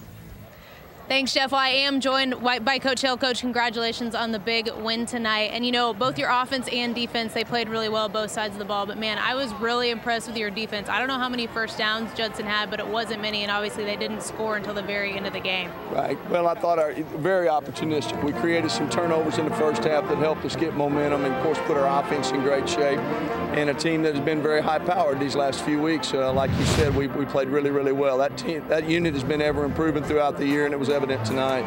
And as I mentioned going into halftime, Lawrence Madison just doing what he does best. He is our Built for Tough Player of the Week, and he had a great game tonight. Well, he did. And, of course, he'd be the first to tell you those guys up front had to do their job or it wouldn't have happened for him. But it was good to see him have a good ball game because he's working hard and obviously has a lot of talent. Well, Coach, congratulations on the win. I know this is a big district victory for you. All right. Thank you. Thanks, y'all, for being here. Thank you. Guys, that is the Fred Loy Insurance Quote of the Night. All right, so there is your final score. Smithson Valley wins big over Converse Judson. And surprised? Yeah, score, maybe, right? By the margin, yeah. I mean, I'm not surprised that Smithson Valley won per se, but the way they did it was pretty demonstrative, and especially on the defensive side of the ball, as Coach Hill said, it was very opportunistic, and not all those were unforced errors. I mean, they got in there, stuck their hands in a ball carrier's hands, and tried to pull those suckers out, and it worked. And if you can do that in the playoffs, you're going to beat a lot of really good teams. I mean, it seems like Smithson Valley and Cibolo Steel right here, the rest down here in this area. Yeah. All right, Fox Football Friday continues in just a moment. We'll go to Northeast Texas when we return.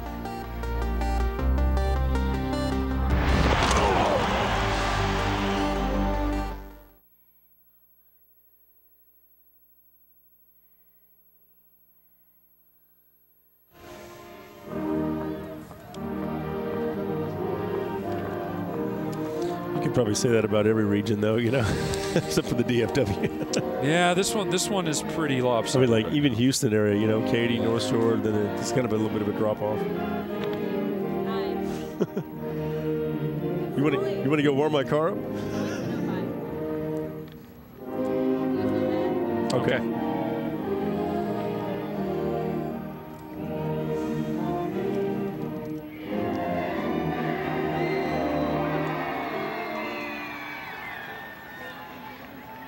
So we are busy. You want to double dip a little bit? I mean, well, meaning 2 regions and 1 break. Worst things come to worst, we'll just drop 18. Yeah. That's true.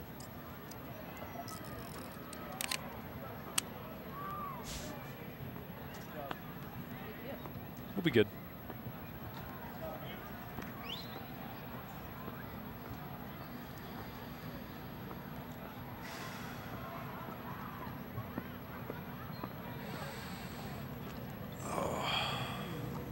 Wimberley beat Navarro 21-20. Nipped him. I always wondered where Navarro was, and I drove right through there on the way to Corpus one time. Yeah, it's kind of that big, broad area in here. Let's just rip through it.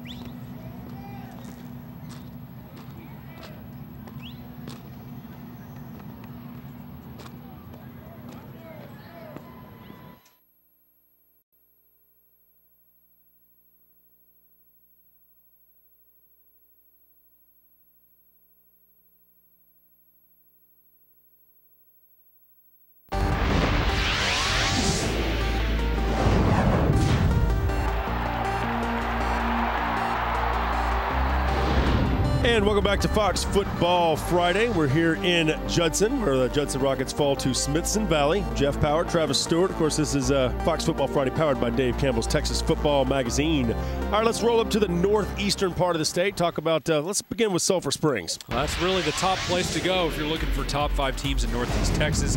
4-2, but they are taking on the number 3 team tonight, Texas High. Mount Pleasant, and in the second spot, they lost to Springs last week. New Boston and Paris round out your top 5. Let's talk about that Texas Texas High Sulphur Springs game. Look at that. Sulphur Springs up now 42-25. High-scoring affair. And a big contrast in style tonight because Springs loves to score, and they don't play a whole lot of defense right now. And Texas High, they don't score much, but they play a lot of defense, and they control the ball. Sulphur Springs, though, the better team right now. Pottsboro at Commerce right now. Pottsboro up by 3, 21-18. Been kind of in this range for a while now. It's been low scoring, a little bit offbeat. No one's looked super clean, but I think Pottsboro was the better team coming in. Would be surprised if they didn't close this one out. Alba Golden at Cooper right now, 41-15, Alba Golden. Well, Alba Golden with Coach Gary Schultz, they're going to make the playoffs again with a win like this. They get another one next week, and they'll be almost all the way there. That is one of the biggest turnarounds in the state in recent memory, folks. Alba Golden, Gary Schultz. Good job, boys. All right, let's check in now with Winsboro up big 40-6 right now. That one's actually final. Winsboro is your winner on the very southern edge of Northeast Texas. Once again, they look like a playoff team, and they sure can run the football. North Lamar, Liberty, Ilo. Well, this one's key because the loser is almost just going to be totally dead in the water in the playoff race there in that district, because a lot of teams have played tough non-districts that are all sitting there around 500 or just underneath it, but you can't lose these first couple games in district play or you won't make it. Liberty Ilo right now got a good chance to close it out and keep their playoff dreams alive. Okay. Hey, some Wendy's score updates to pass along for you. Let's take a look at some of the other games here going on here as Fox Football Friday rolls on. DeSoto, look at this. Battle with Midlothian leading 38-24. Brownwood, they do defeat Liberty Hill 32-18. Abilene Wiley over Monahans, close game, 20-17 final. And LaPorte does bounce back and defeats Deer Park 20-16. Good bounce back effort from LaPorte. Seymour over Windforce 35-0. Rockwall eating up Tyler Leaf 40-0. Kilgore over Gladewater, that one's almost over, 24-8. And Coppell, that one's actually final now. They beat Flower Mount tonight as well. All right. So Fox Football Friday will continue. We'll talk about the Piney Woods when we return here in Converse, Texas.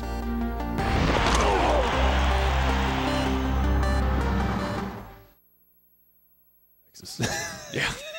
You're doing fine. I don't think people necessarily, Fox Sports Southwest is on in 5 states. I don't know. Maybe they don't know where Converse is. I like it. Louisiana. I like it when you say Texas. Yeah, it's Converse, Texas. This is a Texas show. Let's say the word.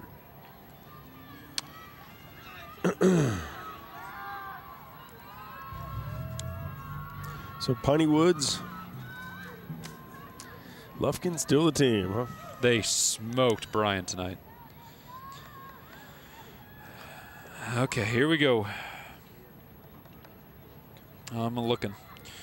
Unfortunately, the big site out there that tweets scores got thrown in Twitter jail for too many tweets. So it's going to be hard to get some of these. Twitter jail. That's what it's called. Angela, are you in Twitter jail over there? Okay, Carthage was leading center 31-14 at the start of the fourth quarter. Did you get that one? Still looking.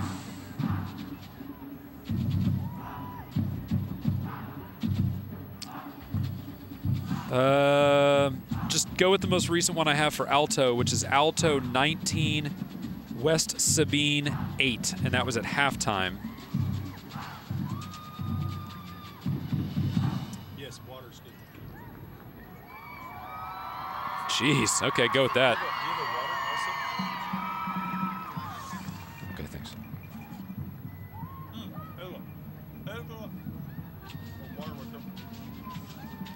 Oh, Carthage is now 38-29. Carthage over Center, 38-29, fourth quarter. New Wave.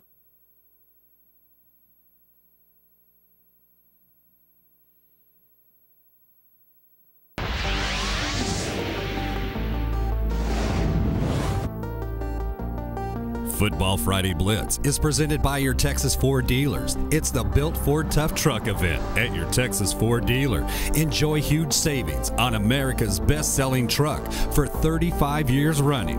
Ford is the best in Texas. By Academy Sports and Outdoors. Right stuff, low price, every day. And by Wendy's. Be bold with Wendy's Asiago Ranch Chicken Club. In spicy, home style, or grilled. Try one today.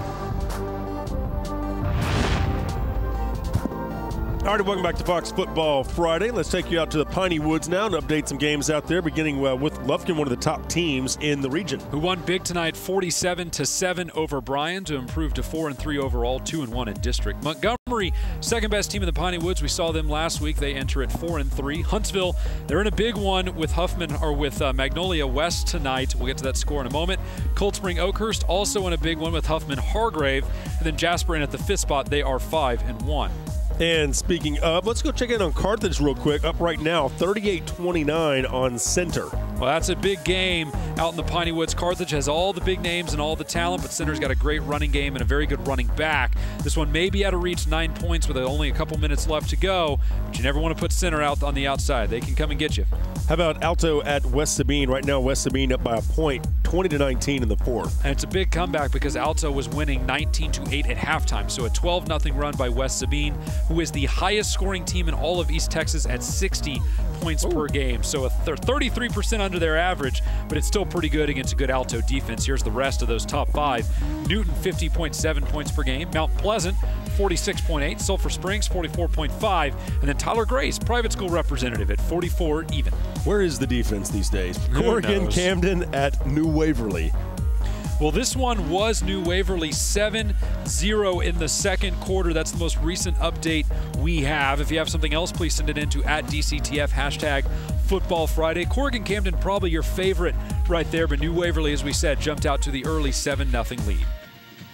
All right, so just some of the games that we're kind of watching out for here in the Piney Woods areas. And any other thoughts about that region?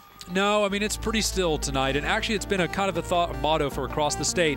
A lot of blowouts tonight. Okay, Fox Football Friday will continue here in just a moment.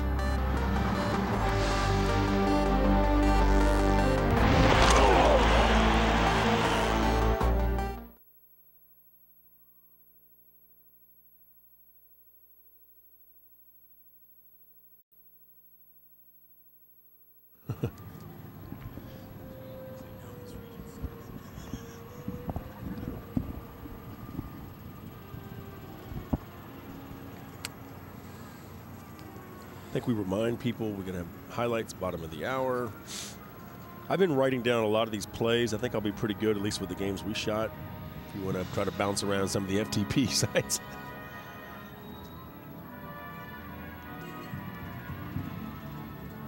What color is this Converse Judson gray anyway? Do they have a name for it? I don't know. It doesn't look like it would just be gray, you know what I mean?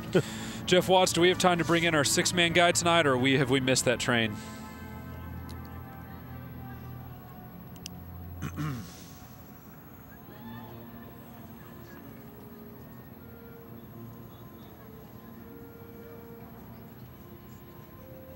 Okay.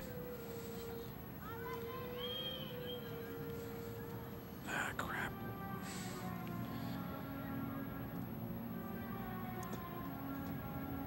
I have that. I have an interview with Ira's running back, Lance Morris. Yeah. And his coach, who, wait, no, I'm sorry, not his coach. Yeah, his coach, who's actually he's like. What's his role with 6-man football? You know, what I'm talking about Ira's head coach. He's like the. I can't remember. Jeff knows. It's like I the. can't remember. It's not president, but it's something like that. By the way, Sharon, if you can hear me, there's the TexasFootball.com scoreboard is up. It's got a lot of finals there if you're looking to plug some into the ticker and such.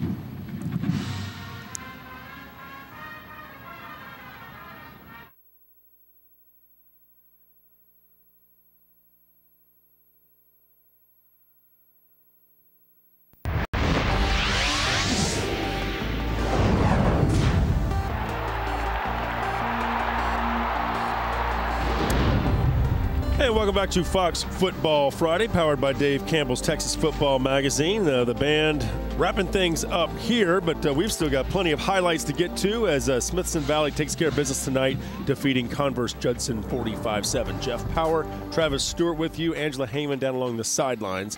And interesting game, but it was one of those games where Smithson Valley they kind of took it over right from the get-go. Yep, and the defense was a big reason why. Forced a lot of fumbles, made it very difficult for Judson to implement its run game, and that was church. It was an avalanche from there. Yeah.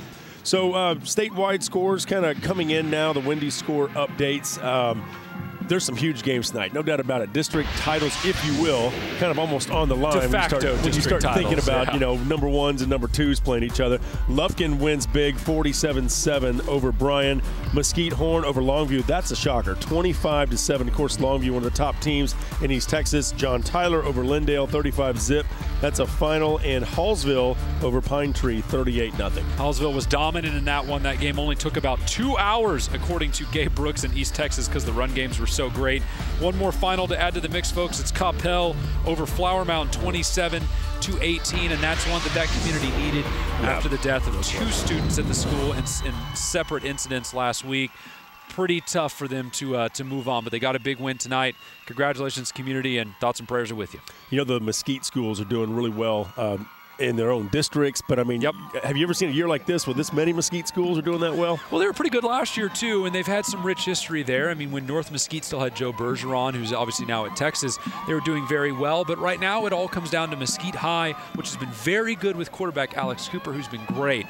West Mesquite, they were in action against Highland Park, looking for the final score there. If they win, I mean, that's they're hanging with them. Yeah, that would be the first district loss for Highland Park since 2008, so you know they're obviously alive. Mesquite Horn's a very salty squad. That's just a good ISD right now, and sometimes that happens. Frisco's going through the same thing in North Dallas, where Centennial and Wakeland, 2 very good schools, and actually Centennial went on to beat Wakeland earlier tonight, and then Frisco High has been better in both of them. You know, they've had a great season so far, and they haven't played some of the top teams in that district yet, but they will. So if you're looking for primetime ISDs, Mesquite's a good one, Frisco's a good one. There's a bunch of really good ones right now. Sure. Any shockers for you as we're getting ready for overtime here at the bottom of the hour, by the way. All the highlights, packing them up, loading them up for you here for 10:30. Yeah, I haven't seen one big one that really jumps out at you. I mean, the Longview score was surprising. I'm not surprised they lost. Maybe the margin that they lost by was the surprise to me, but other than that, 35-7, it's been a very, very quiet, very stable evening so far. But then again, we've only seen about 40% of the scores come through, so we still got about 60 left to sift through that may end up shocking us. Okay, all right. Fox Football Friday continues in a moment. This is the Blitz. Don't forget overtime at the bottom of the hour. Highlights for you, interviews with coaches, and much more. We'll be right back.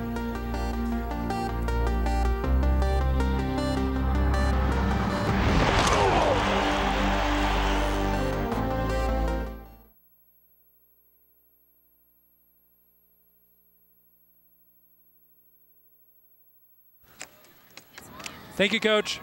Thank you. It's a good win for you guys. Y'all look good tonight. Y'all look good.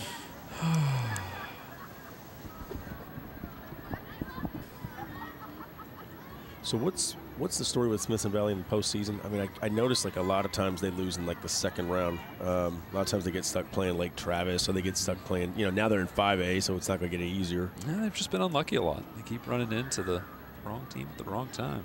I mean, they were a title. They do a couple title games. That's true. So, you know, they can do it. What, but 2 years ago, right? Something like that? Longer than that. But, like, for example, they were more than good enough to play for a title a couple years ago, and then they gave up.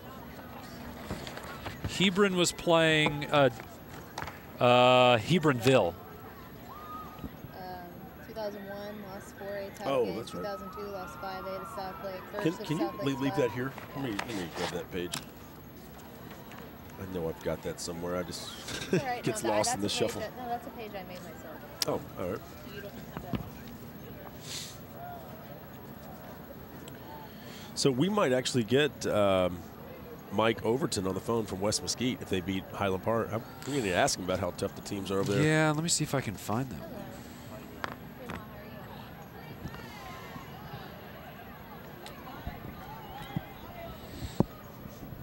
Who am I looking for?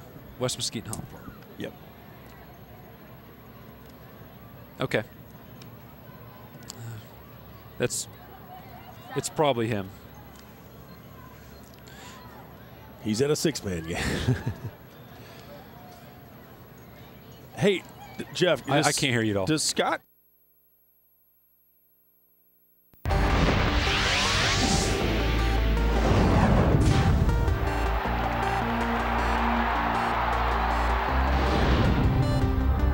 Football Friday Blitz is presented by your Texas Ford dealers. It's the Built Ford Tough Truck event at your Texas Ford dealer. Enjoy huge savings on America's best-selling truck for 35 years running. Ford is the best in Texas. By Academy Sports and Outdoors. Right stuff, low price, every day. And by Wendy's. Be bold with Wendy's Asiago Ranch Chicken Club. In spicy, home style, or grilled. Try one today. All righty, welcome back to Fox Football Friday, where Smithson Valley defeats Converse Judson 45-14 here at D.W. Rutledge Stadium. And one of those games that kind of got out of hand pretty early on. So let's kind of talk about the rest of the state of Texas and what's going on. Any shockers that are kind of standing out? Well, we were talking about West Mesquite just a second ago in their game with Highland Park tonight. We mentioned that Highland Park hadn't lost a district game since 2008, and that West Mesquite was leading them early, but not late. Highland Park played a much better second half. They won 41-21 tonight, did Highland Park. Joining us now over the phone for our six-man game of the week is Ken Capps, our six-man expert. Ken, what game were you at, and what was your final score? Well, guys, we've got Seguin Lifegate 58, Round Rock Hill Country 0 down here in Prairie Lee, Texas. Now, I'd like you to both get out your official Texas road map and look this up. We are east of San Marcos, east of the Blanco River, and get this, guys, here's the history lesson of the night. The home of the first six-man game played as a demonstration game for the UIL in 1938. Nice. As a result, we have six-man football in Texas, so please show the town of Prairie Lee some love. Quickly around six-man Texas, know you guys are busy. Zephyr 60-0 over Lomita. Santa Ana 35-34 at the half over Rochelle. And the Fighting Balmorhea Bears over Buena Vista 58-8. That's a final. So, guys, from Prairie Lee, Texas, at the six-man game of the week, Ken Capps for the Friday Night Blitz. All right, Ken, we do appreciate it as always. And 58 zip there, Seguin Lifegate, looking pretty good. Good six-man action tonight.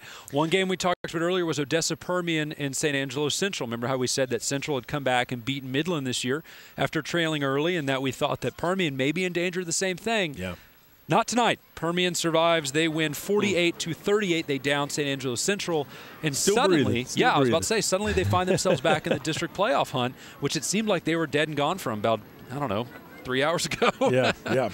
Well, hey, you want highlights? They're all right around the corner here at the bottom of the hour. We've got a lot of highlights, a big upset in the Dallas-Fort Worth area, a lot of highlights from the Coastal Bend, the Valley, East, West, you name it, folks. We got you covered. Big country, Permian Basin, Central, Houston. That's everybody in it. What is this upset in the DFW area? How do I not know this yet? Tease. Man, someone in the truck is on their game. We'll be right back. Fox Football Friday.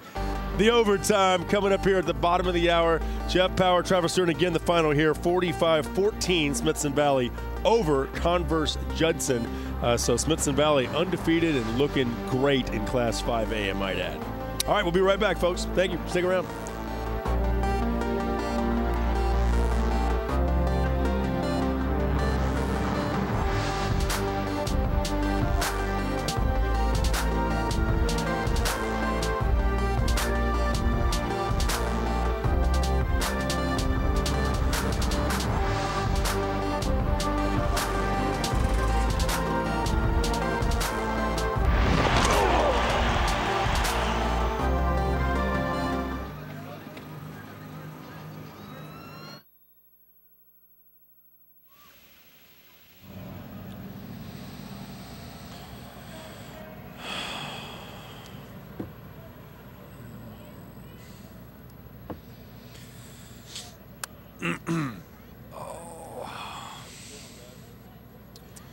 I'm going to make it.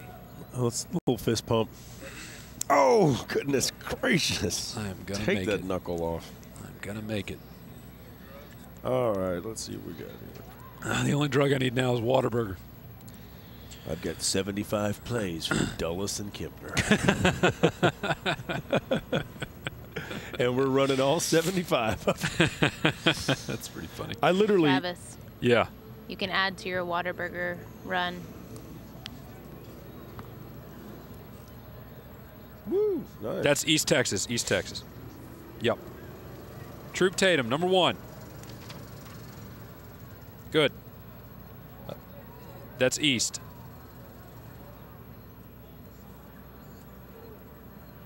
Permian? Oh, okay. Oh, Santa, yeah, there you go.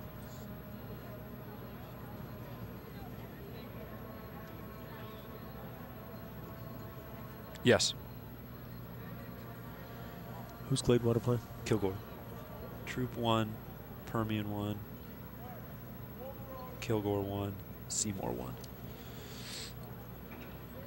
I'm getting my magazine now. Rockwall won that.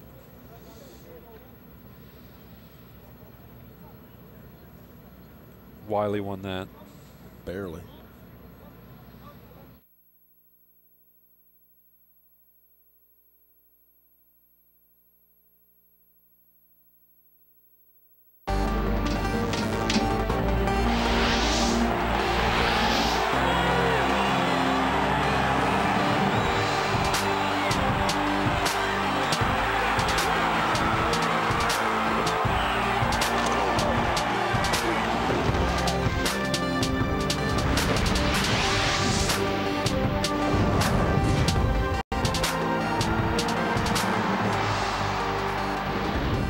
And welcome to Fox Football Friday. It's overtime, powered by Dave Campbell's Texas Football Magazine. Jeff Power, Travis Stewart, and a plethora of highlights on the way. What do you say we just jump right in? You ready? Let's take it right out to East Texas, the breadbasket of Texas. I swear, that's where all the great football is being played right now. Yeah, Troop and Tatum. You know about the storied programs here between Troop and Tatum. I remember going out to Troop and hearing them say, "Troop, there it is." And look at this play right here. The defense stepping it up and making a big play. Of course, Tatum in the green uniforms there. Beautiful stadium, by the way. And defense is that Troop calling card now with head coach Dennis Alexander, who came over from Harleton. The defense was great all night, made Darian Brooks, the quarterback for Tatum, made his life miserable. A great tackle there in the red zone, and everyone was picking Tatum more or less. I mean, I think people were more or less writing Troop off as a good team, but not one who was ready to contend for a title like they thought Tatum would be. Surprise, it's Troop that comes out a winner tonight, gets a stranglehold on that district race. They are playoff bound for sure. Now they may be a district holding a district crown too. All right, let's stay in East Texas. Gladewater and Kilgore. Talked about how Kilgore was undefeated. Here they are connecting on a let's see, that might be Gladewater right there, connecting on a field goal to go up 3-0. And special teams. Trouble. Bad snap over the top of the head. Hate to see that would it. be a safety. Sometimes that happens. 3-2. That would made it 3. Yankees over the Red Sox. I think this is Kilgore you're looking at here in your red. They play great defense, but from time to time, they'll pull out the offense too. Look at that awesome catch after he rolled out, found a man there in the end zone. Kilgore went on to win 31-8, more or less crushing the playoff hopes of Gladewater. All right, let's go to the Permian Basin now. Odessa Permian taking on San Antonio Central. Good to see the mojo making the show here tonight. Look at this play. No holding call right there. No. That was a smoking right there on the left tackle. But good patient running right there. I believe that's Julian Wilson for Permian.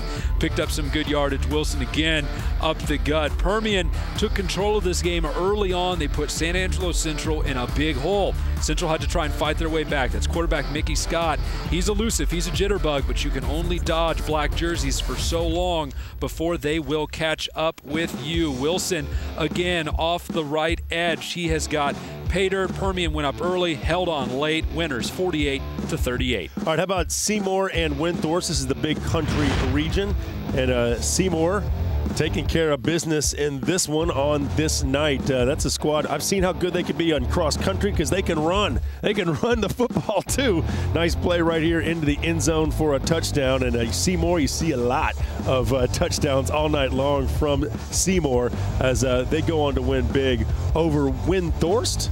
And a nice running game, by the way, from Seymour. They just good highlights there. Up 35-0. That is the final over Windthorst. Now they will play Quanah next week for what should end up deciding the district title. From North Texas to the big country, take a look at Abilene Wiley and Monahans. This is actually Abilene we're looking at here tonight. I believe they were in action against Lubbock Coronado, I believe is the answer there. Evan Abbey under center for Abilene doing what he does, which is throw down the field a lot, but Lubbock Coronado steps in and a pass interference call. Abilene back on offense again. They turn to the running game this time. No flags on this play. That would be a touchdown for Abilene. That explosive offense. Those birds, they hurt you. They're really good. Lubbock Coronado back on offense trying to make something happen of their own, but the Abilene defense would have absolutely none of it. They string them out. Still looking for the final here as soon as we have it.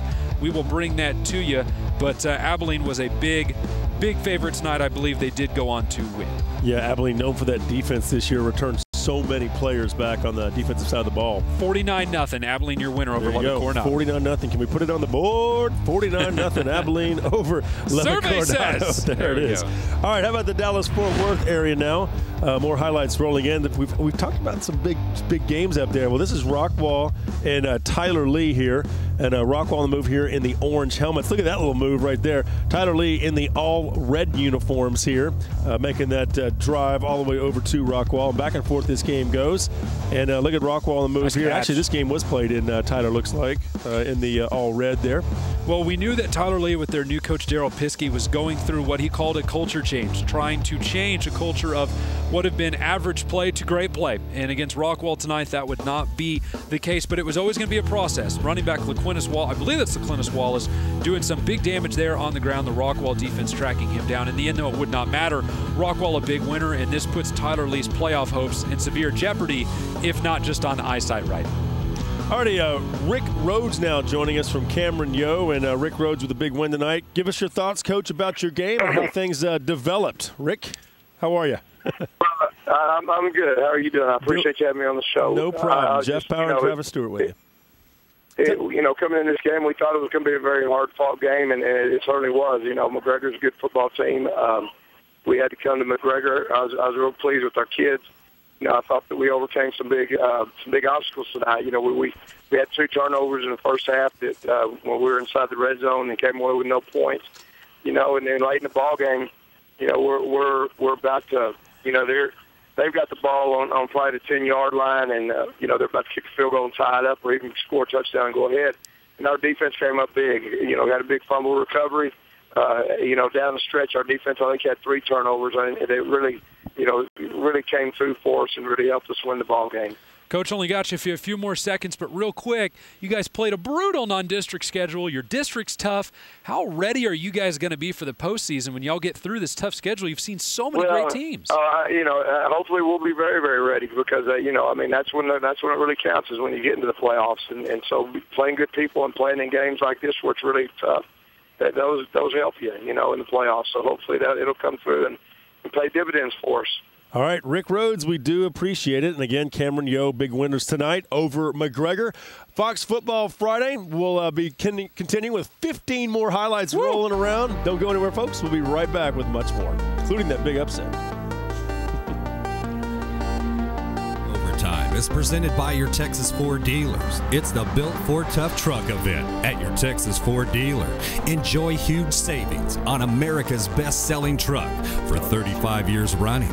Ford is the best in Texas. By Academy Sports and Outdoors. Right stuff, low price every day. By Wendy's. Be bold with Wendy's Asiago Ranch Chicken Club in spicy, home style, or grilled. Try one today. And by FredLoya.com.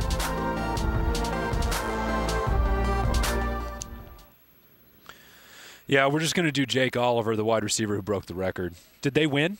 Is that done? Ah, bummer. That's not what I wanted to hear. Yeah, that's fine. We'll still do it. Hey, was that your big upset tonight, you think, Jeff? Was that it? Jesuit?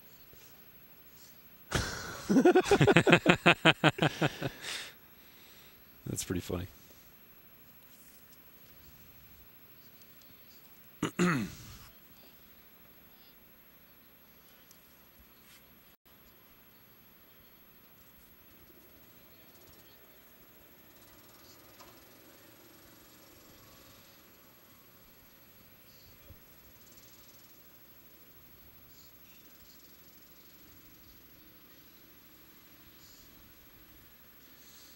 Dulles versus Kempner, LaPorte, Deer Park. Who's the next one? Katie? Yep.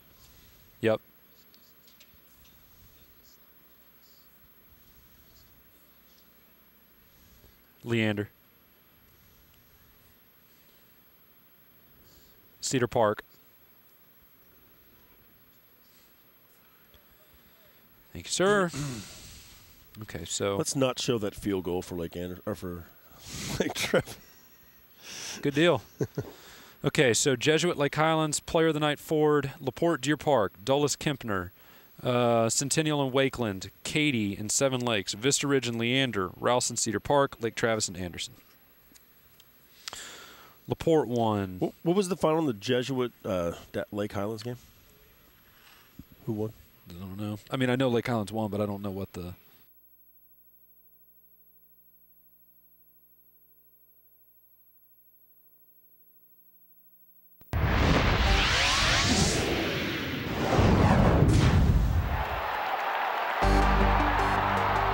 And welcome to Fox Football Friday. It's the overtime. Jeff Power, Travis Stewart joining you. Dave Campbell's Texas Football Magazine, a proud sponsor, and along the ride with us. Let's go back up to the Dallas-Fort Worth area. Big upset up here. Roll 'em. Check this game out, folks. Lot on the line, as usual, when you're up in that Dallas-Fort Worth area.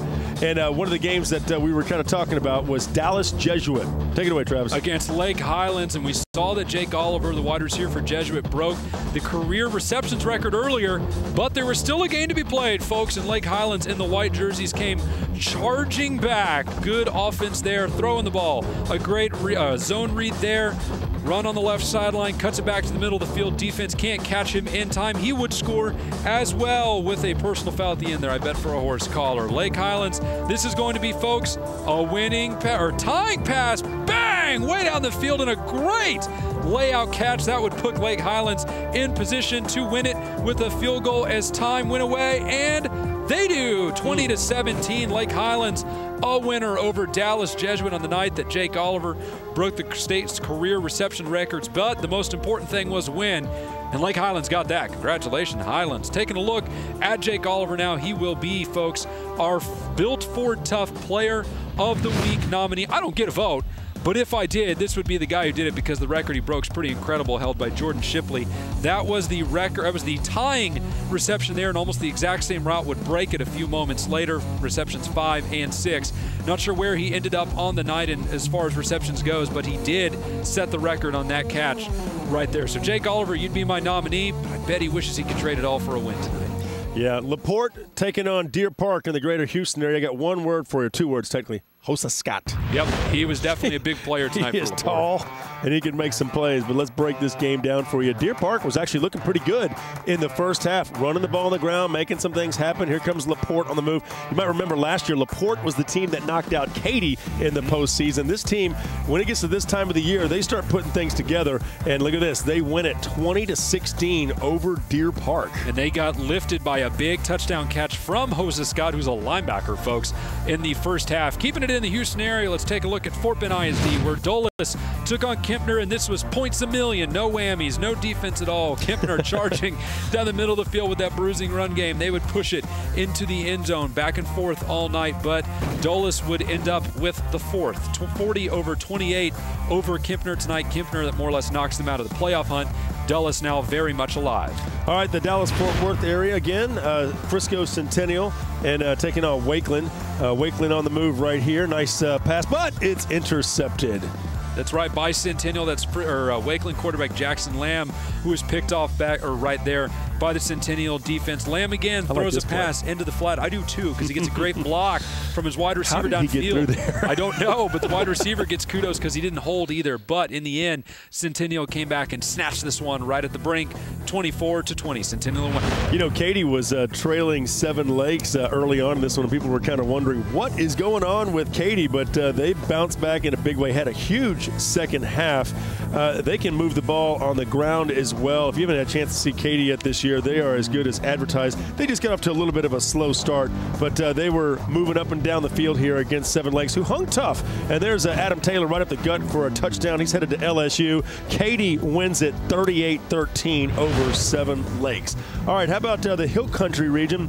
Leander, known for their defense, taking on Vista Ridge. Vista Ridge came into this game undefeated. Of course, Leander with one loss, and I believe that one loss was to Cedar Park earlier this year. So here comes Leander with a chance to really muddy up this district, and guess what, folks? They would do just that. Leander pulls off the victory over Vista Ridge, handing the Rangers their first loss of the season, 20-10. Hey, let's stay in that Leander area. Rouse taking on Cedar Park. Back and forth kind of game here. Nate Grimm with the pass. Look at that. Right up near our camera. Nathan Harwell hauling that one in. Great play right there.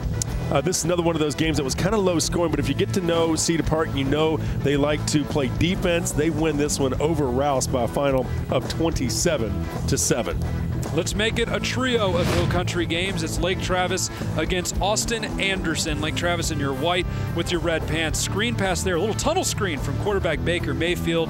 He's got a man streaking across the field, and he would then streak down the field. Anderson forces him out of bounds, but it would set up a field goal for Lake Travis. Not what they wanted to, Jeff. They want to be moving in 7s, not 3s, but it did get them started off on the right foot. Baker Mayfield again in the shotgun. I hope it's a 7. In the shotgun is Baker Mayfield. Looks down the field. He's got a big play, wide open, looks like a busted coverage. Lake Travis rolls 40-10. All right, so Lake Travis wins by 30. How about big country football for you? Let's take a look at this. Wiley. They were given all they could handle, taking on Monahans, and that game being played over at Wiley.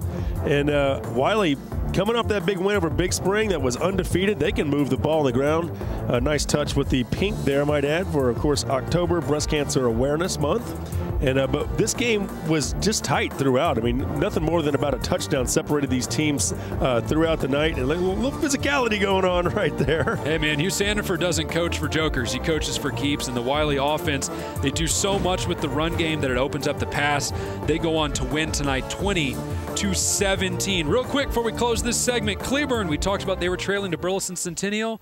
No longer. Touchdown with 15 seconds left to take a lead. 61-59. Cleburne clinging on now. We get one of those every night. Every time. Every week we do. All right, Fox Football Friday will continue in just a moment. Stick around. We'll be right back.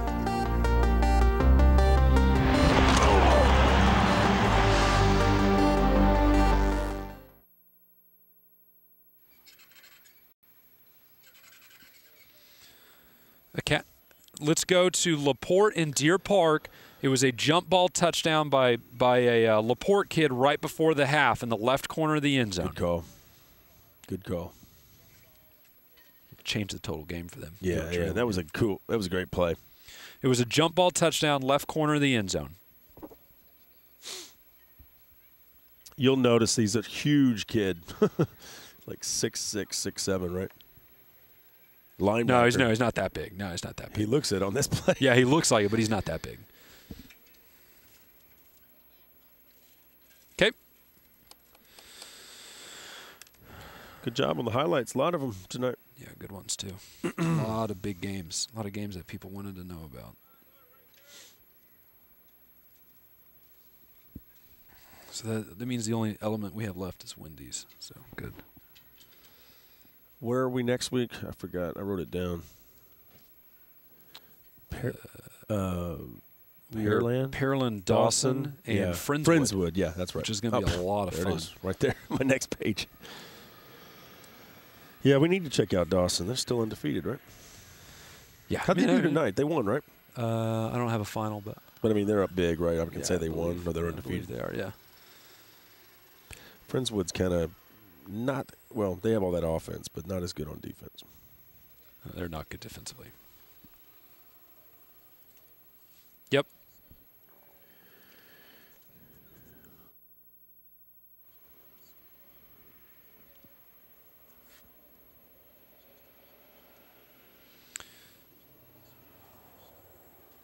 Greenwood.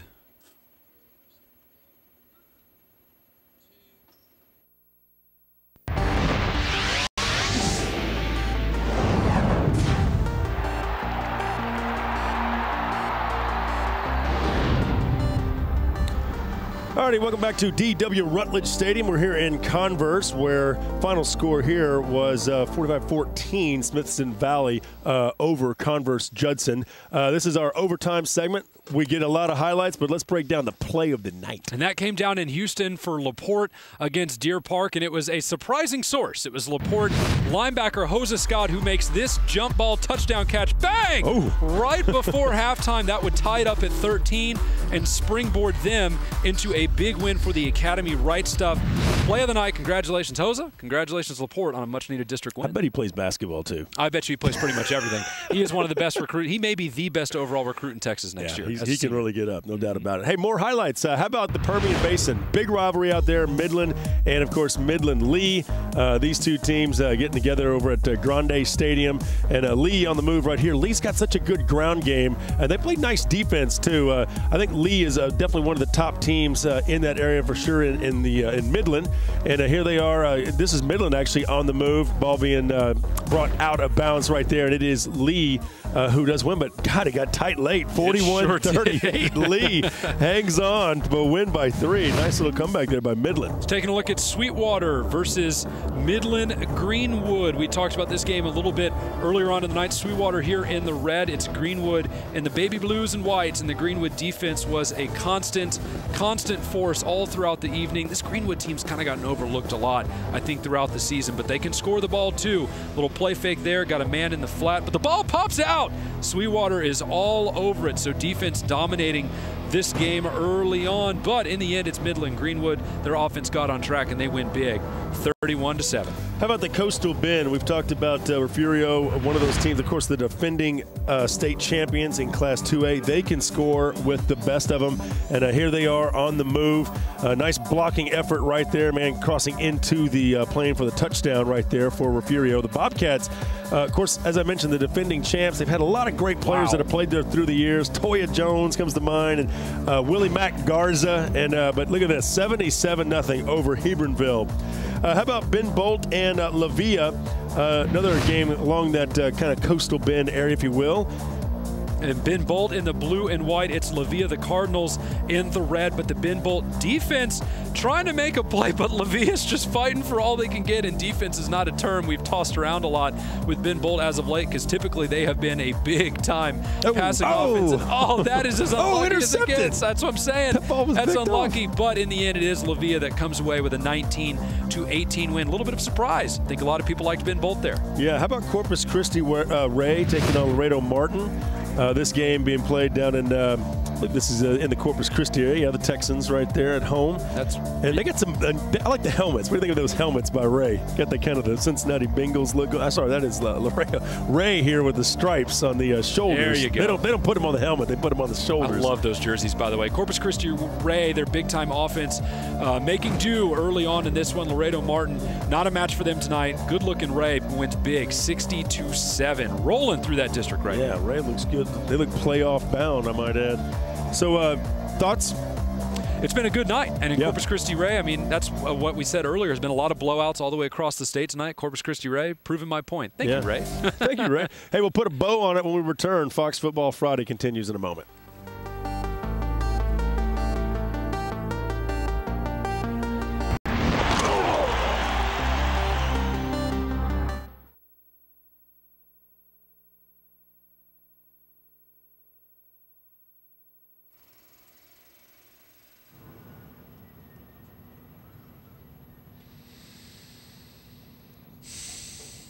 Who won that Stephenville-Alvarado game? I'm looking for that. I'm so glad you asked. I am searching for that. Have we don't have time for any more coaches, do we? No, I doubt it. Okay. Stephenville won. There you goes. Let's chat our way through it. What was that final on Stephenville? Do you know? Let's see if I can find it. Okay. God bless you, Truck.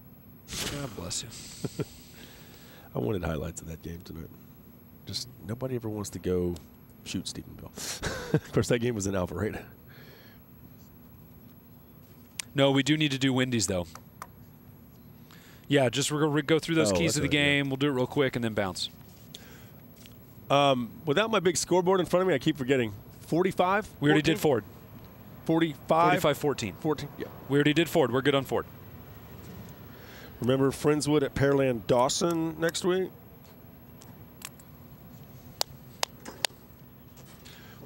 Dawson, last year Dawson, same kind of team, right? I mean, it was almost the exact same sort of team. But when did they get knocked out? About semifinals, maybe, last year? I think Lake Travis beat them in the semis. Yeah, that's right. You're right. Yeah.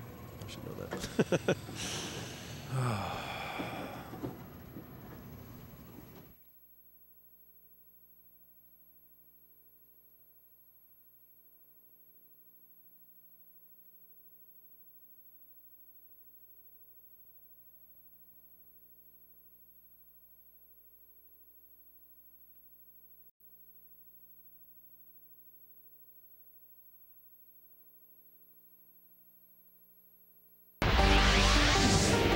Football Friday Overtime is presented by your Texas Ford dealers. It's the Built Ford Tough Truck event at your Texas Ford dealer. Enjoy huge savings on America's best-selling truck for 35 years running. Ford is the best in Texas. By Academy Sports and Outdoors. Right stuff, low price, every day.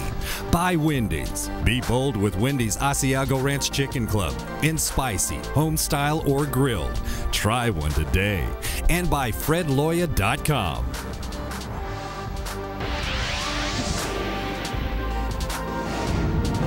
And welcome back to Fox Football Friday, powered by Dave Campbell's Texas Football Magazine. It is the overtime segment. Jeff Power, Travis Stewart with you, Angela Heyman on the sidelines.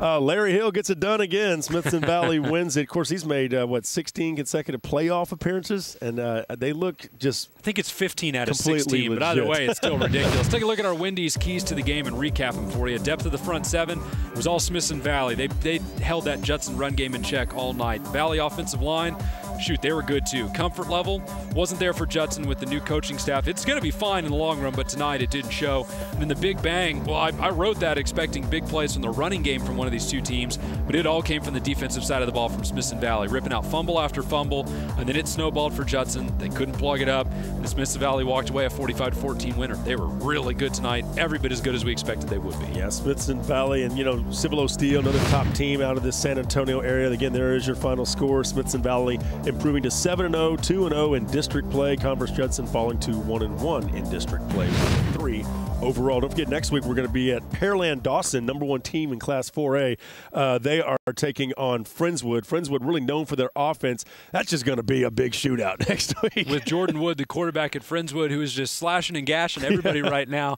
But as you said, not a whole lot of defense there. I hate to put it so frankly, but that's just the truth of it. One rivalry game, Jeff, that we talked about a little bit earlier was Cal Allen, Gregory Portland. Hadn't given you a final on that one yet. I will now. Cal Allen wins 13-7 Ooh, tight. in overtime. So Cal Allen finds a way to survive their big rival. Yeah. They never did get that offense rolling, but they scored 13 in answer to close out that game, including points in overtime to walk out a winner. That is a big win for them. So GP's now lost 2 in a row now, I believe. 2 in a row. Oh, and yeah, when you factor in the Calhoun one as well. So that's a tough one.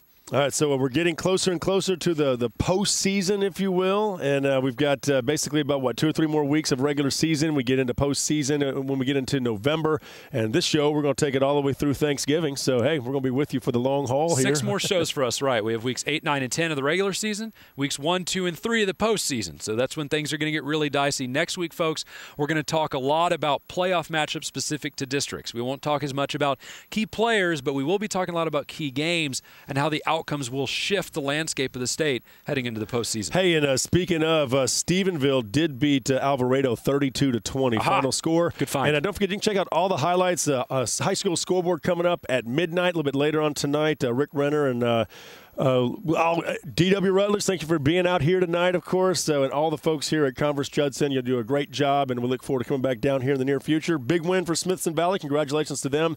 Rangers look good. They do.